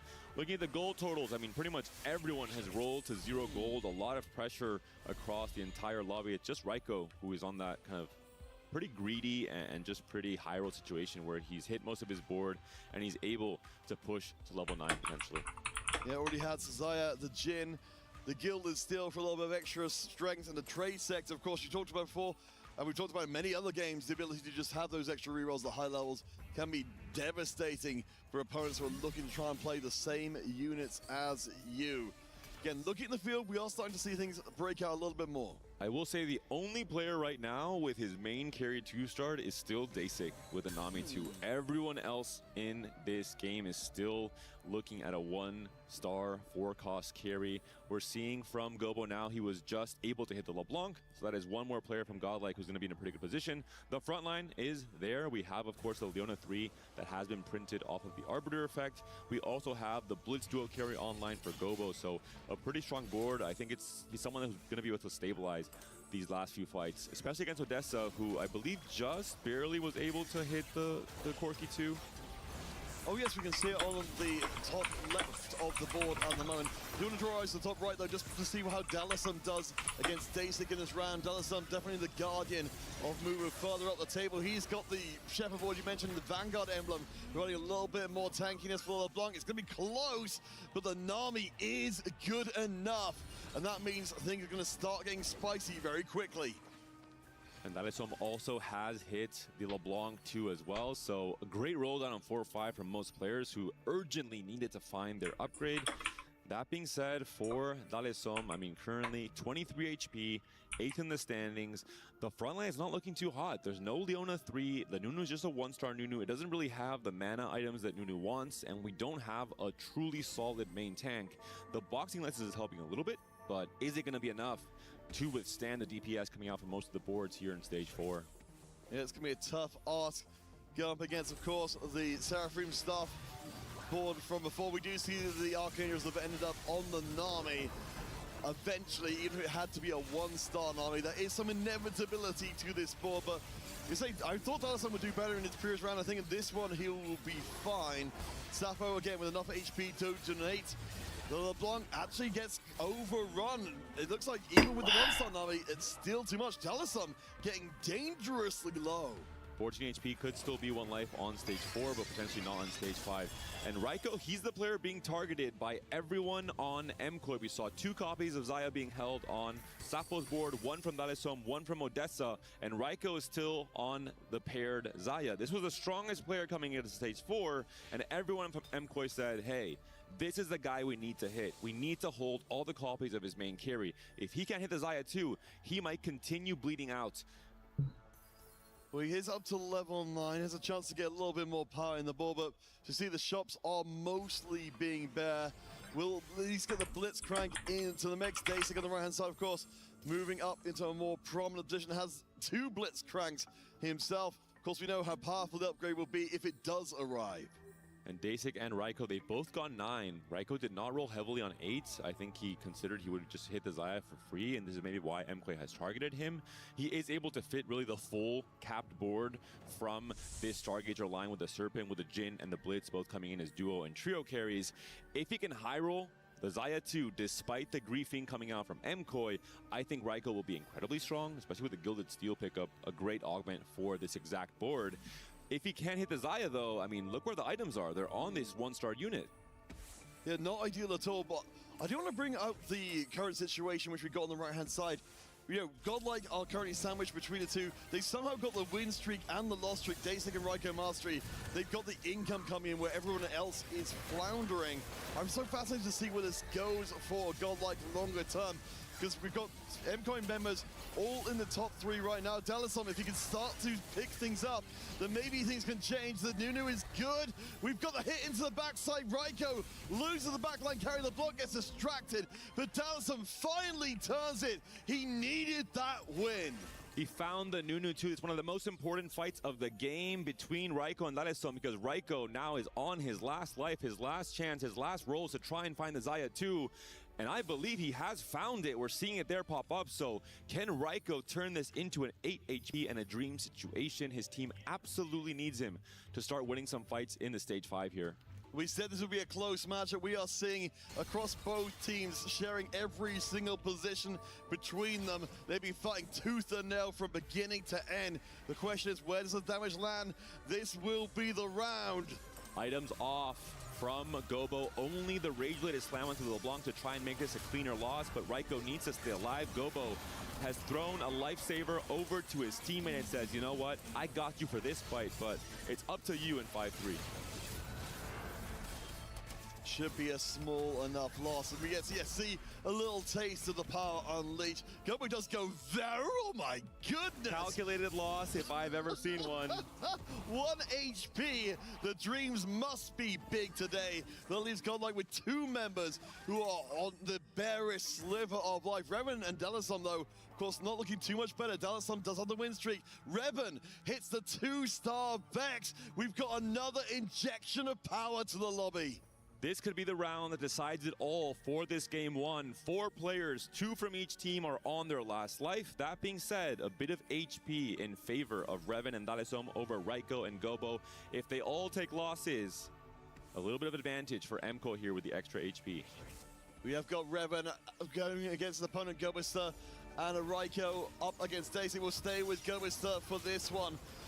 We can see, of course, in the backside, that's Vex 2 from before, extremely strong. David, if you keep an eye on the right-hand side, as things progress here, Gobister's front line seems to be holding well enough. The damage, the pointed damage is good enough, and Vex does not scale. Revan takes the hit. And Raiko is getting a free win up against Dasik, who has removed his items from his carry. So Revan, despite hitting the upgrade on the Vex, despite the strength of this Akali combo across the tournament, ends up going 8th. The trash talk not quite paying off against Godlike. We'll see how Revan can bounce back in game 2, but for now his team is very much alive still. Dalasom, Odessa, and Safo are still in contention, and they're looking quite healthy Morning. at the top of the standings. Oh, for sure. I mean, you know, with all the circumstances to have. Morning, Treebreaker. What's everybody up? else is relatively above the line, but it's not a long distance at all. All 4 Godlike players are on 1 life potentially. This could be a truly game-deciding 5-5 fight coming up for all of our competitors. It will be Goboster up against Odessa, the Meeple King, playing all the different variations of Corki, but in this case, Gnar as a star carry, and it will be Raiko up against Safo on the Nami carry, finally 2-star. And the Xayah hang for Raiko. Odessa has got the upgrades on the Gnar, which means he's going to be hitting very hard. Heavy the crown, but the ball will collapse in short order. Gobister stays alive on the right-hand side. Raiko Mastery will not. So we're going to be seeing a trade of players. Raiko does go down. The Nami bombs come through. How's your morning? Onto the back line. How's your morning, Treebreaker? Dehua is out again. It's a blowout win for MKOI in the game 1. Nice job, MKOI. Crazy. And we were not kidding. Maybe I'm actually going to get a good win. I'm actually going to get a good team to win this time. Extension, the logical end of donating your HP to each other, as we've seen in so many games. It can end in a hurry. What a fantastic start to the series. As we've seen from before from Koi, they are cool as a cucumber when it comes to victory or loss. We're seeing already the discussion start the moment the last result lands in. That is all I'm asking, Revan. Why did you go That was 8, good. man? We needed to go 1, 2, 3, and 4 to really show the dominance in this game one. Godlike, of course, they have to think, they have to strategize. How do we bounce back? Raiko, targeted by MKOI, suffered so much in stage 4 despite having the Xayah all the way as early as stage 2. We thought his game plan looked fantastic, but this is the magic of 4v4. You have 4 distinct players working together to try and target group 1 player. Usually, they'll succeed. We'll take a look at some of the big moments from this one. Of course, this is only the start of our final series of the day, so stay tuned. Movistar Koi and Godlike Esports, the 2 remaining. I'm not gonna lie, W grind. That's like a grind.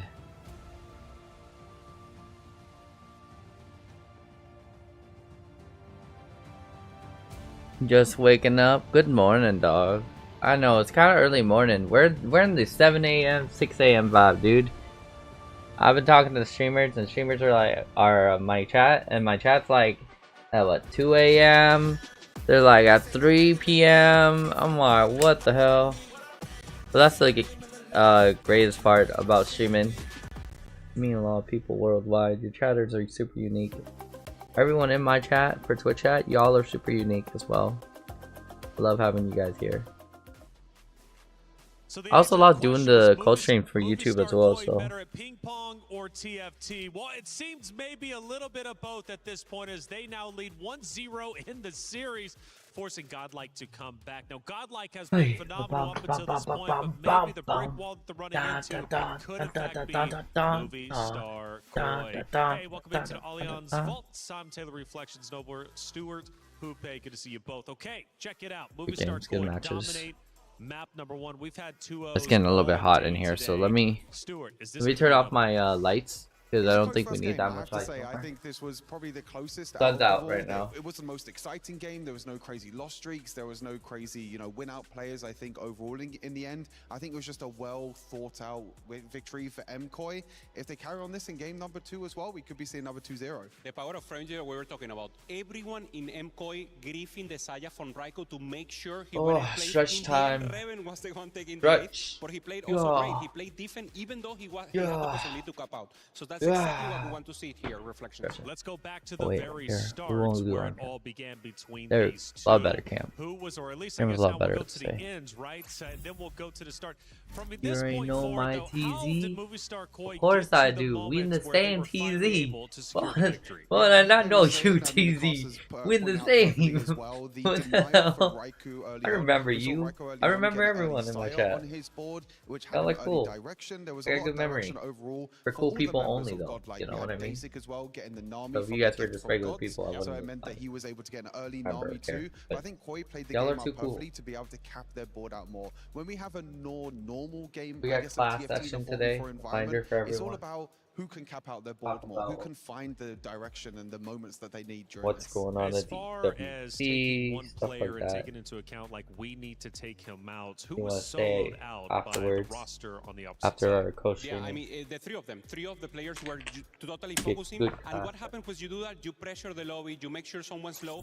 And the problem with Godlike is that Gobuster also was low in HP. So friendly fire is a thing now in 4v4. So even something that hasn't happened in the past happened now, that a friend hit the other one, and then Movistar Koi made the double kill, and it all exploded in 1 round. Yeah, and if you look I've at been drinking a lot of water, like at the early stages, so I think everyone, if you haven't been drinking water, the drink early some water. streaks. They had the Good for 5 you. loss streak from Gobo, who had the Leona print. If you're not drinking water, the early, obviously, we I'll know fight the you. early Zion stage 2 had the 4 Hands win up. streak that was able to carry on during the early stage 3 as well. And yeah, you can see the facial reactions as well. I mean, these are both teams as well that have competed against each other, not only in 4 versus 4 and probably, practiced with one another, but have also played against each other a lot in 1 versus 1 environments as well, both these EMEA rosters. So they know how each other play, they know what they're like as well. But yeah, I think this game all came down to being able to cancel out Raiko and not hit Zaya too early on. And Movistar Koi started once again as not the favorite, but they already did it yesterday. They beat Vitality. It was one of the giants coming in from the Americas, so Koi is prepared. They are doing the favors. Safo is doing great for the team. And now on the back end, Godlike, we see Dohua totally griefing here and in a bad spot, and they really need to pop off in the next game. I'm seeing so many emotions. I think this is probably the most emotional matchup in terms of looking at the players. I don't know what this both, is. of course, intense I moments, can't see. but also for the What does this pop-offs. mean? Why are these two teams so passionate to beat one another?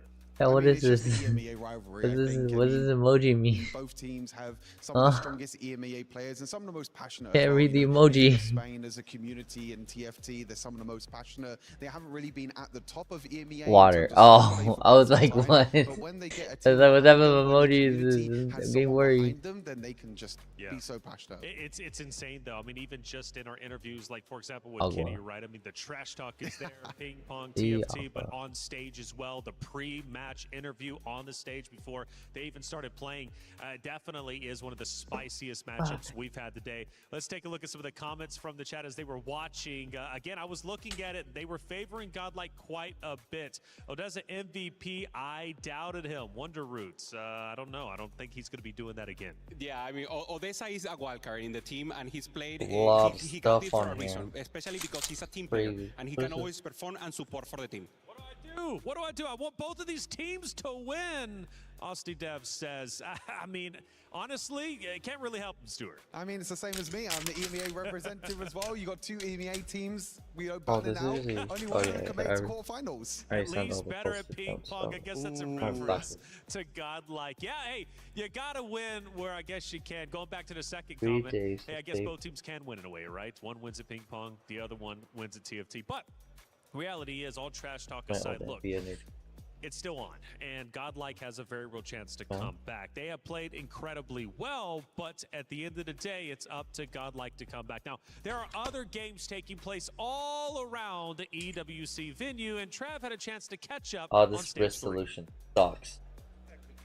We're well into the group stages in TFT, but I've managed to get away to the Lenovo Legion Gauntlet with Chris, who's going to talk us through a little bit of Mobile Legends Bang Bang. Obviously, it's really early in the competition still, but have we got any progressions when it comes to the club championship? I mean, the big one, we've got a lot going on already. We've got a really good crowd, actually, for just being a couple of days in. It's been really enjoyable. I know you would have had a lot of love off the MLB fandom, if you like, over the last week when you did have MWI in. But yeah, for us, I think, you know, one of the big things we were looking at club championship-wise was the favorites in the tournament. Team Liquid coming into this as our champions, expected to go on and really progress in this tournament. Okay, it's just group stages, but they lost their first game 2-0 against Aurora, another team who have actually not been doing too bad club championship-wise. They're kind of in the mix. Probably not got enough going on, I want to say, to go on to win it. But they're a team who really have upset Liquid. But Aurora are a big Why did I buy a fan $15 favorite. Pokemon coloring book, you may ask? Like a lot of the players that are on the team who have always seemed to have that potential. Type of kid's book, Potential may well be getting fulfilled this week. Because well, it seems like Team I am Liquid really haven't stressed. got going in the club championship On so top far, of but that, we'll see if that when I need to progresses take my over mind the next off, week or so. you do like these things. We and were then there. makes you feel better. For every click, every clutch, every respawn. We were there for the years of grind, and we're here. Now, the proud founding partner of EWC, powering the biggest event in gaming. A little bit sad. I feel like someone already did these things. Making history. Who took my Greatness book and did these things? Actually, I know who did. Actually, Reach your one of my homegirls was sleeping in my room, and then she came over, and she probably just took this book and was like, "I'm gonna do this." Crosswords. Crosswords, Big chasing. chat for the update. I never realized you look so similar to Ton. Hey, there's a lot happening at EWC. She even not doing only this stages, right but though? Let me also triple with the check. EWC play. Yeah, she did right. Play my game. He knows nothing. Let's go. I got 2 monitors and put it up here again. Probably. You can't climb it. That's an L airline. Somebody better One's an HP monitor. Other one's an Acer monitor. That one's perfectly fine. But I think the Acer monitor has value. So play is in our DNA. But I want to use it as a monitor stand. like with It an arm. becomes our My only superpower. problem is though, like, it doesn't have screws Now in the back. imagine an entire city So being it's built to definitely not supercharge a it. monitor that you can just Kadir City, powered put by in a play. stand or like an arm onto it. For the Yeah. final series of the day, Movie Star Koi strike first. They're up 1-0, Yeah. forcing Godlike to come back. Can they do it? Let's head to the stage. Alright. Oh my god. Jumping back on with headphones. Going back onto the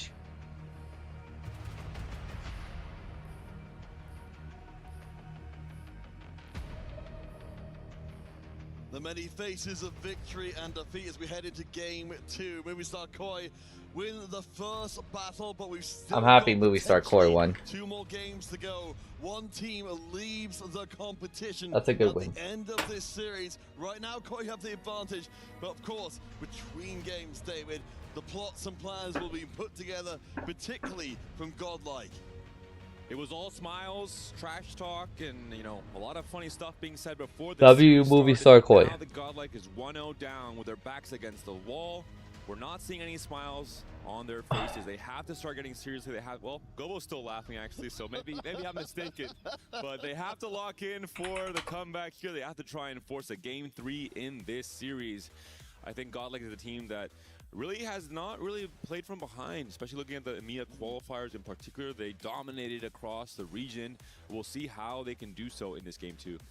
All right, let's head into game 2. This could be the end of the line for Godlike Esports. Starting off with Ari and with ASOS. We've got a lot of high potential in the lobby. Howling Abyss means we'll be seeing a lot of free one-shots. Game 2, y'all. Let's go. Stargazers. So good luck. A pretty different environment than we were seeing before. 5 extra units worth of gold here. 5 extra one cost means that something like Alessandra Cho that we talked about a lot could be played here from someone like Dalesom, or just MKOI as a whole, considering they really do value this comp a little bit extra. Looking at the gods in particular, Ari, we mentioned it last game, just a lot of extra economy that will help out really any strategy in TFT. But for Aesol, the god of wonder, the god of quests, we could be seeing a trait quest on stage 2, which can open up some crazy high rolls like a 10 meeple version 2.0 potentially in this series, or maybe even just opening up the vertical lines on Darkstar, on Space Group. The Nova emblem as well can be so impactful. So, you know, of course, the Desk done a wonderful job with this race. What are your kind of biggest takeaways from the first game that, again, we should keep front of mind heading into game 2? It was so close. I mean, even though it was a blowout win in the end, we saw how many players were on 1 life. I think Koi did a very good job of preserving HP and punishing Godlike for losing a ton of HP in stage 4. I think players like Raiko took a bit of a gamble in terms of not rolling first for the Xayah on 8, instead playing for the win out, pushing straight to 9, and then getting punished for it by not finding the Xayah 2 until the very end, where it was a little bit too late. So we'll see how players handle their HP in particular. I think the most important resource, especially in 4v4. Oh, yeah, absolutely. As we've seen before, once you get that all-commanding lead, you can absolutely run away with things. Keeping an eye out for any of our players who might have promise in the early going. A 2-star talent, of course. I imagine we'll be seeing a lot of these 2 stars in place for our one cost, thanks to this being the Howling Abyss. So perhaps we'll be seeing some more harsh losses coming in early. We'll see what Odessa can make of his 2-1 augment. Usually the player on MKOI who kind of fills whatever is left over when the rest of the players have chosen their path. He's the Flex Master, the Meeple Master on MKOI. Has the option to play for the loose streak angle with a Calcloss into potentially a quirky line or any kind of explosive 4-cost board where if you hit your upgrades, you're online, you're stable in stage 4, or the reroll angle for the treasure hunt potentially into the Akali. Well, looks like Revan is wants to get a little early on all of those potential emblems. Goes for the spreading roots. And we've got some very high power augments across the rest of the lobby as well. As I mentioned, Odessa, always the last pick on the game plan. He's always trying to shore up whatever weakness there is for his team. This is why he is valued so highly. It will be Frontline Foundation at the very end. The NAS is coming through for Odessa. Biggest augment to talk about. I like how they buy multiple, like a crap ton of champions right before. That's super cool. On Godlike has been known to be the clutch player, the win-out player, the player who out of thin air gets a win for his team and really is the clutch master for Godlike. Oh yeah, I mean that's such a ludicrous amount of power long term. As we settle in here at stage 1, we see of course we've got a few more emblems coming as well. Odessa with the Vanguard emblem. So we've got such an interesting situation here where we might end up, again, you mentioned the Meeple, which didn't fully materialize in our previous encounter with it. We still got very high potential if we do end up that trade quest. An appealing shop here for Raiko. His augment is telling him to go one direction, but his shop and his board is telling him the other. You can't obviously quite play for Cho'Gath 3 when you have Birthday Reunion because you're playing for a fast line strategy, not a one-cost reroll, but had a really strong setup there with a Cho 2 and the Rek'Sai 2 if he was playing for a win streak. If there are any one-cost Cho'Gath players from MKOI at the very least, he can hold those extra copies. Checking in with Dallasum. We can see he's got the Infinity Force early on and a 2-star Akali. This has been a fantastic marker for teams all across the competition to make an absolute ruination. A very strong high-cost board overall. Should be able to clean this one up, though it does get a little spicy towards the tail end. The tank's the last one left standing, but from Dallasum's early going, looking very promising. The CC from the Samira targeting early into the Kali almost punished Dallasum there, but not quite enough. The Urgot able to clean up. I think it's not crazy to say that Dallasum most likely will be the 5-win streak player here for MKOI. A very good position to be in if you are this Spanish squad. You're 1-0 up in the series. You're starting things off pretty damn hot. 3 players on 2 wins and Odessa on 1 win. So already the HP just 2 rounds in, quite in favor of MKOI. That's absolutely wild. I don't think we've even seen that before. An entire team from Godlike, of course, on the lost streaks as well. That's a very awkward situation to try and navigate with, especially when you're dropping HP. That's funny. To figure out which one of you they have Esports cards online. Crazy. And Raiko, I think it's understandable he is on the lose streak, considering that he might be playing more for just the high econ to just try and make it to 9, especially with Ari being one of the gods right now in this game too. It's why he maybe even picked the Birthday Reunion, knowing he's going to have that extra little bit of a boost of econ to formulate his game plan. Certainly keeping the loss streak for the time being. See, of course, how far moves Akali will be able to take their win streaks. Of course, you know, sooner or later, as you see there, they'll have to apply against each other. Sap and Dallasum with the early control. And hey, we call for it, it happens. Trade Quest is here. The power level of the lobby is surely going to shoot right up.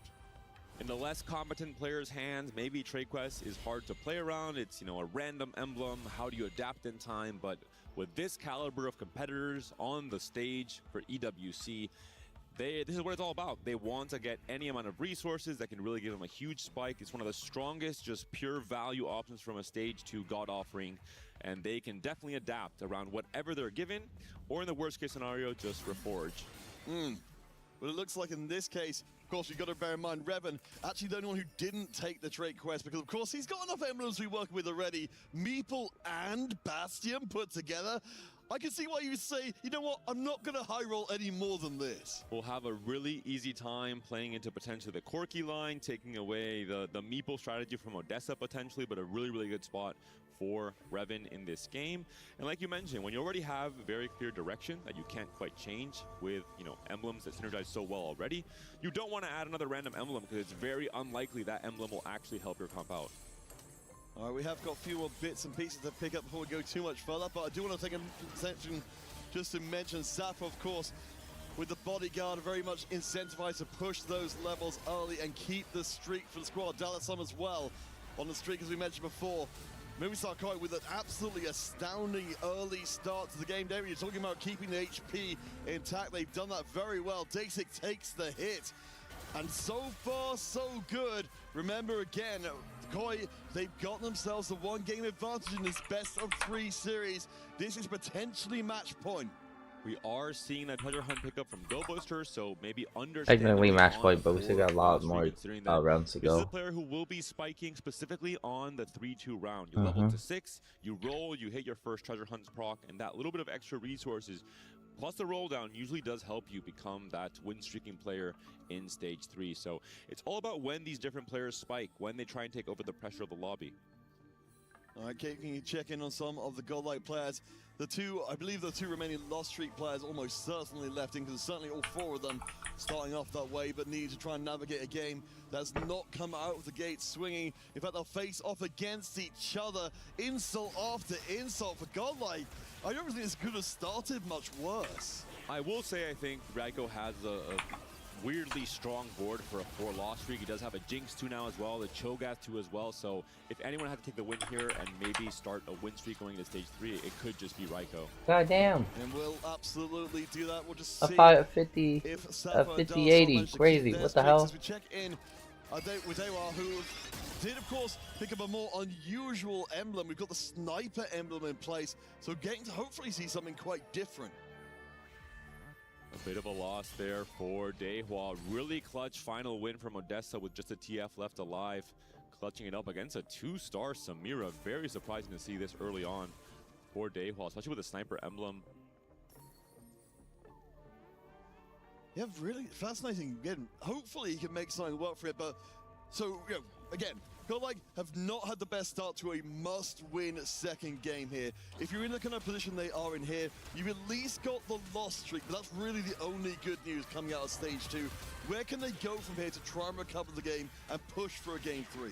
It's too early to read into the stage 2 projection of the game, because some of the players here, this is what they're... Yeah, that's where they can push their limits. They can push it home. The first 6 rounds of the game, most of the time. If he spikes on 3-2 and he still loses, that's when you have to start getting worried if you're a Godlike fan. For Raiko, a similar case scenario. If he starts truly strengthening his board and he continues to lose in stage 3, that's when we should be concerned about Godlike's HP.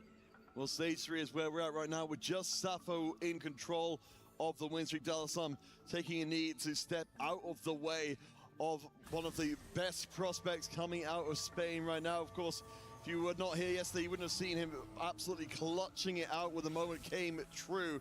Gobister, though, will go up against Dasik in this round. Dasik on a small loss streak of his own, so we'll have to give that up, because Gobister has got the brewing treasure hunt. He wants to make sure that he will bring that online as soon as is humanly possible. And this next round will be the spike round for Gobo. We'll see if his 3-2 augment will allow him to give him that next extra little push in terms of items, in terms of combat power, to really turn this 6 loss around. It will be just a silver augment coming through for Gobo. Electrocharge, a fairly good combat power option, but will go for the size matters instead. A pretty easy augment to proc with the Maokai in particular. All right, so this is the moment, as you said, when we see, hopefully... Wow, the Kindred on level 6, just a few rolls in. This is the kind of high roll down Gobo was looking forward to. 3-2. Well, I mean, this is exactly what we're hoping for from them. Things have been looking kind of rough for a while. Dalasum, of course, one of the reasons why that has been happening. You can see almost identical boards on both sides of the equation. I mean, again, all tournament long we've been seeing this again and again. You cannot allow the Akali 3, but Akali 2 is still an absolute menace. 4 copies of Akali for Gobo, 5 copies of Akali for Dalasum. That's going to be one of the contested lines. Of course, we've been seeing more and more. The Akali is not really the only star of the show for this Nova board. Players are not really rolling heavily on 6 just for the Akali. They're instead crazy. Levels and saying, hey, if I hit the Akali, fantastic. If I don't, I can play around the Kindred or the Vex later on as well. What we've got right now, of course, we need to check back in with Revan, who's got the Meeple Emblem and the Bastion as well, has managed to pick up a Vega and Lissandra to do the early item carry, because of course the items have already been slammed to change things up fairly soon. But even with a far less than optimal board, we can see that Revan is already very strong. Really has a Deathblade as well, and the Last Whisper, 2 of the key items for the Corki line in particular. An early Riven once again for Raiko the Magician. Usually that is because he sells his board. That's crazy. That's also crazy. 4 costs across these first 2 games. Has an Acel in the shop as well, already level 7. Wow. 30 gold. I think oh my gosh. Early to 7 because he can feel the pressure. I think he's Dude, learned freaking the rush level was crazy. Where they that's what getting me. The rush leveling. To preserve the HP early. Y'all, they're buying units. They're just throwing out whatever shit not in there. They're doing like what shit me not. Ultimately, we're still left in a similar position as we saw in game 1, where most of the Godlike are towards the bottom of the table. Koi taking a lot of the momentum, but as you said, Raiko's got a good enough board to at least start pushing forwards and getting some ground. No more win streaks left in place. Revan is still very strong. Sappho will go up against Revenant in this round to see who wants to take the streak. It looks like Sappho's ready to move forward in the immediate. A fairly good loss nonetheless. Little HP being taken away by the teammates here. We're seeing our God offerings. It will be rolls from Ari. It won't be straight gold injection. Maybe not as ideal for someone like Raiko, who's trying to make it to 9. To get that birthday Runion, to get that 5 cost to play around. The earlier you can make it there as well. If you hit something like a Grace, for example, we saw yesterday from Milk, the earlier you get it online and scaling, the better. So ideally, I think Raiko will be aiming for a very strong 4-2 Econ augment, hopefully prismatic, to get him across the line. We're seeing a fairly even, well, moderately even split between the teams as to what they want. Either immediately too early to eat a little faster, or gold on a very mild candy delay. in the morning. Of course, we can see here with a double We already had emblem. breakfast. Of course, we haven't had a chance to talk too much about the trait quest, which has been kicking in around this time. So Dasik with a tremendous dose of direction. This is going to be the branching out emblem first, and I think he'll be proccing the... no, he has both actually. He has 2 challenger emblems. We weren't seeing the one on the item bench there for Dasik, so he had maybe some plans around what he was going to be playing around. The game said, nope, you're playing around the 5 challenger because this is what you're going to be getting from the... They're stockpiling their refreshes. Thank you, Odin, for the sub! Hey! Boom, boom, boom! W Odin, appreciate the sub. Giving out the community. Supporting the community. We almost to goal. Let's go. Thank you. Look on the right hand side just to keep track of all the streaks. A lot being broken. Odessa down towards the bottom has managed to maintain a lost streak. They were matching him from Godlike. Really strong secondary emblems for the Space Group line. Not the Space Group itself, but you have the Sniper to help the Samira a tiny bit. You have, of course, a Time Breaker. We're seeing the Samira already item holding for those future Nami items. Dehua, I mean, a little bit poor, has a lot of free rolls from rolling for days, so we're going to see that converted into potentially upgrades in Stage 4 for Odessa. On the Fountain, he is committing to play the Zaya. It looks like 5 Stargazer of the Fountain for now. A very interesting board thanks to that early Nunu pickup with a Vow already. And some fairly good items for the Zaya as well. If he can find 2 more bows and slam a red buff, that would be absolutely fantastic. Also has to power up for a little bit more extension to his late gaming. But what we're seeing right now is even without an augment that does anything as a second choice, this board is strong enough. Odessa getting the chance to step forward from the bottom of the table, was the lowest HP, now perhaps starting to rise. And when the Vanguard emblem pairs great with the Nunu, usually you only add the Blitz on level 9, and you have the Nunu trait list when it comes to itself on the level 8 board. Thank you for the sub. In this case, you can have Thank the you Nunu for the be a tiny bit sub. tankier while he is on level 8. Good luck so for the some more sub. stability potentially for Odessa off of that emblem. We're gonna be using all this sub funds to actually go get a new GPU, so that way we can do some vertical streaming. That way, yeah, everyone here can watch us out also in the verticals.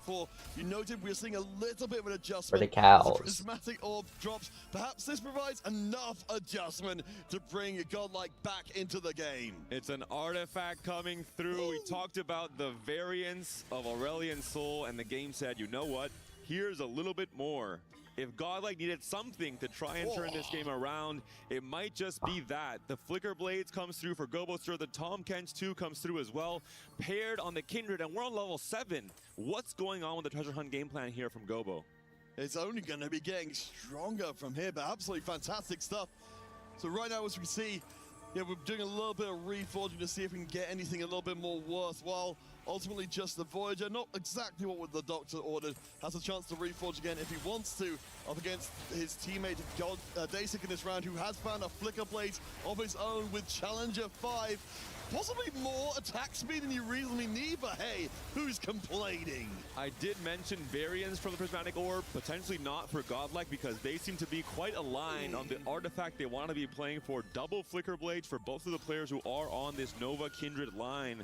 They are holding hands all the way throughout this game, it seems like. Well, you're going to have that team synergy when it comes to items or comps. So the big question we've got now heading into Stage 4 is how much of a disruption we'll be seeing in the current hold McCoy have over the game. Dasik moves to third place. I think it might be starting, and Odessa powering up on the left-hand side. The augmented power coming in for Odessa. A lot of gold offerings, a lot of strong combat as well, with hold a line potentially coming through. A little bit awkward though with the Stargazer, where you don't have hexes on the entirety of the front line. It will instead be the roll down here for the potential Xayah setup for Odessa. We saw one Xayah being held by Global already. It's kind of the reverse of the game one, but we do see the new come through. Yeah, that's absolutely huge. We're not in the same situation we're seeing before, where people were aggressively trying to stop this board from working. Of course, Odessa, one of the rising talents, as we do see, they were managing to find the Nami too. Everyone's finding what they need. Again, that prismatic orb really kick-starting the late game here in game 2. The Ornn 2 found for Dehua as well, had the Riven and the Nami upgraded, so Dehua definitely one of the stronger players coming out of this 4-2 round. For Odessa, has to potentially slam items. He is facing off against Dasik here. Has the Xayah pair, but not quite the Xayah 2. Hey, deja vu from game 1. This is Raiko's exact situation. We'll see how well it works here. And oh my gosh, Dasik's board just rips through everything. Of course, we've got, thanks to the extra artifact, the Flicker Blades, we've got almost, 2 full backline carries. We've got a Vex, Challenger Vex on the backline as well. That's a terrifying setup. Tapo's board is also looking very strong here. Has the Rogue emblem on the Blitzcrank, had the 5 Shepherd, 4 Vanguard online. Dasik, the Challenger Vex, Challenger rank in TFT hopefully as well. We'll see what the Vex can do for Dasik. We're seeing the Grief Fight tactics coming through from Godlike now, returning the favor from MKoy in that game 1, holding onto the Corkies, not allowing Revan to get his game plan going. And well done, we've got another Vex in the shop as well. So Dasik talking about the chance to high roll the heck out of the game, might even get a Vex too.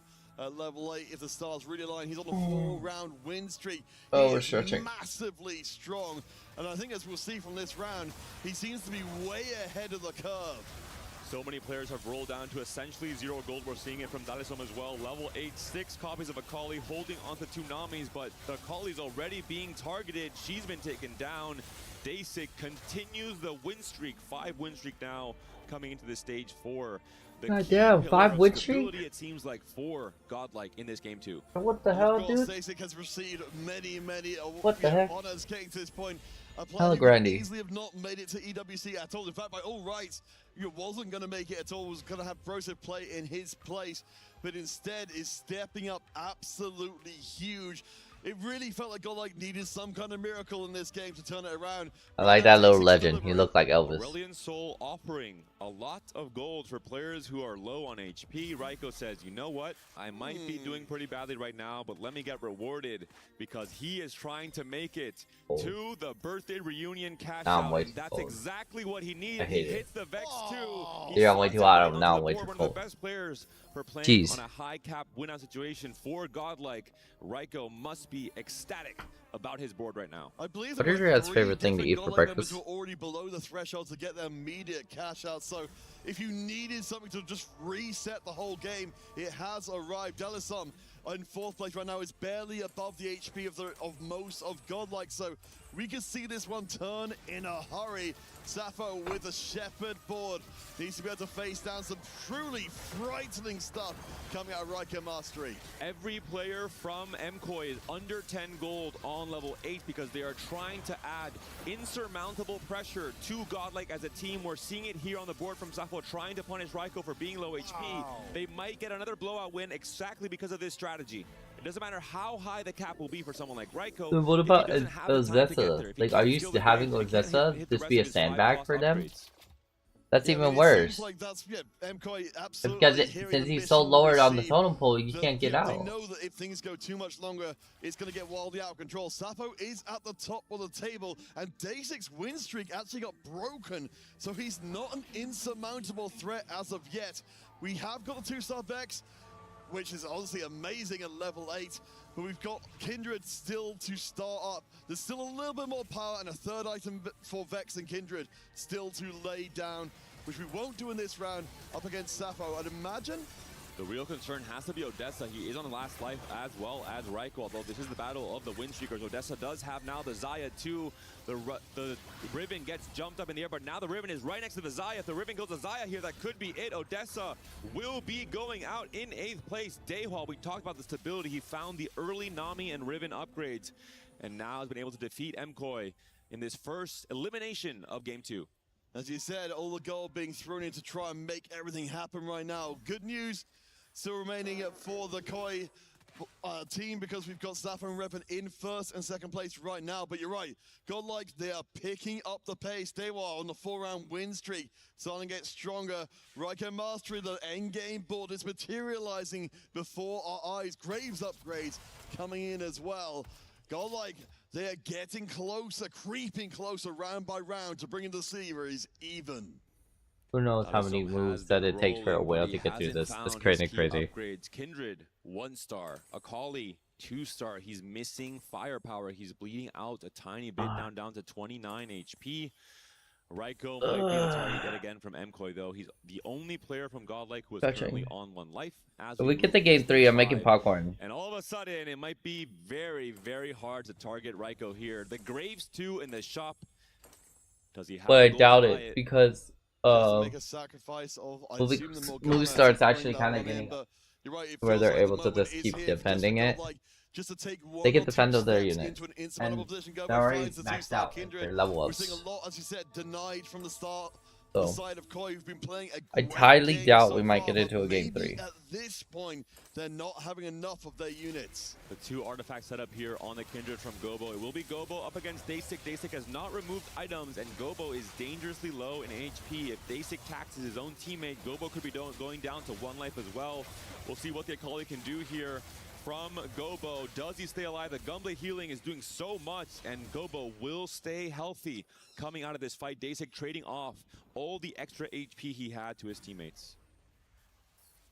Delta sum down to 11 means we could be easily in line for another Movistar KOI member getting knocked out early on. So much power coming from Godlike. They're keeping all 4 of their members looking pretty good. Raiko, Gobista, and Daywa all with wins off of the previous rounds. They're starting to rise up further.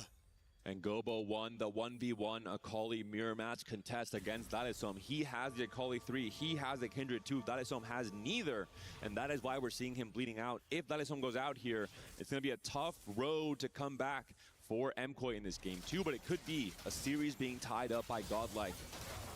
And right now, the only hope for the Spanish squad, I think, is going to be the members up in top hold position. But when we look at these boards from the Godlike side, it just seems like circumstances have really favored them in this game. Just in the injection of extra power is astronomical. Dalisom's the one taking the hit. Goverso leading back, enjoying these moments of seeing Dalisom brought low in 7th place. KOI are in major trouble. And Sappho and Revan thinking, stop the count, end it here. We're 1-2 right now. This is where we want the game to end. But that is not how TFT works. And someone like Raiko, someone like Gobo, they are looking incredibly strong coming into this stage 5. I'm not sure what Revan's going to be able to do. We haven't seen his board in quite a while, but we're seeing it now. The Corki 2 is here. The Bard is on its way, but we're still stuck on 8. We had to roll very deep to stabilize in stage 4. I don't see this being a board that can play for a first. Can he play for a second with the current HP he has? You know, did see some interesting stuff with Revan trying to decide whether or not to start printing units just for gold or trying to fish for a stronger board up against Daysik in this round. So we've got the almost fully itemized backline. Misfortune, Vex, both looking extremely good. But the Riven, watch the Riven. Yeah, we'll get into the backline. He's also got the Bastion for extra attacks to be ripped through the backline in the hope. But KOI begins against Sappho off of the previous round. We'll see. No, takes another loss. He's dropping HP. Remember, 1st and 2nd. The only thing that will do for KOI, these aren't the circumstances they were looking for, even if Revan did well. And this might just come down to Raiko and Gobo fighting for that first place against Revan and Sappho. Who will actually have the highest cap? This might be the only thing that matters at this point. The 2nd place might be there just because of the HP advantage for the MKOI players, but if Raiko's undefeated, the 1st place is not going to be there in contention for MKOI.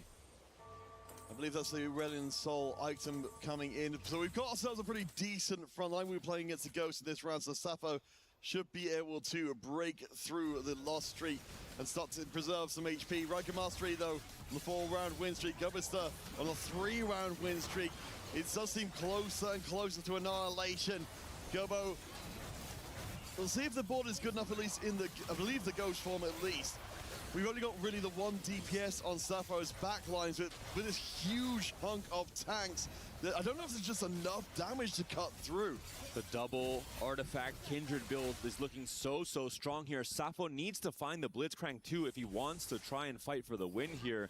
He needs to maybe get a better carry than a Teemo in terms of that rogue emblem. Maybe he needs to find a Sona to fit in for the Shepherd instead. Everything we're seeing so far is Riven does manage to find at least a Shen too, but it still seems like 3 against 2. Of course, there's so many reasons why in the 4v4 that's such an advantage situation. Even if you were behind, in this case, Godlike, they've got 2 win streaks right now. It seems like Koi are fading away in game 2. His board from Raiko is looking so strong already off of the fast 9. The 5 costs are upgraded. Fiora just 1 item away. It will be a team fight here for Raiko Mastery up against Goboster. Dasik taking a knee in this game. He puts himself out of commission, knowing that his teammate will carry the baton across the line. Big question here is whether or not we'll see or how much damage is done from this team fight between the 2 remaining team members on each side. The longer this game goes, the more the Graves will be scaling for Raiko as well. So we'll see how much stronger Raiko can get. The fight is pretty close here. It will be Gobo taking the win. Raiko's still very much alive, though. MKoi needs to go first and second, but Revan on a 2-loss streak is down to 4 HP. And of course, the opposite of that situation is for Godlike, they only need to take the second away from Koi by eliminating Revan, removing that possibility, and the game immediately ends. Right now, Revan on the 2-round loss streak. It seems like an impossible task. Maybe a little bit more to pour in. All of the key upgrades that MKoi is looking for are being held by Gobo on the bench. 2 bars, not allowing the bar 2 to come through for Revan. That's maybe the upgrade he needs to stay alive in this game. The blitz also being denied. The 2 blitzes, rather, being denied here from Gobo against Sappho. The perfect amount of griefing coming through from Godlike. Wow, the blitz 2 even is found from Gobo. Wow. And we've got bards aplenty in the shops as well. Godlike, it just seems like circumstances again have favored them dramatically in game 2. I do believe Revan has actually found the Bard 2. Will that be enough for him to stay alive? Sappho still missing the Blitz 1. Raiko feels he's the weaker player of the 2. Raiko's taking himself down, knowing he's facing Gobo here, sacrificing himself to allow Gobo to rise up and become the hero for Godlike, trying to tie the series in the game 2 here. So if the 2 Godlike members are facing each other, that means the 2 Koi members will be facing each other as well, which means that first and second place is no longer achievable, which of course then means the series is 1 apiece. Raiko will go down officially, but we'll have to see which one is the last one out. They're both still alive. Oh, Revan no, my did. apologies. We got a sack from Sappho to allow Revan to stay alive. That being said, look at the HP totals. Gobo has 2 lives still at 21 HP. This is going to be incredibly difficult for Sappho and Revan. With the matchmaking here, it might even be impossible. And I think they know it. We're seeing at Sappho, he is not happy with the current situation. They just don't have enough HP to do it. Yeah, I didn't even, well, honestly, I think for Godlike, to see Koi even get this far is pretty impressive. One more time round. So up against Sappho this time. That's going to be it. Sappho and Revan are facing each other. One of the 2 players will be going out in third, which means it is mathematically impossible for MKoi to win this game number 2. Great team play from Dasik, from Raiko, eliminating each other, allowing Gobo, who had the most HP, to stay alive. So that means, as we promised, we were not going 2-0 all the way through today. The 2 remaining EMEA teams bring each other to a 3rd game. For want of a prismatic orb, the battle was lost. One more game, one more team to go through to playoffs. Gobo and Dasik perfectly navigating the self-contest due to the challenger emblems, choking out Dalesom, not able to hit any of his key upgrades, but more importantly, Raiko believing in the heart of the cards, allowing Aurelion Sol to give him the exact gold injection he needed to proc the birthday present, to become one of the strongest players in stage 4 and 5, and tax MKOI along the way. A great series we have on our hands, so close, such diverse game plans from either team, but the game 3, I just can't wait, Counterfeit. We can see Broseth there, of course, the team manager. The planning for game 3 starts the second they get up from their seats. Everything going fantastically. You can see the portraits of winners there. Let's take a quick glance across the end of game. We call the final fights here, Revan working it out, but it's a forced team kill, which means it was a mathematical victory for Godlike. Hello, Steelbreaker. The series 1-1. Now you're on here. Yep. Coming up very soon.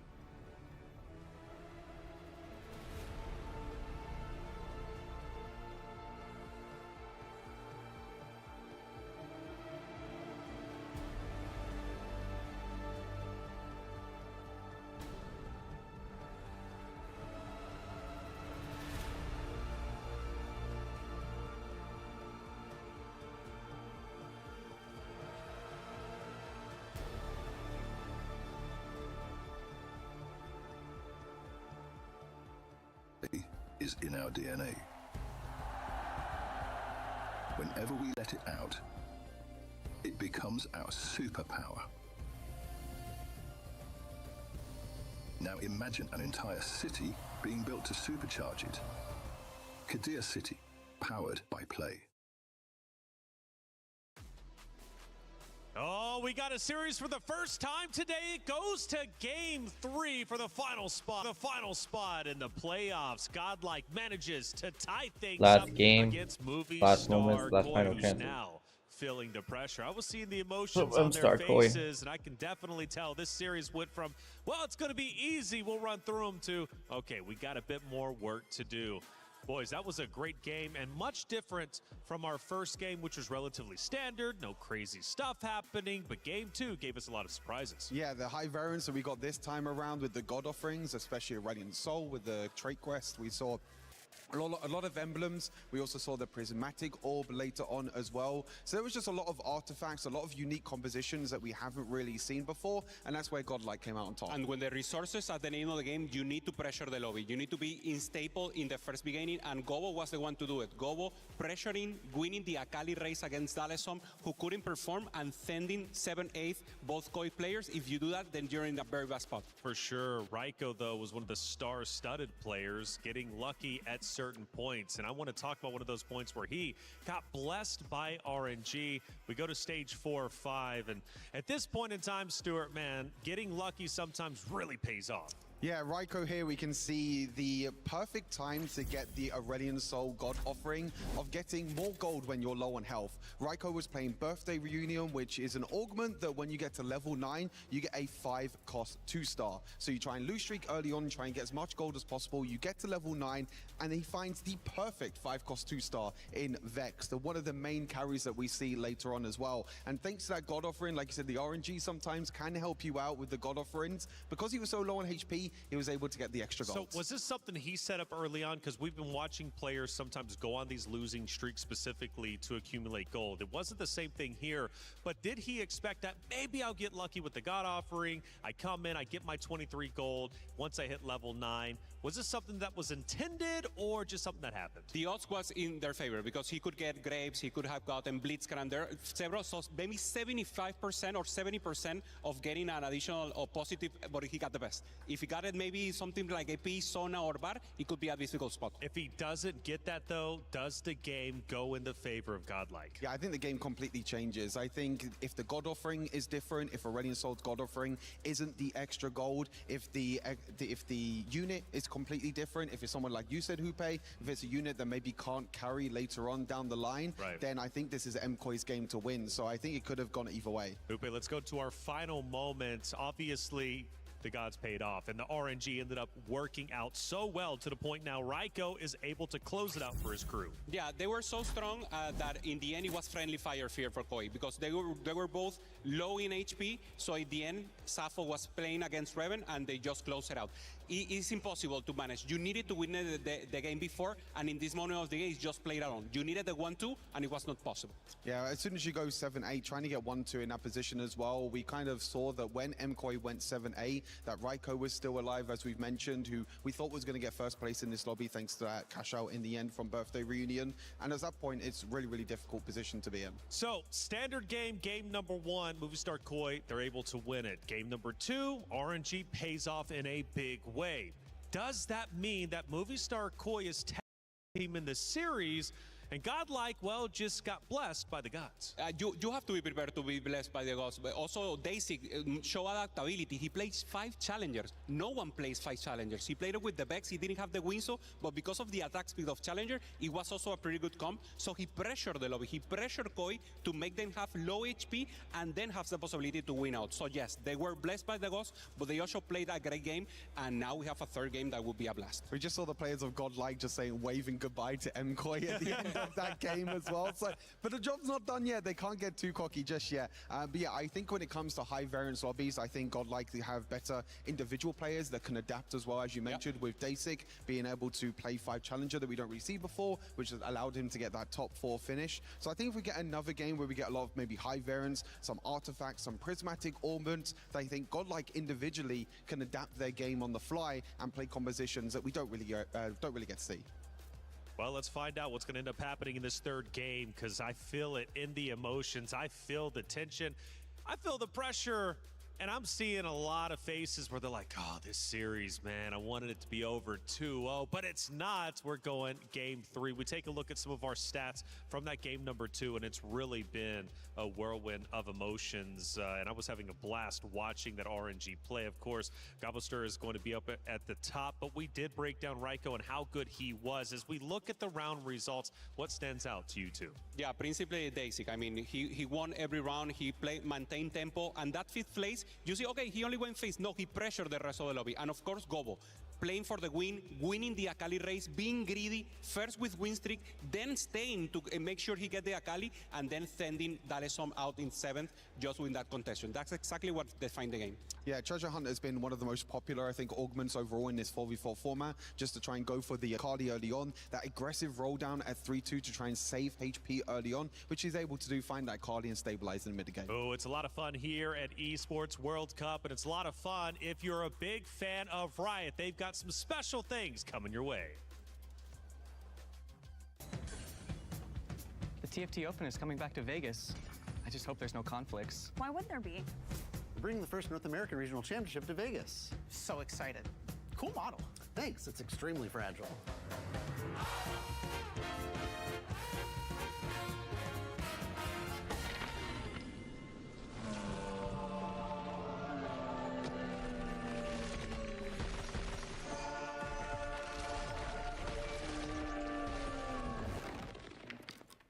Where's my TFT Open? And my first ever NA Regional Championship. They've combined into some sort of Convergence Fest? 2 games in one place at the same time? Can we do it? We have to. Convergence Fest, TFT Vegas Open, and the Riftbound North America Regional Championship, December 11th through December 13th, 2026.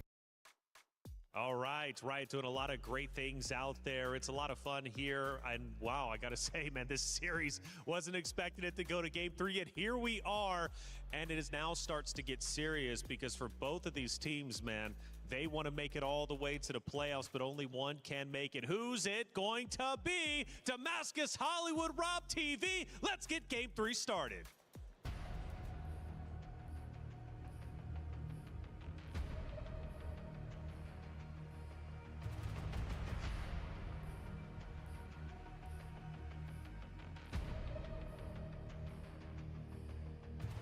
ladies and gentlemen, this right here is what it is all about. Just like that, 1-1. You heard all of that trash talk before the match, and clearly you saw that my guys decided that they were going to back it up on all fronts. We just looked like maybe Movie Star Koi was going to get the 2-0 victory, but no, Godlike Esports with the clutch out. Shout out to Goldbuster showing that he has the hometown, or I should at least say home country buff.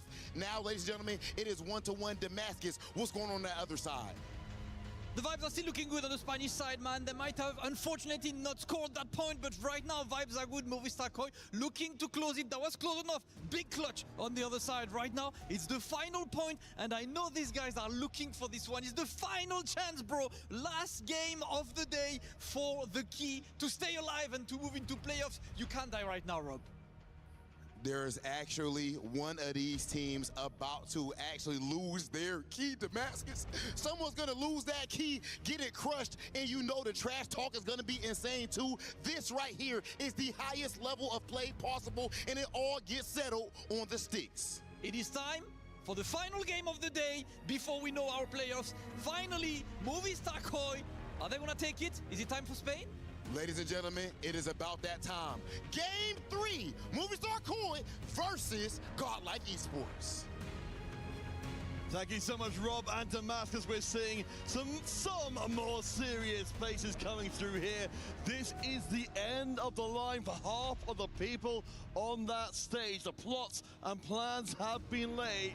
EMEA can only be represented for the rest of the competition by one of these two teams. We've just seen all 8 players, not a single smile to be found on their faces because of what is at stake here. The keys being crushed, the dreams being crushed, the friendships may be ending, at least for a little while, considering how exciting this Game 3 will be. And I have to say it right now. We saw yesterday against Vitality. It went to a Game 3. In my opinion, the most exciting series of the day. It seems to be that case yet again. The MKOI magic, for good or for bad, is true cinema. We can see there, Dasik, untroubled, a stone in the tempest that's growing between these two.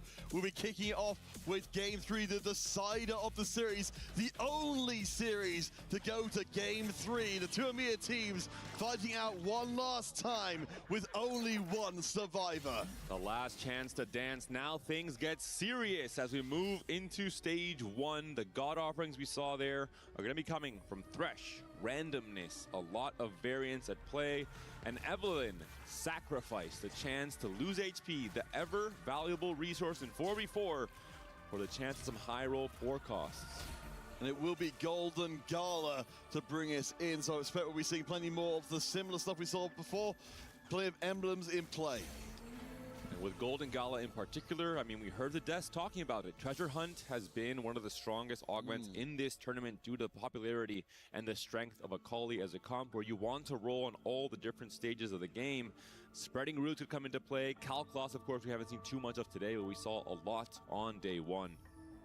No, absolutely.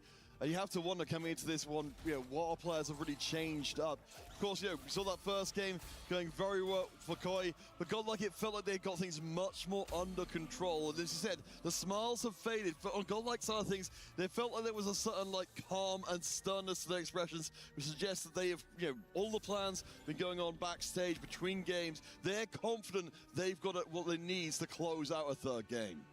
Under control for Godlike or under variance, because we saw the Prismatic Orb coming in last game. That was a huge wrench in the plans of every player, but it really benefited Raiko and Goboster the most when we saw that double artifact build on the Kindred. So we'll see if we'll have a more standard game of TFT, a more competitive showing from both of these teams coming into the final game of this series. Certainly in terms of overall game plan, Koi have been pretty consistent with the way they've been approaching it, taking early advantage. As you said, maybe we didn't have that big variance coming in that would have worked again. But let's start us off again. All goal augments all game long. Our players do get the chance to lock down their roots immediately. Some hero augments can be offered. Of course, we saw the self-destruct being skipped by Revan. The Jax hero augment, Reach for the Stars, is a possibility as well, especially on the Stargazer Huntress. Really, really well synergized for the Jax hunt, but not really so much for the Xayah and the Lulu. No scout, no pivot. One of the key augments for Sappho yesterday on the Lulu reroll against Vitality. We'll see if Revan is also considering this for a different line. He's holding it on very long. Mentioned the birthday present, of course, a big indicator for the long-term potential. Looks like Dasik and Raiko both have picked that one up, as Revan will no scout, no pivot. We're not messing around in Game 3. I talked about Cho'Gath and Lissandra reroll being one of the hidden comps that MKOI would try and pull out in this series and in this tournament. They've said to me, I think it's underplayed. I think it's incredibly strong. If we have a good spot for it, we're going to go for it. Right away, you have the Vow, but you only have 2 copies of Cho'Gath. You really want to get a Cho'Gath 2 as early as possible so you get the scaling HP bites from Cho. And of course, one of the reasons why the board won't be holding up so strong is they were picking up a Nova emblem early on, committing it in immediately. Dallasum, of course, we saw making the early commit and getting the Akali online immediately. Gets the pack of cards that will get him started. Odessa finding the Voyager emblem early on. Interesting for him. I'm seeing the bench, and the Meeple King might be back. We're seeing the potential to play with the Voyager, of course, into the Meeple line, into the Corki line. A very flexible emblem, maybe the most flexible of the set. You can play it into Darkstar to great success, and of course, almost all AP lines will be playing some variation of Karma or Pike in this case in the early game. So we'll see what happens in this one as well. We've got some more of our early boards coming together. Revan did find the 2-star Cho'Gath you were calling out from before. What we've seen in the previous games, though, is KOI being able to take over in the early going and try and build up momentum. We'll see if they can do it again here, because right now the win streaks, rather than being concentrated on KOI, they're split between the 2 teams. A few more scaling augment options like the no scout, no pivot in this case for MKOI. I will say it now, no scout, no pivot. We saw the attempt at the full team grief from Vitality yesterday on the Lulu from Sappho. Much harder to do against a 1-cost reroll comp because there are just so many more copies of these 1-cost units, and you're rolling at such a different time. No one is really rolling on 3-1, but as a 1-cost reroll player, you're trying to hit those increased shop odds on level 4 to hit the Cho'Gaths and the Lissandras. Goberster's not holding around though, picks up the advanced line and immediately starts putting together a super stacked board. He may be the only member of Godlike on a win streak right now, but that board is cracked. Pike 2 alongside Gwen 2, maybe the 2 strongest units to face off in terms of how impactful they can be. And there is actually a Gwen on the board there for Dehua. It's only a Gwen 1. That would have been a perfect call otherwise, but we'll see Pike 2 just farming units so easily in stage 2 when there's just less units on the board, especially against backline carries. Well, we can see Go is still very clearly moving into position to try and challenge for that win streak. We'll see if Odessa and Dallasum keep their position as well. Down at the bottom, of course, we've got our lost streaking players contesting against each other. Again, we've seen this great direction in the game to see who can move forwards with those streaks. Updates, and it looks like Dallasum and Sappho dropping down. It's 1 apiece. And is anyone willing to take a risk? It looks like at least one player is. I mean, Gobo has a Pike too. We talked about the expiration date on the Pike, very relevant in stage 2, part of stage 3, but then kind of falls off.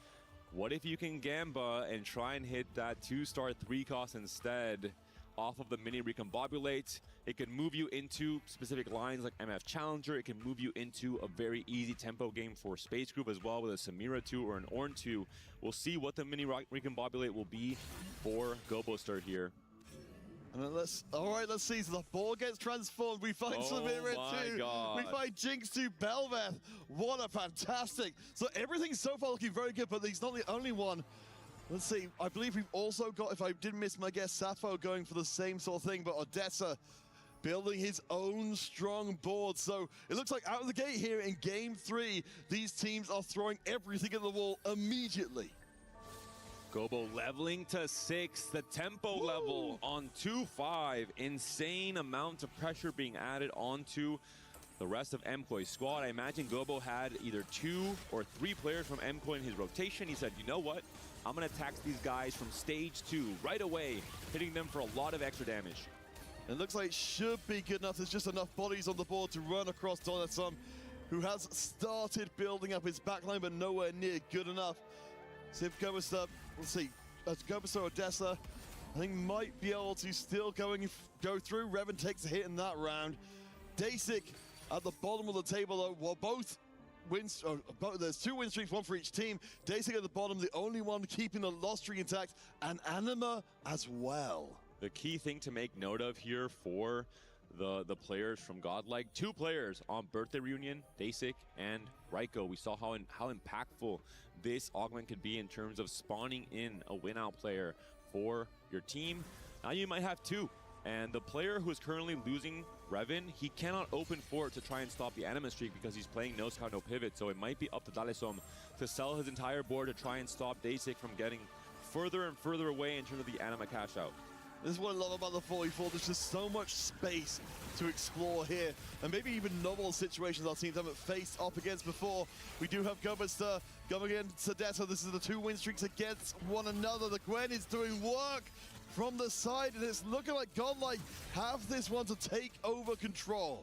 It's a final 1v1. Would be a huge punish if Odessa could win this fight on level 5 and punish the early level up from Gobo. It's not the case though. The Samira does clutch it up at the very end, and it will be a 5-win streak for Gobo, who of course will be hitting a lower tier augment on 3-2 off of the advanced loan. If it goes from prismatic to gold, Gobo might be pretty sad, but if it goes from gold to silver, that's a lot less lost power on that 3-2 augment round. Well, so far, coming in here to game 3, it's seeming like from Godlike, I'm actually liking a lot more what we're seeing here, because of course, this isn't just a game, this is a chance for a team to demonstrate they can go through to playoffs as a 2nd seed and perform. We've got Gobuster, he's taken a risk with advanced loan, he's got the win streak. Dasic has got anima, he's in the lost streak position. So far, from Godlike, we're seeing a very good game 3. That being said, all eyes on Revan. Big or potentially small roll down coming through here, trying to find some key upgrades on the Cho'Gath and on the Lissandra. There's the Lissandra 2 at the very least. He has also found a very early Morgana to get onto this board, to get some extra DR onto the Cho'Gath. Yeah. Mordekaiser 2 would be big. Maybe he wants to try and save some of this gold, considering he's going to need a lot of it. He's only sitting on 3 copies of Cho'Gath for now. He will natural up to level 4 to be able to bring the Darkstar 4 online and get himself a little bit stronger. Revan at least doesn't have the streak to worry about, since Dasic is monopolizing it towards the bottom of the table. We'll see how it goes against Dewa, and of course, that recombobulated board. Dalesom is clapping on the cam, so I knew this would be the outcome. He has hit up Dasic, so he's able to break the streak from Dasic. Dasic will not be getting a free, huge cash out off of the anima at the very least. Yeah, that's just one piece of the strategic puzzle coming together. But talk to me a little bit more about this Lissandra no scout, no pivot board. Didn't win that round, but as you said, how does it compare to some of the other boards we've seen? Just because we don't get to see this, especially this version of this board too often. If you don't hit the Cho'Gath 3 early, it doesn't compare at all. You actually need to hit the Cho'Gath 3 to get the scaling HP. The Cho'Gath, sometimes the right setup of artifacts or just the early 3-star can get absolutely massive. And then especially, you really would like to find the Darkstar emblem. Being able to fit 6 Darkstar on 8, because you're rolling so heavily on level 5, it's quite hard to push to level 8, level 9, and end up on the capped version of Darkstar. But finding an emblem really helps with that. If you have a Cho'Gath 3 early, he's scaled up, and you get 6 Darkstar online, it is an absolutely incredible comp to play into the late game. And getting that extra scaling is amazing. Dewa, though, of course, he's had his path laid out for a while. Of course, going immediately slamming in the emblem for the Nova means we've got a very strong board already. Already the 5 Nova in place, and pretty good items across the board, including, of course, the double duplicators from his 2nd augment. So it feels like Dewa's really just had this game planned out from the beginning. A surprise pickup from Raiko here. Gosh. Going for the Invader said this is an augment and a unit that terrorized lobbies earlier in the set. We haven't seen it so often now. Curious to see what Raiko is considering in terms of picking it up in a game as important as this one. Maybe the most important game of set 17 for Raiko individually, if he can become the win-out player on this line. Gosh, I mean, we've got to talk about that ahead of when it arrives, though, because, of course, you see these rounds with the Zed augment coming in where it's just completely overwhelmingly strong. You flood the entire board. Kind of, where does this put him in terms of the overall team strategy, then? He's got this huge late-game potential. He wants to go 9 regardless, so this fits into his game plan. You get an extra Shojin, you get a copy of Zed on stage 4, but it's all about trying to find the Zed 2 and fitting him into an incredibly scary Nova 5 board. When you have things like the Graves and the Vex, you can add the Graves or the Zed over the Graves instead on that board and have him be the duo carry. All right, checking back in with Dasic, who of course did have his lost streak grief from before, so has ended up getting the small Anima cash out. We'll face off against Revan this time round. You see on the bench, we're not that much further along the Lissandra Cho train. The board is not very strong right now, but we do have one of the components you were calling for before, David, the Spatula, which means we're going to have Darkstar Emblem long term. We talked about MKOI Magic. This is what I was talking about. Revan finds one of the key conditions he needs for this comp to succeed. The next one will be an early-ish Cho'Gath 3. The earlier, the better in terms of the scaling on that unit to be just an absolutely massive tank in the front line. Dalisom's 6-loss streak, I'm a little bit worried considering where his HP is already. Gain a random 3-star 1 cost can be so impactful for a lot of different players. It's a little bit awkward for Revan because he has no scout, no pivot. I'm not sure he could even swap it in if he does hit the Cho'Gath or the Lissandra, for example. Just, I'm loving just hearing Brosa just shouting from nearby and seeing that one dropping in. Yeah, big chance to change things up. I'm just so fascinated to see how things progress from here. So our players dropping back in again. Is it gonna be? For the randomness, does find an early Ace Hole, does find a Karma as well. A Nasus 3 for Dasik is not the best hit here considering where he's trying to go. It might help his tempo game plan. And if any player hits a Cho'Gath, that's 9 copies that could be out of the pool in terms of trying to slightly stop Revan from hitting. But Revan is rolling down heavily. He's on 7 copies already. He has a Cho'Gath, and he has the Acel and the Karma ready to go in the moment he starts leveling up. This could be a really scary game plan here from Revan.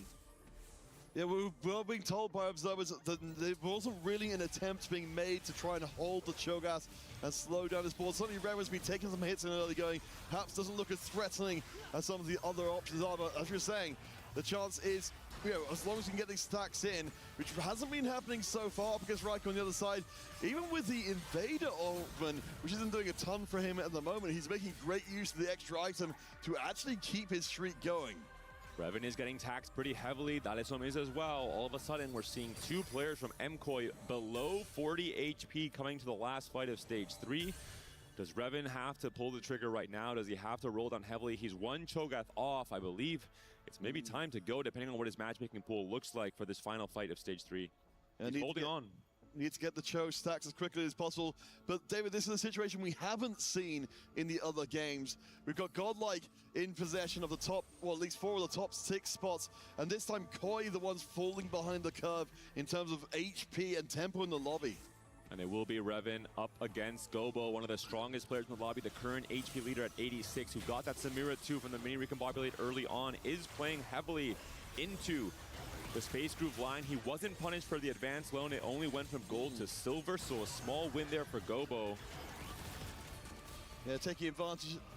Of course, I didn't even remember that one myself. The Golden Gala in place for this lobby as well, so a little less risky. The Revan's board actually strong enough to punch through. That's a shocker, and I think that might wake up other people to realize the Revan's not even really hit his board yet, and he's already starting to present threat. Really important win for Revan there, especially considering the loss from Dalisom. 22 HP, epic roll down, and a singular goal. He has to hit all of his upgrades. He has to stabilize. Dalisom's goal coming to Stage 4 is ideally winning every single fight, especially fights against Godlike. If he's not able to do so, he could be in trouble.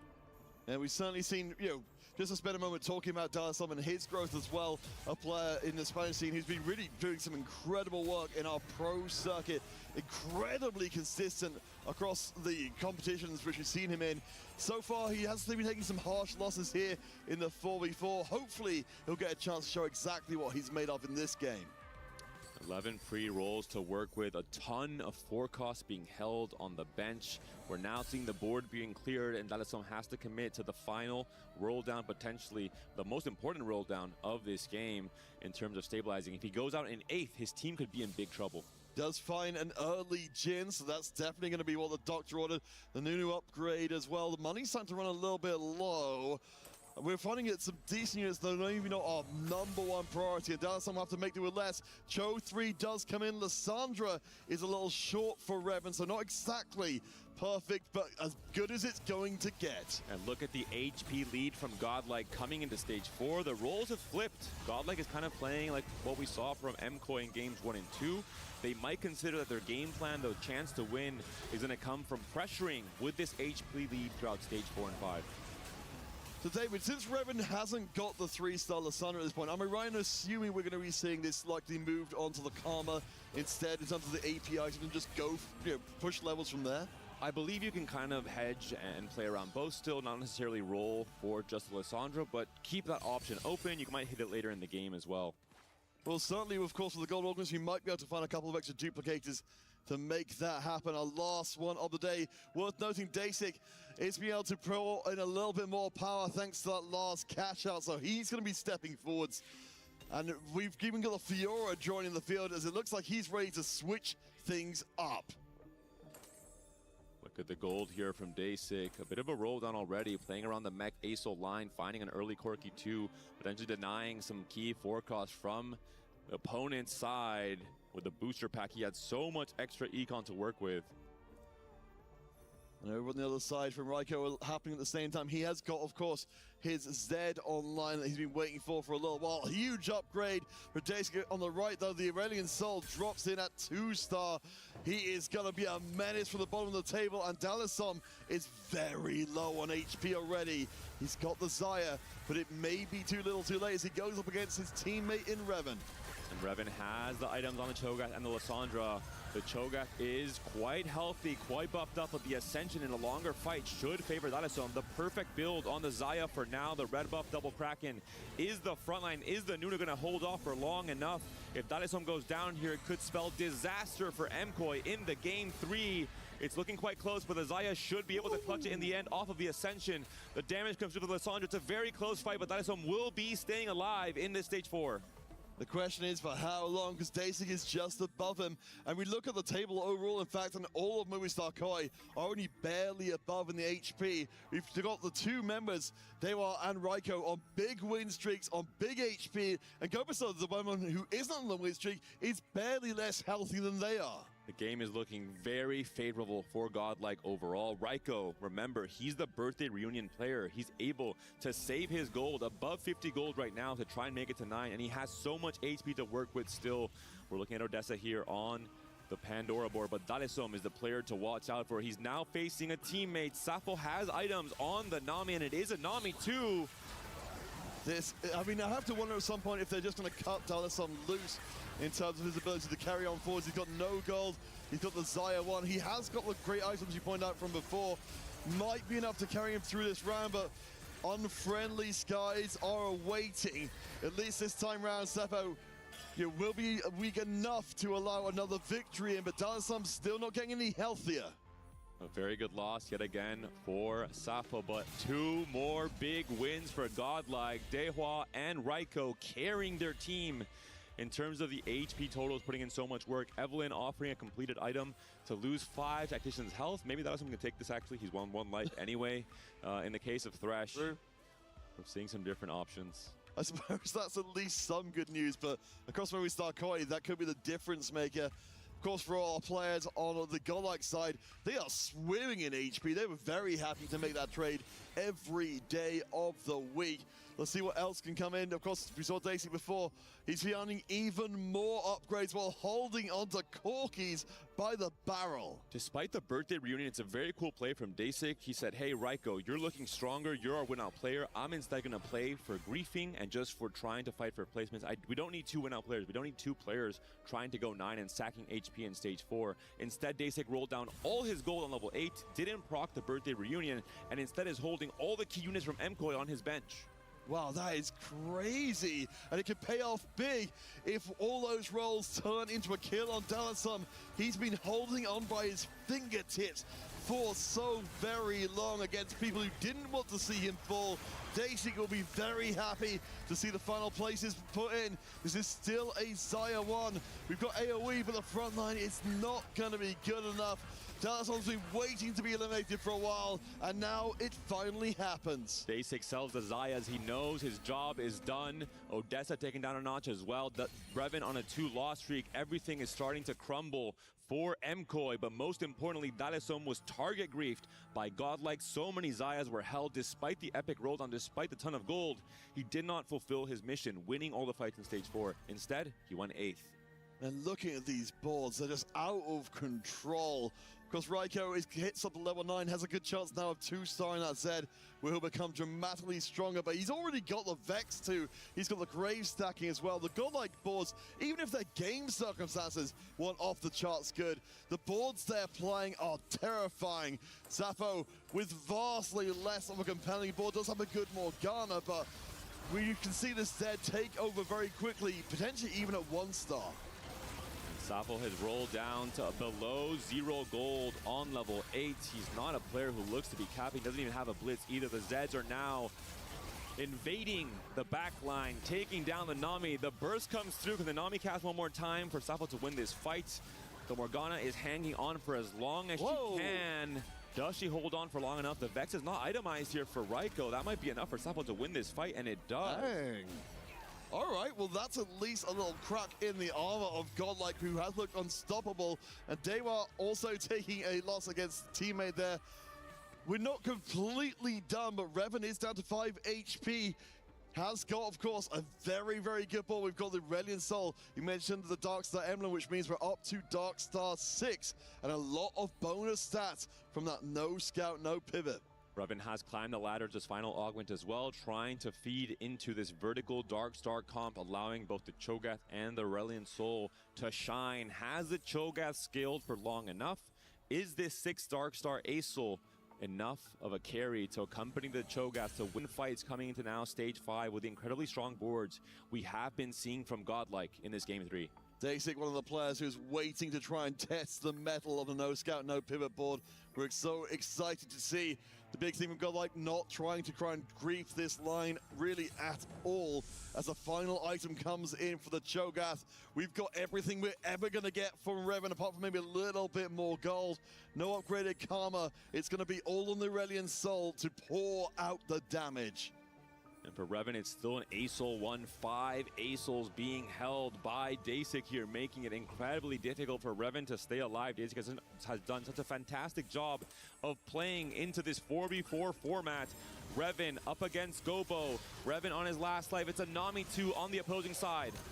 And I can't see this going well. The front line is amazing from the Revan board. Bear in mind, we've got extra stats from no scout, no pivot, so Reliant Soul, even at 1-star, will be hitting hard, but that Ornn's going to be so hard to punch through. The Cho'Gath, though, keeps alive for long enough. The Kaiser cast. One more cast is going to do it. The punch into the backline. Gomester takes the hit. Revan refuses to lay down. The Nami bubbles targeted the Aesol early, but then the Cho'Gath made the aggro go far enough away for Aesol to survive. The Kaisa did her job as well without any items. Aesol's just so far away from the Aesol too. That's the real power spike he needs, especially with the itemization that we see here with the Nashor's JG. It feels like the only way that's ever going to happen is if Dasic gets taken out, and right now he's on the win streak. A very strong Aesol board of his own. Raiko Mastery has got the 2-star Graves. We have not got the 2-star Zed as of yet, but everything else is looking fantastic. He does have the 2-star Blitz as well, one of the most sought after 5 costs in any final game board. The Ribbon trying to break through the dark holes. The Aesol trying to dish out the damage. The Cho'Gath doing both the tankiness and the damage dealing on the side of this Darkstar line. This might be a team kill here. It will be Odessa up against Revan. The Riven is already onto the tanks. There are so few units left alive, but the Cho'Gath is hanging on for so long. He's killing, he's biting, he's tanking, he's doing it all. The Aesol's trying to help, but Cho'Gath is the star of the show here. The no scout, no pivot is continuing to scale for Revan as well. We're still not going to find the Reliant Souls, but right now the board is good enough, getting a little bit of extra help from the Thresh to get more in the bank, but we see Revan is throwing everything he can to try and find even a little bit more, but it's just not happening. Dasic is camping those units. He did take a loss in the previous round, very close to elimination. Dasic must fall if Koi are going to rise. And if Dasic does fall, the floodgates are open. Revan can hit the Aesol 2, Odessa can hit the Corki 2. A lot of the key units that MKOI needs to try and win the next few fights in this stage 5. Let's see it one more time with Raiko, of course. He's got the board made up of all the 5 costs. The Reliant Soul is made to deal with these melee carries. So as you can see, the Fiora getting chunked most of the way down, even while not being directly targeted. This should be, at least on paper, good against the Zed, but there's so many of them. The Ace are gonna get one more cast talk. Can the Cho'Gath do it all by himself? I don't think so. Dasik wins the fight against Gobo as well, while both players stay alive. Revan goes down.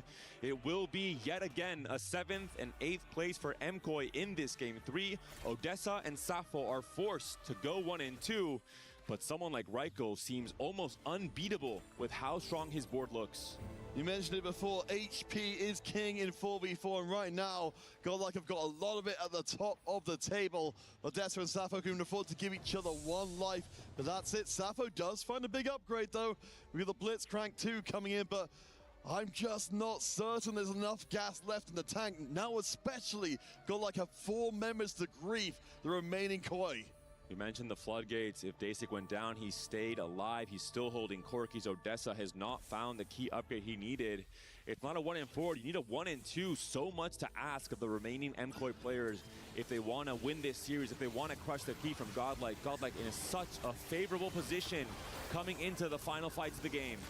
And Odessa and Safo placed against each other, which is not ideal at all. We knew it was coming sooner or later. Hopefully for them, it'll be the softest loss available. It's not looking that soft overall, but I suppose it was pretty much going to be a couple of lives. Odessa dropping down as Gobo is out of there. I'd imagine we're going to start seeing the situation we saw before as the final battle lines are drawn.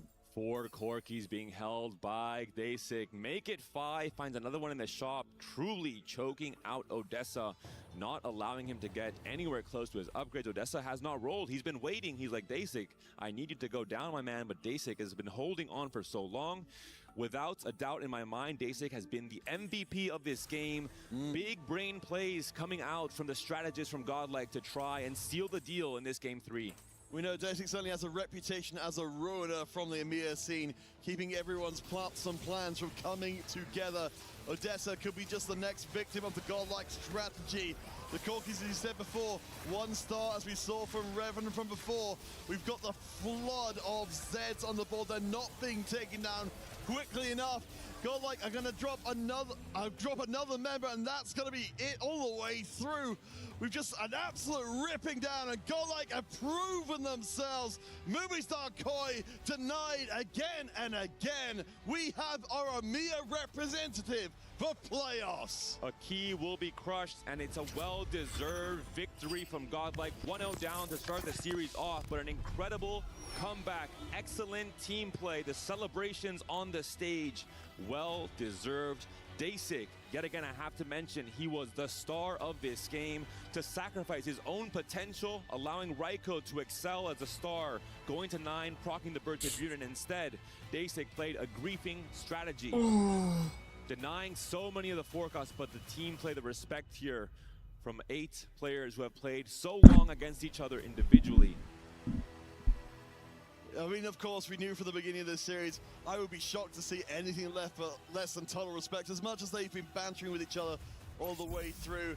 Let's take a moment just to appreciate the quality of games EMEA was able to show us here with the last 2 remaining representatives. But let's head across the desk and Damascus, because we've got a key to crush.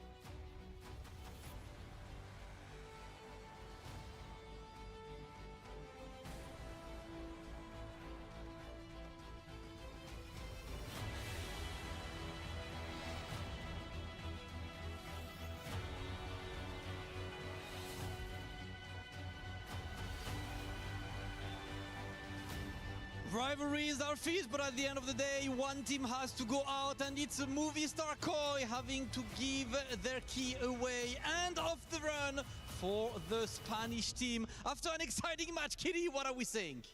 Congratulations, as we have our final representatives from the West. That was a close 2-1. How are you feeling right now? I see a lot of emotion on you. I think the adrenaline is pumping, but it's like, thank God it's a good type. So really happy. The team has worked really hard, so we're glad to see making our way to the quarterfinals. We're really happy about that. And of course, you guys had a pretty rough situation coming into EWC as well, with the schedule being so rough. So what type of adaptations did you guys make coming into today? Maybe not into today, but we've been scrimming with a 5-man roster with our coach Brosif. So it's like really helpful just to fill scrims, stuff like that, when we had like a PC issue with Raiko and obviously the visa issue with Dasik. So we were just like playing in and out because we knew it was a possibility. and we felt good going with both rosters in, but we're obviously really, really happy to have Dasik here with us. And of course, you guys are going to go to the quarterfinals, and you are the only NA representative going into the EWC quarterfinals. So do you have anything to say for our fans with NA behind their back? I hope I make you guys proud. To the other people in NA, like, we gotta step it up because this was embarrassing this year.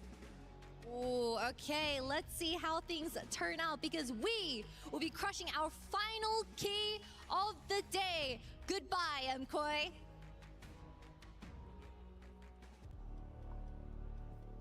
And it is time to crush the final key of the day before we move towards the playoffs. Only 8 teams remain, technically 9 until this key is absolutely shattered, as Movistar Koi must go out of the tournament. The key is ready to be crushed as we go for the classic security moment to make sure you know how to destroy your opponent's dream. You've done it in game, do it in real life, and it is time to destroy not only a key, but a crusher as well. Who cares anyway? It is time. We can still make it work, man. We destroy key, crusher, cameras, whatever there is. He's not gonna stop. Are we getting a pop for the final one? Ooh, let's go, let's go. Hey, you know what? Yesterday, Revan had the final word saying NA is free, so I'm gonna give you the final word. What do you have to say? I mean, it was just to be expected. We're against a bunch of people who all play League all day, aren't really practicing, so they played well today, to be honest, but it wasn't good enough, so. It wasn't good enough. Congratulations, guys. You made the path to the playoffs. We will see them tomorrow. The draw is very shortly. Show your key in victory. Another destroyed key. We now have our 8 teams. Let's take a look at the highlights and then go for the draw.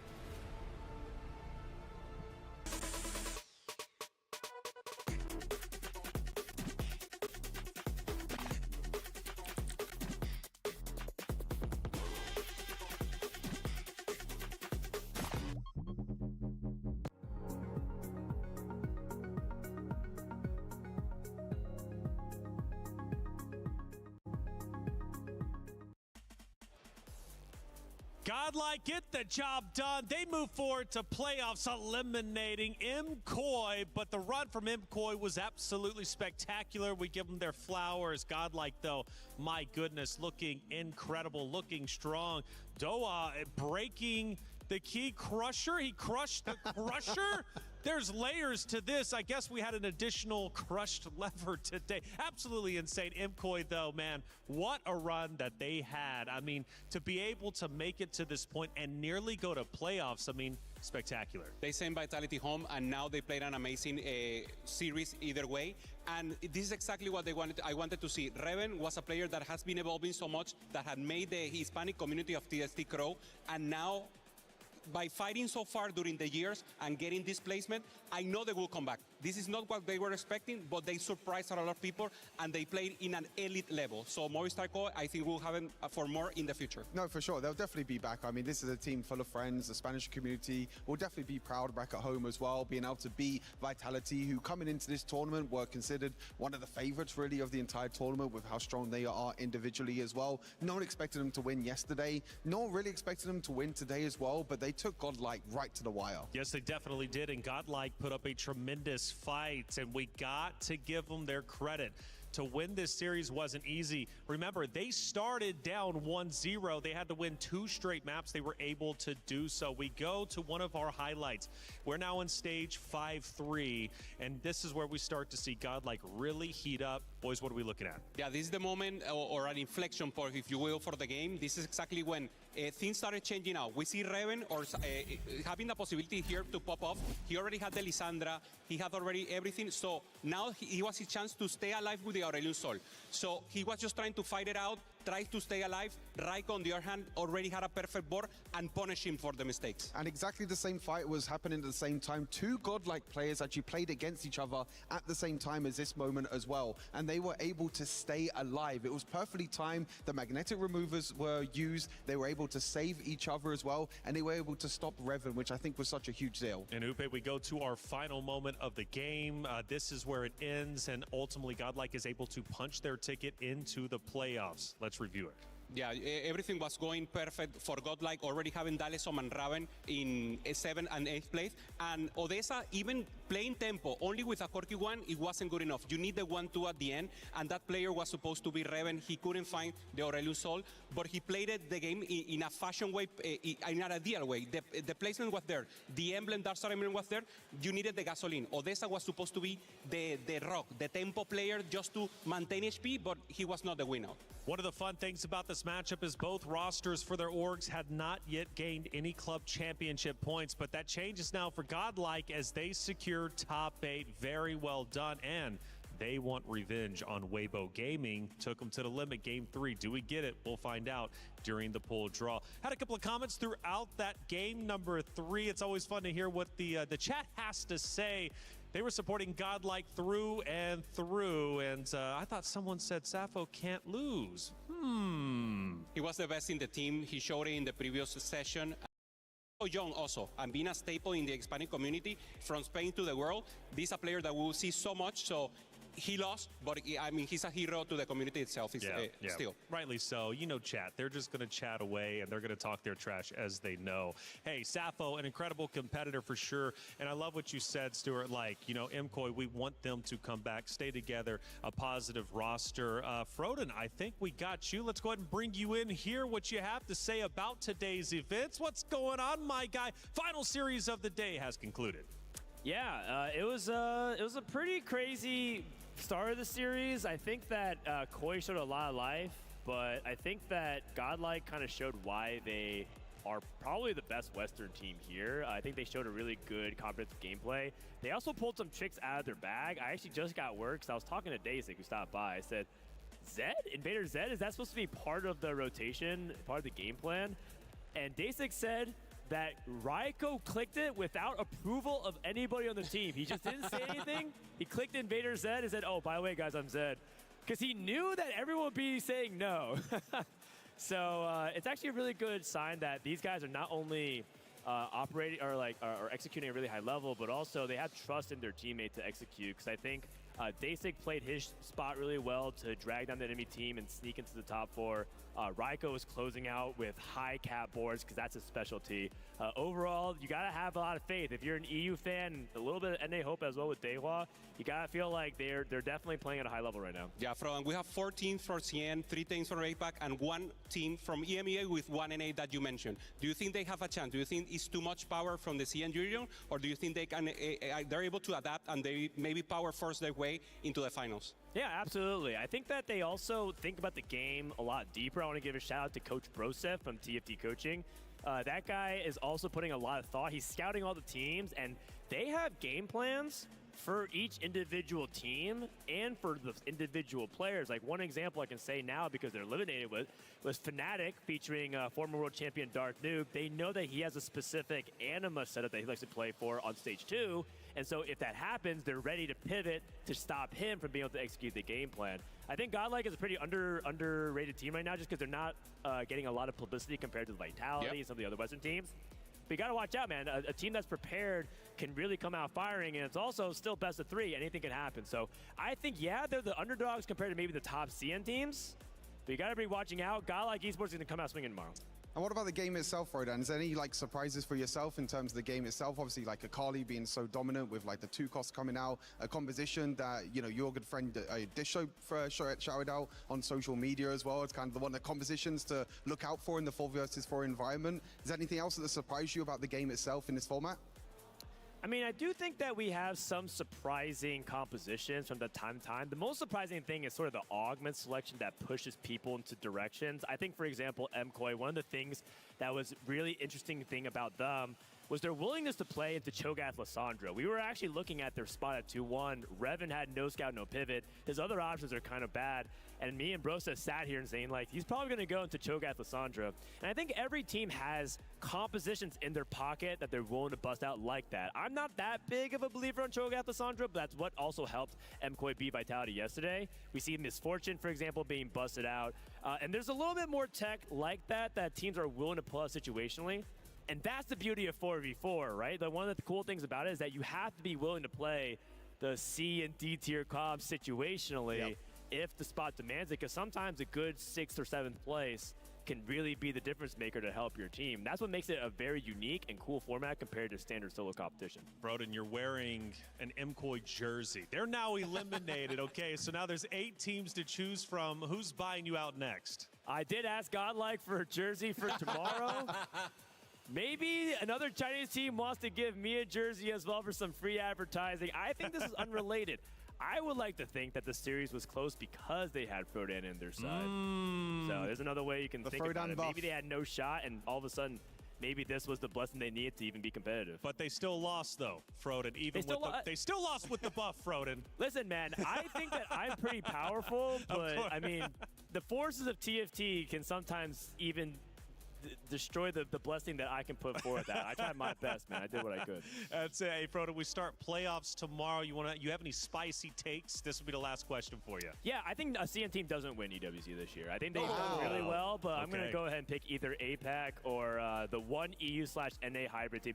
Maybe it's kind of the forbidden unity, right? When the chips are down, we need a fusion dance with our rival EU. NA has to fusion dance with EU in order to get the win here on the international stage. When all the chips are down, maybe we shove all in, and that's how we get it done. We're going to be checking in with you to see what jersey you're wearing tomorrow. Frodan, thank you so much for your coverage. We'll be hearing from you soon.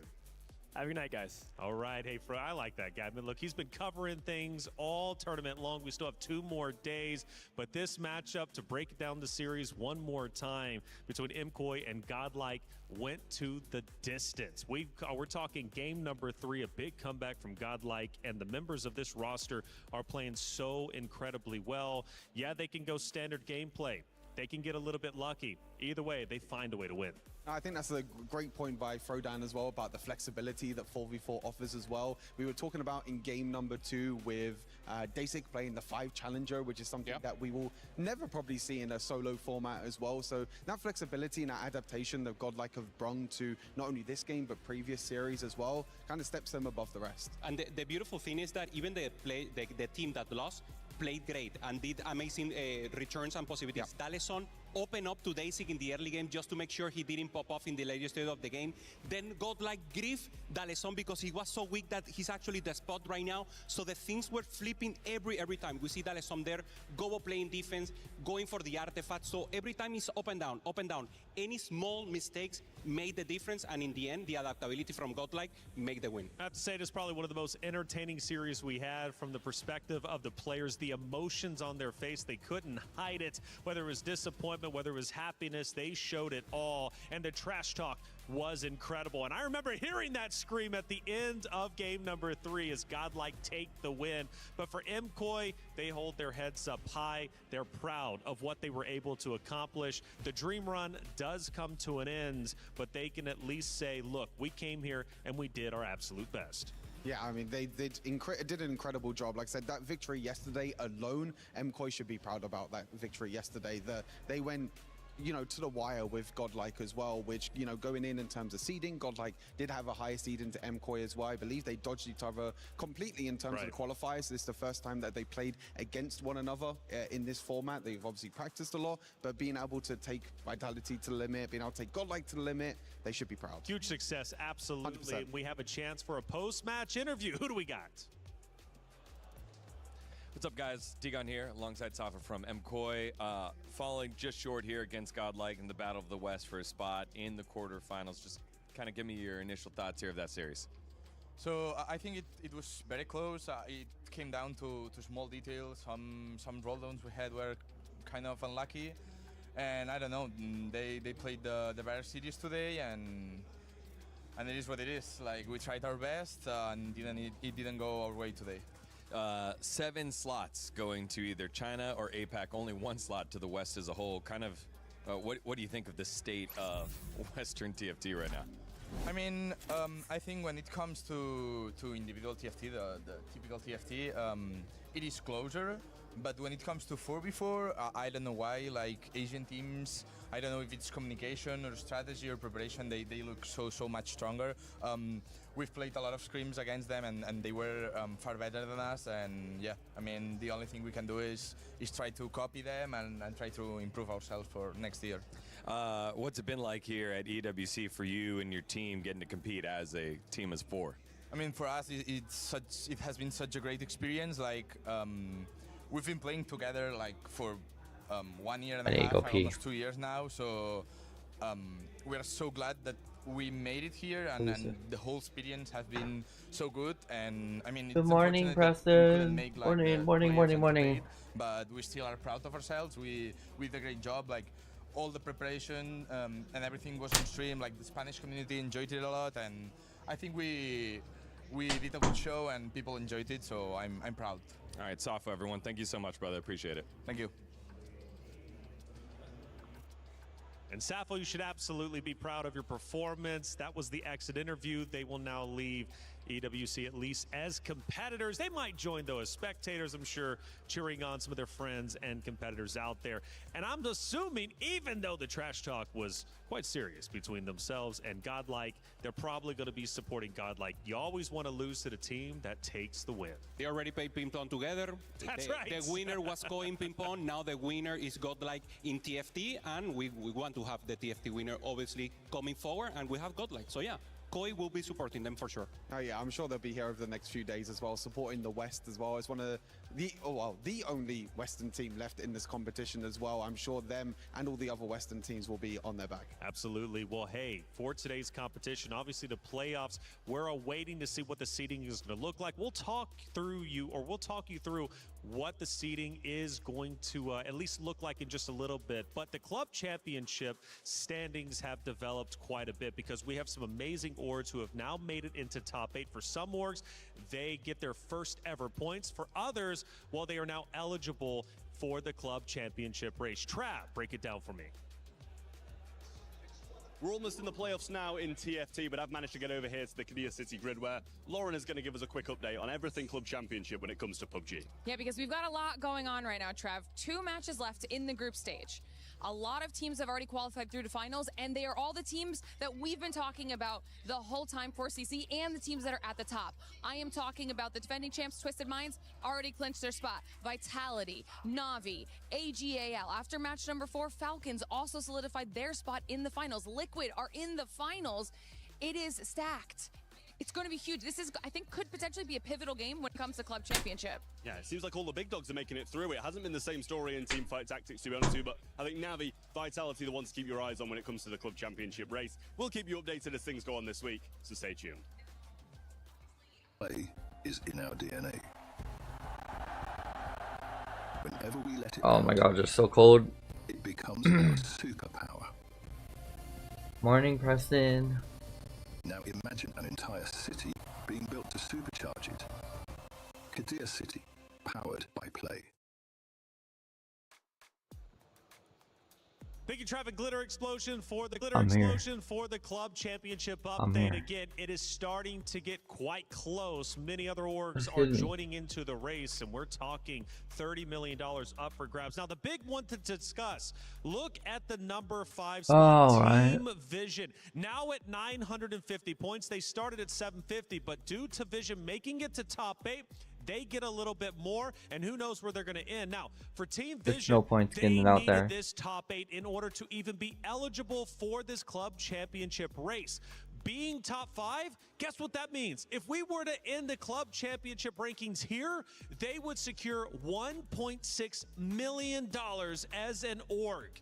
Team Vision did exactly what they came to do. Yeah, exactly. Virtus Pro as well, also making it into the top 8, getting a few more points, as well as AGAL. Few of the big organizations as well, and few of the big winners for TeamFight Tactics. But let's not forget Weibo Gaming. They're a little bit further down currently in 17th, but they are right now the defending title defenders and also potentially the favorite to win the TFT finals, which means that's 1,000 points. They're jumping way up. They're going for potentially making $150,000, maybe $200,000, maybe all the way up to $2 million. That's what is at stake. We've got $500,000 for the TFT prize pool, but the club championship prize pool is a whole different ballgame. Like I said, $30 million on the line. First place, $7 million.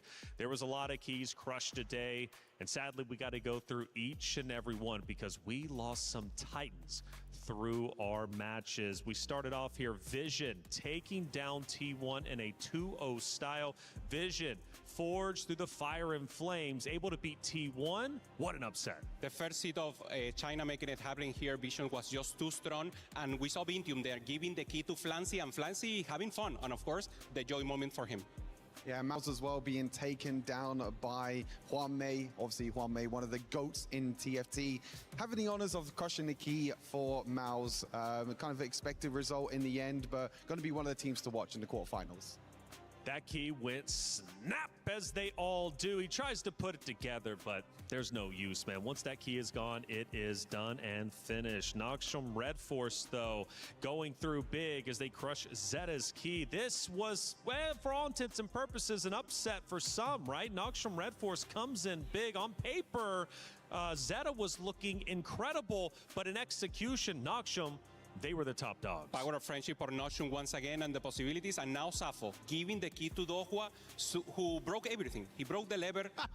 That's quite literally. He broke the key and he broke or crushed the dreams from Koi here. He had so much fun here, having a blast, and Dohua is a player with so much personality that this is the exact one that you want to see crushing keys. And don't forget, Stuart, those fragments can be used if you win for your club championship trophy, which is quite spectacular, and I'm sure they're going to be using MCOYs if they in fact win this entire thing. Now let's walk through our brackets because we are now officially done with group play. We'll start with Group A, and it was a doozy. We started day one with Weibo Gaming versus T1, and we claimed that this very well could be our grand finals, right? First and second. Well, we don't get that opportunity to decide our matches. Team Vision took them down in our first series of today, day number 3. But when we look at the playoffs teams, again, it's looking stacked. Yeah, looking completely stacked. Flash Walls as well is definitely going to be a team to look out for in Group A, as well as Weibo Gaming securing that first seed. That's right. AGAL getting the much-needed wins, pushing forward against Zeta,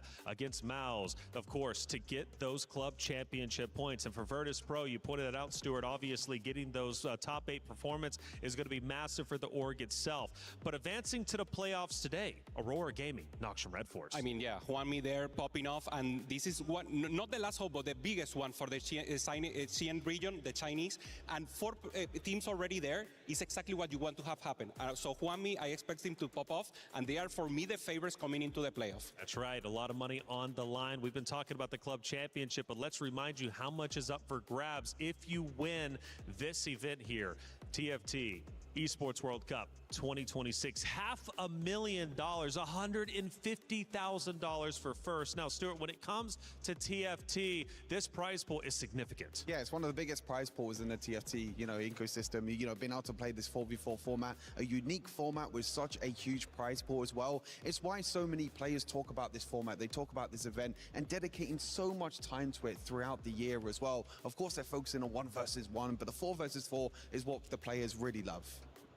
Well, it's about time for our draw for the pool play. Now, this is going to be a lot of fun. This drawing is going to be completely randomized, but there are some rules to remember. I'm going to read them out, and then we're going to theory craft who might play who before it's ultimately decided on the stage by our stage host. Now, number 1, teams are drawn in a random order. So it is randomized, not predetermined. 2, divisions must be emptied in ascending order, aka Division 1, 2, etc. Number 3, teams will be assigned in the highest available seed the moment they are drawn. So the seeding is now done. All our matches have concluded, so the seedings are exactly where they need to be.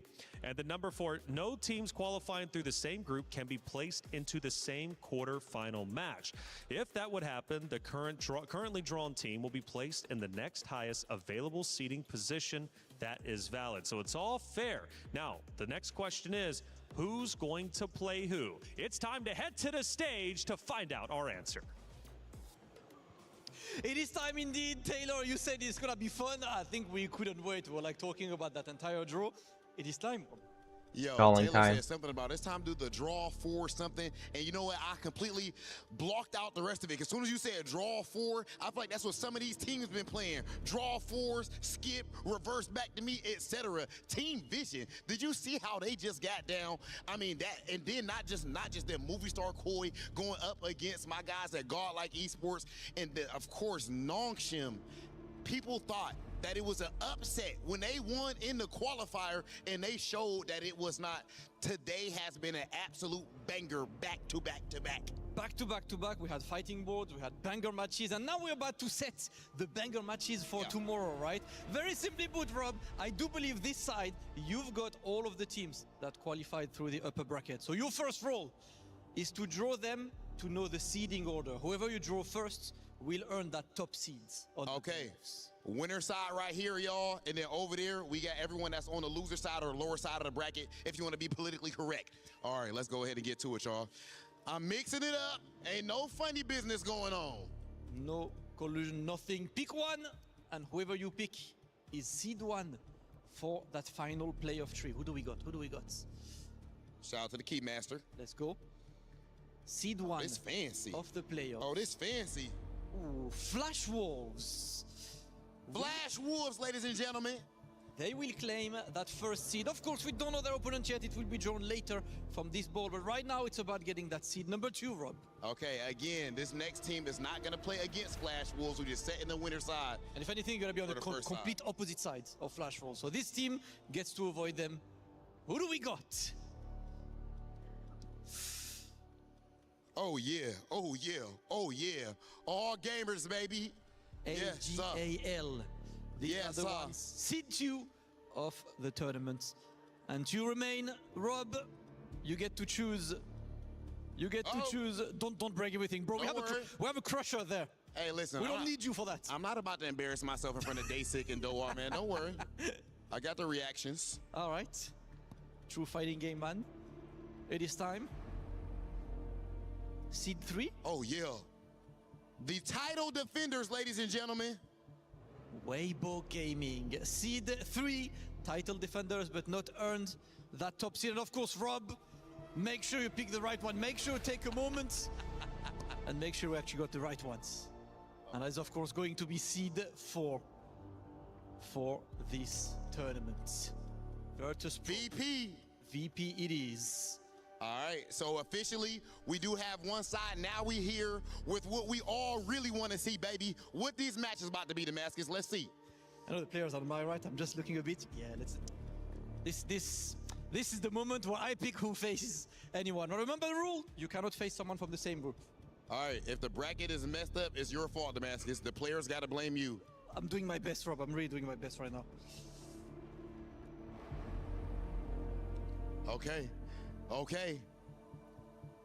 Aurora Gaming will be facing seed 1 on the tournament. Let's double check if we don't have a go.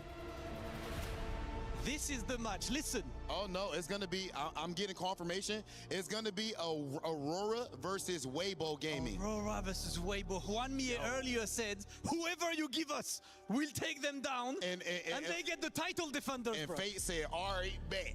We gonna test that theory." You know what? All right, bet. Kitty is with the captain for Weibo Gaming. Let's see if they say, "All right, bet." Kitty, what are we saying? Welcome in, everyone. We have our first head-to-head tournament between WBG and Aurora. So, do you have any banter that you would like to say to Team Aurora? 你们的第一轮的对手会是阿罗拉，所以请问有什么狠话吗？我只想用一句话对对面说：我们是不可战胜的。 I have one line to say to the enemy. We will be undefeated.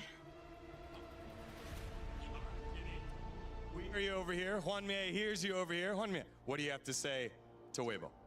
Aura. 他们最近输我们输挺多的，就私下打的手。Kitty, you got that translation for us? Yep, so we've been scrimming them quite a lot, and we have been undefeated ourselves. So let's see how that first head-to-head goes for our playoffs. All right, thank you both. Jael, let's go back to the stage for our next draw. Yo, they talking spicy like that. Okay. I can't lie. I heard the words. I'm like, yo, Weibo, I don't like. I'm giving you a trophy already, man. His confidence was different, ladies and gentlemen. Okay. And who is this next match going to be up against again? It is time. Going up against Virtus Pro, y'all. Right, we are looking for Virtus Pro's opponent unless there is a group clash, which I've been a specialist of. Let's go. Well, we got... Who is it? Who do we got, Rob? Who going up against VP? Nongshim Red Force. Oh, that's a banker. And I do believe that's not the same group, right? No, this is the same group. This is going to be, instead, ladies and gentlemen, Nongshim is going to go head-to-head with Flash Wolves. Ooh. Nongshim versus Flash Wolves. It is Flash Wolves who is going to take on Nongshim. This is a banger as well, man. This is what I want to see. And Kitty is ready for the Battle Awards. Kitty, bring us a banger, please. Ooh, we have two giants for this next head-to-head. What do you have to say to Nongshim? 你们的下个对手会是农心，所以有没有对对手说的话呢？虽然你们很强，可是我们会赢下这场比赛来证明我们是更强的。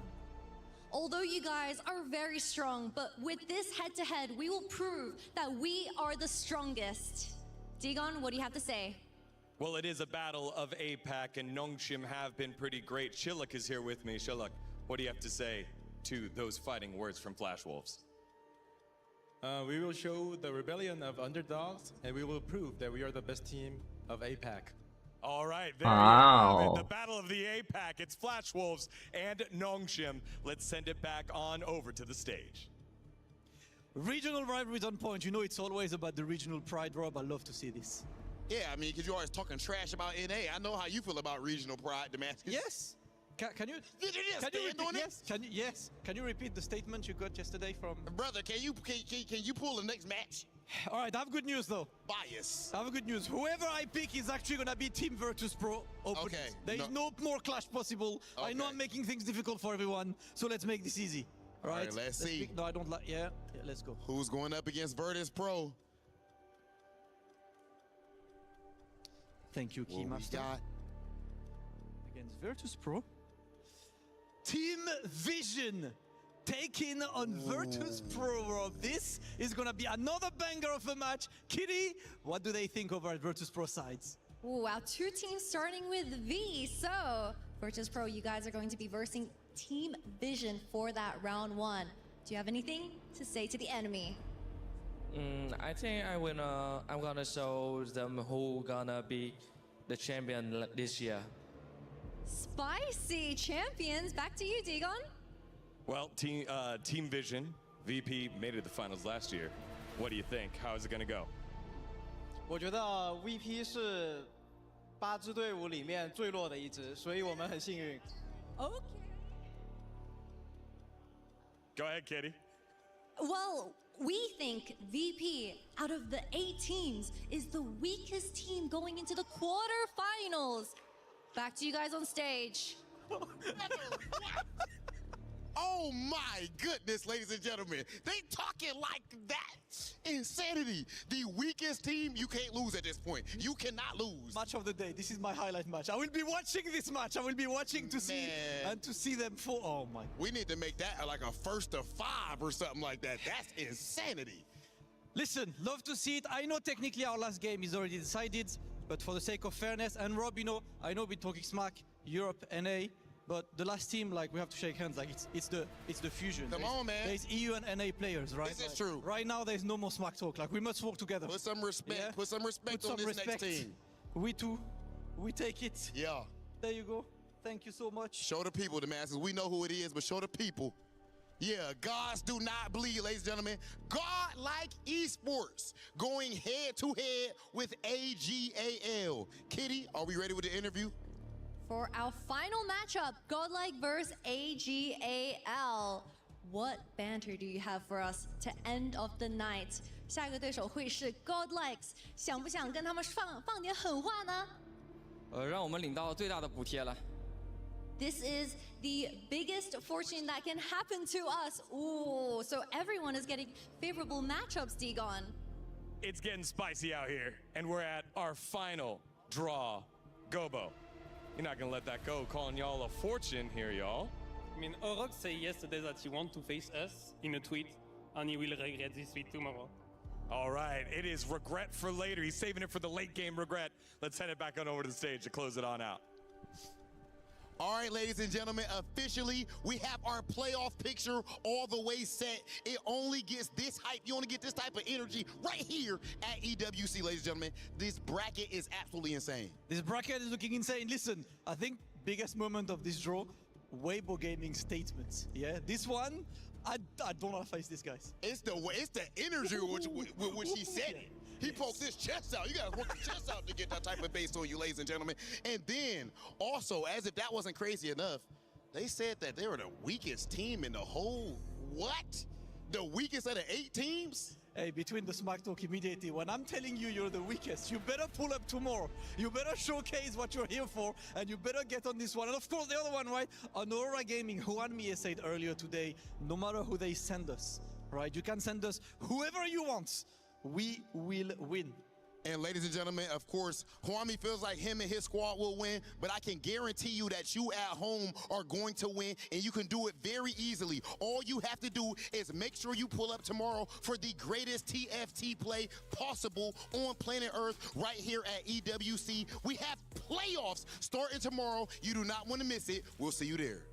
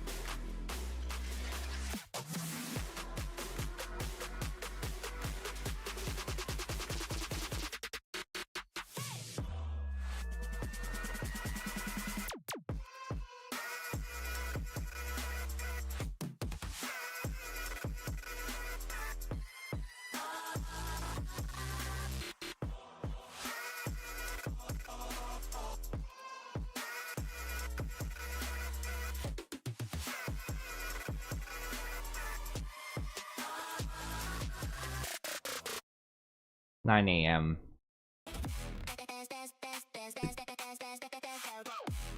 Oh, thank you for coming in! It's 9 AM. I have to move things to my storage right now before it gets super hot. On top of that, there will be a classroom section, so yes.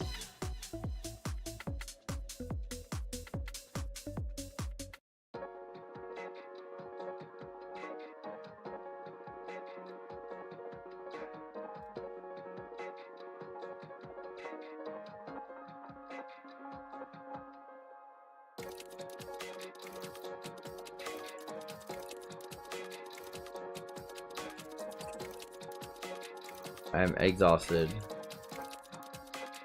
but we have a classroom session of esports. Chat, I'll let you guys decide. Should we do our esports session now? Right? Or should I come back to it later in the afternoon or evening? We can do it in the evening too, if anything.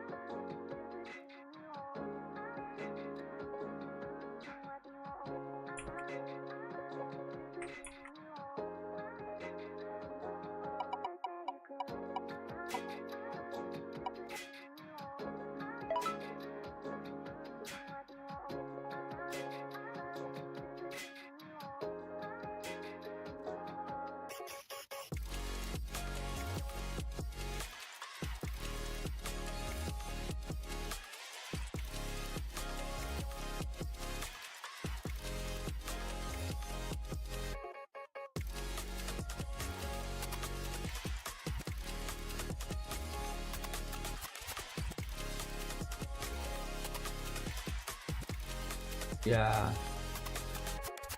Alright, I'll do it in the afternoon. Y'all are cool. I'd say be back around...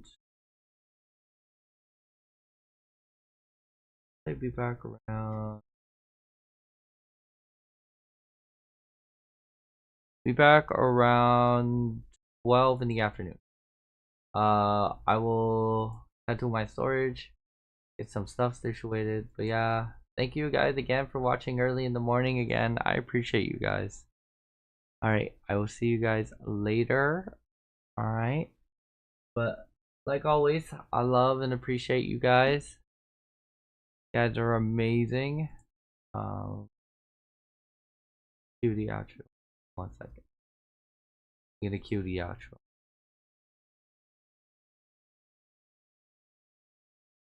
Gotta cue the outro. Alright. Like always, y'all. Love and appreciate you guys. I hope to see you guys later this afternoon at 12 o'clock. We'll get into a class session and yeah. Alright.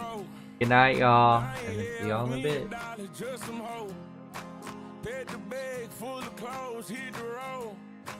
Told my mama not to worry.